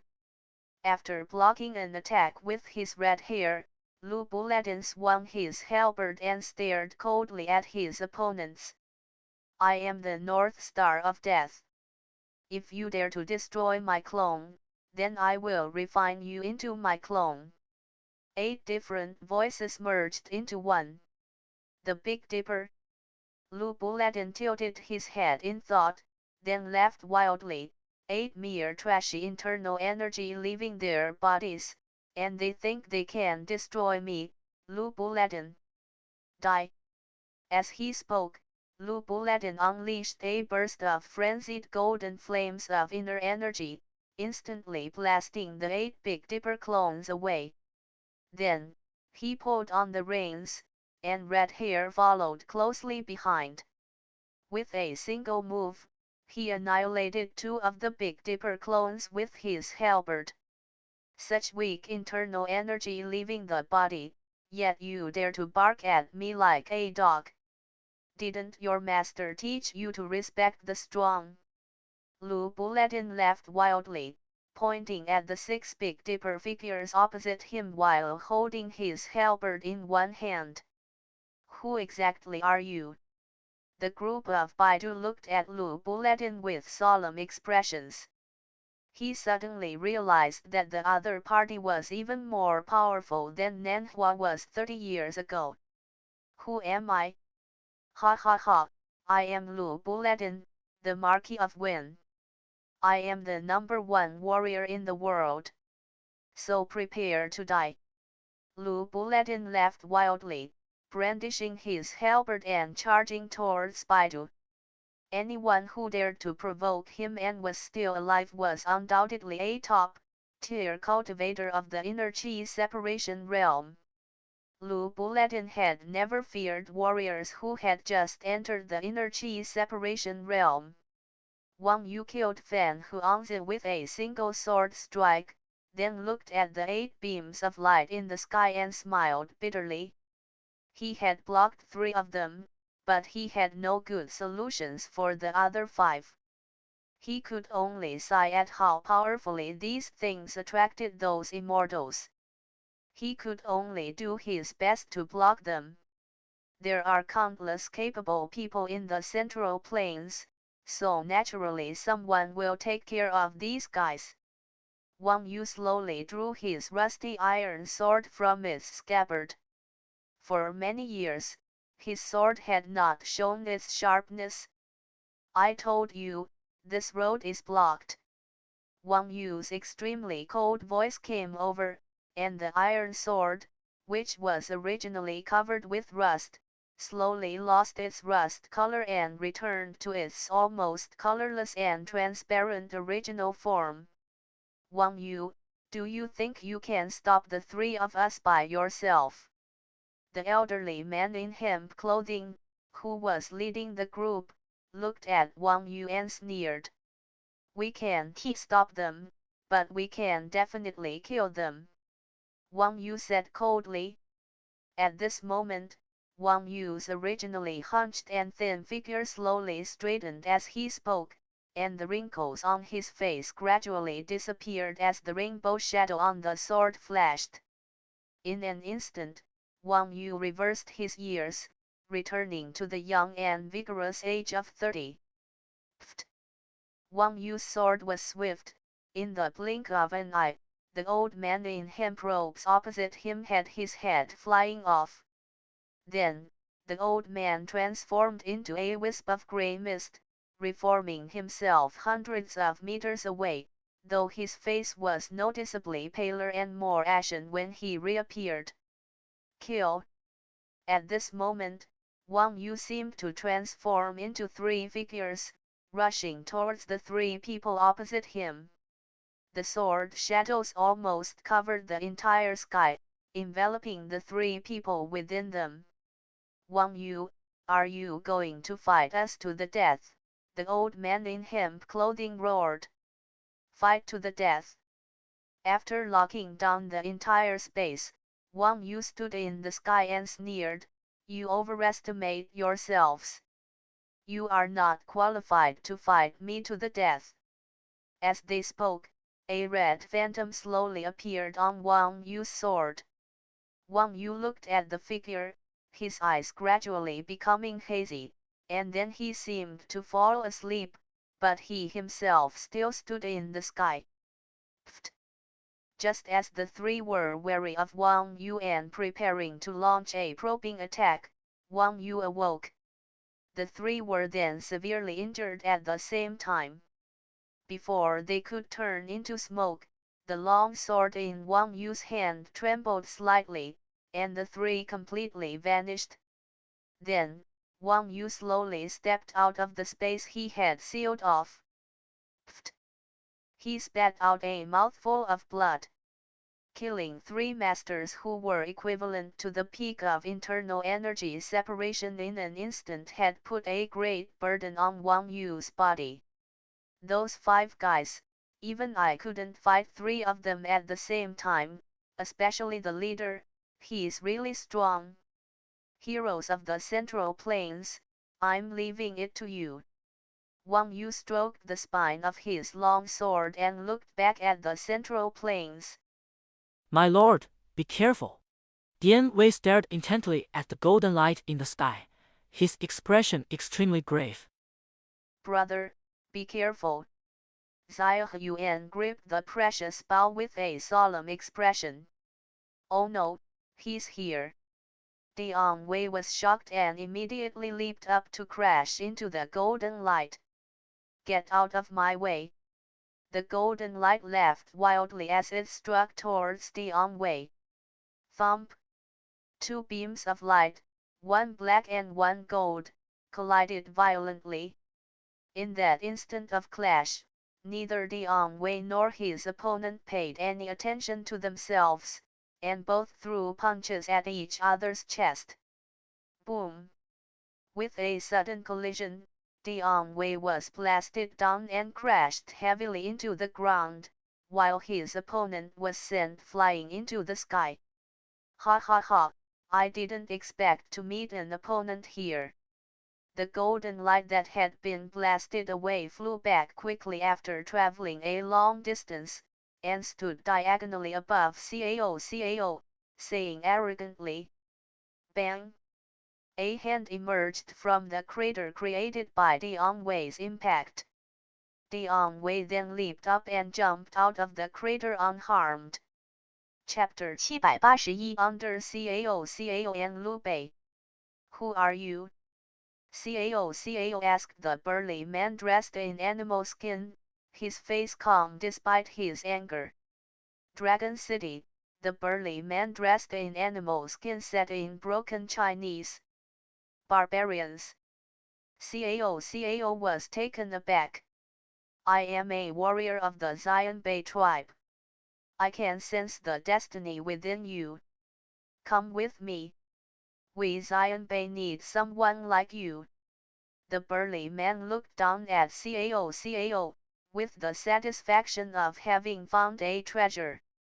They had been flying wildly, intending to seize the Xianyuan cauldron and establish their Xianbei dynasty, but when they passed by here, they saw the immense fortune on Cao's body, so they stopped and prepared to capture Cao. Cao closed his eyes slightly. He had never been so insulted before, especially by a barbarian. Eli, destroy him. Disgusting barbarian. Dian Wei laughed wildly and lunged at his opponent, who also sneered and collided with Dian Wei. After exchanging dozens of punches, the previously arrogant Xianbei warrior was directly killed by Dian Wei's heavy punch, and his whole body fell down like a rag doll. A top-level internal energy separation expert was killed by Dian Wei in just a few breaths because he chose the wrong fighting style. At this moment, this situation began to play out in many places in the Han Dynasty. Ambitious foreign tribes and ambitious immortals all appeared on the Central Plains, and hermits in the Central Plains also appeared one by one to intercept these ambitious people who dared to steal the fate of the country. Sheng Cheng, I'm leaving. Su Shu bowed to Peng Digong. Yuanzi, are you leaving too? After a long silence, Peng Digong asked with a hint of helplessness. Yes. I am finally qualified to fulfill Lord Sun's expectations from back then. At this moment, Su Shu was extremely confident. After 3 years of intensive training and constantly absorbing various kinds of knowledge, his refined expression was slightly arrogant. Although Lu Bei is a very good lord, he may not be suitable for you. Pang Digong sighed, offering his words of comfort. I will fulfill my promise to you, Su Shu said with a light laugh. Besides, I don't think Lord Sun is unsuitable for me. As he spoke, Su Shu exuded an almost unparalleled confidence. He already has too many outstanding civil and military officials under his command. It will be difficult for you to stand out. Looking at the arrogant and confident Su Shu, Pang Digong couldn't help but think of his nephew Pang Tong, who was equally outstanding. I am confident in my excellence, and it will not be easily overshadowed by anyone's abilities. I am Su Yuanzi, Su Shu said calmly, his spiritual talent stirring within him at that moment. Then go ahead and find your own path. Pang Digong looked with satisfaction at the young man who had been like a rogue when he first arrived, but now he was no longer afraid of any civil or military official in the world. I'm so glad I got to participate in the northern expedition, Su Shu said with a light laugh, bowing slightly to Pang Digong. I'm leaving now. I hope you won't be lonely. Go out into the world and prove your abilities, so that everyone will remember that there is a man named Su Yuanzi.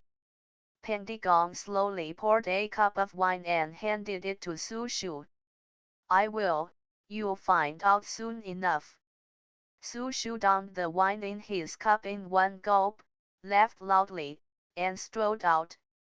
Pang Digong had already prepared horse rations for him. He was now going to fulfill the promise he made years ago. On the way back to Mount Tai from Jian, Guang Yu killed a man who came to seize the Xianyuan cauldron with a single blow. Just as Guo Jie had predicted, the cauldron would always be a problem if it wasn't returned to Mount Tai. Furthermore, the Xianyuan cauldron still exudes considerable pressure.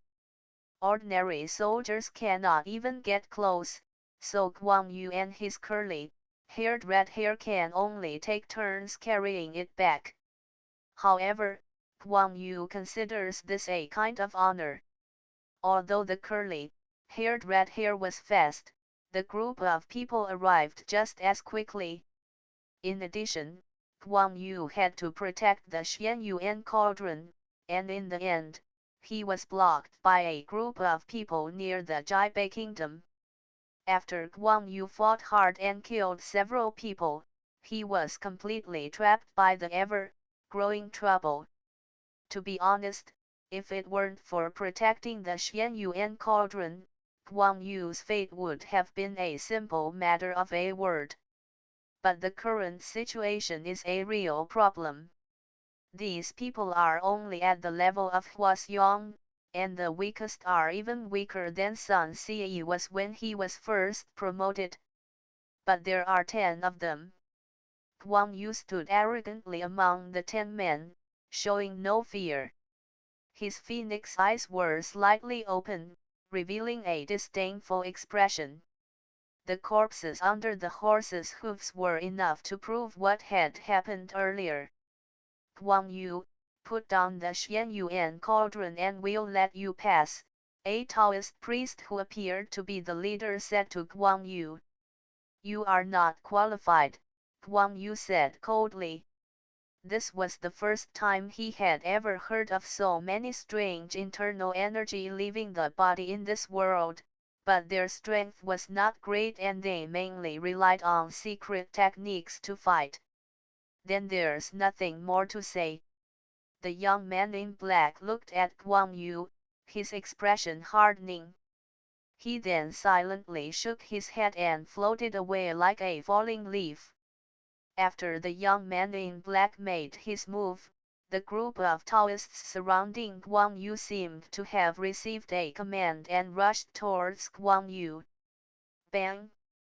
A streak of light flashed, and the Taoist priest closest to Guang Yu was suddenly pierced by an arrow. Then, a silver, blue figure appeared next to Guan Yu, holding a long spear and looking at the group of Taoist priests in front of him. "General Guan, you go first. Leave these people to me. Quickly send the Xianyuan cauldron to Mount Tai," Zhao Yun said without turning his head. Guan Yu did not recognize these people and thought they were people whose internal energy had left their bodies. Zhao Yun was not so sure that he would mistake them. "All right, Zilong is now in your hands," Guan Yu said in a deep voice. Without saying anything more, he picked up the Xianyuan cauldron and rolled the curly-haired red hair away quickly. "Esteemed Taoist priests, why bother getting involved in this mess?" After Guan Yu left, Zhao Yun looked at the 9 Taoist priests in front of him who were equivalent to those who had separated their internal energy from their bodies and said, "Struggling in this mortal world, we had no choice but to come here, but we don't need to confront you. All we need is that Xianyuan cauldron," the young man in black said solemnly to Zhao Yun, sensing the dangerous aura emanating from him. "Then our intentions are completely opposite." Zhao Yun looked fearlessly at the 9 experts before him. "If you can't get past me, don't even think about it." As he spoke, Zhao Yun slowly drew his heaven-slaying sword and pointed it at the other side. "If you don't retreat, I will unleash a massacre today." A gust of wind swept by, and Zhao Yun transformed into a streak of light, sword in his left hand and spear in his right, charging directly towards the opposite side. In an instant, countless spear shadows and the sound of swords thundered, completely enveloping the group of Taoists on the other side. "Kill! Annihilate Zhao Yun! Tong Yuan is in dire straits himself now," the young man in black roared, and countless fine strands of his whisk suddenly stretched out, wrapping around Zhao Yun. At the same time, the others also used their full strength to deal with Zhao Yun, and 9 moves equivalent to internal energy leaving the body enveloped Zhao Yun.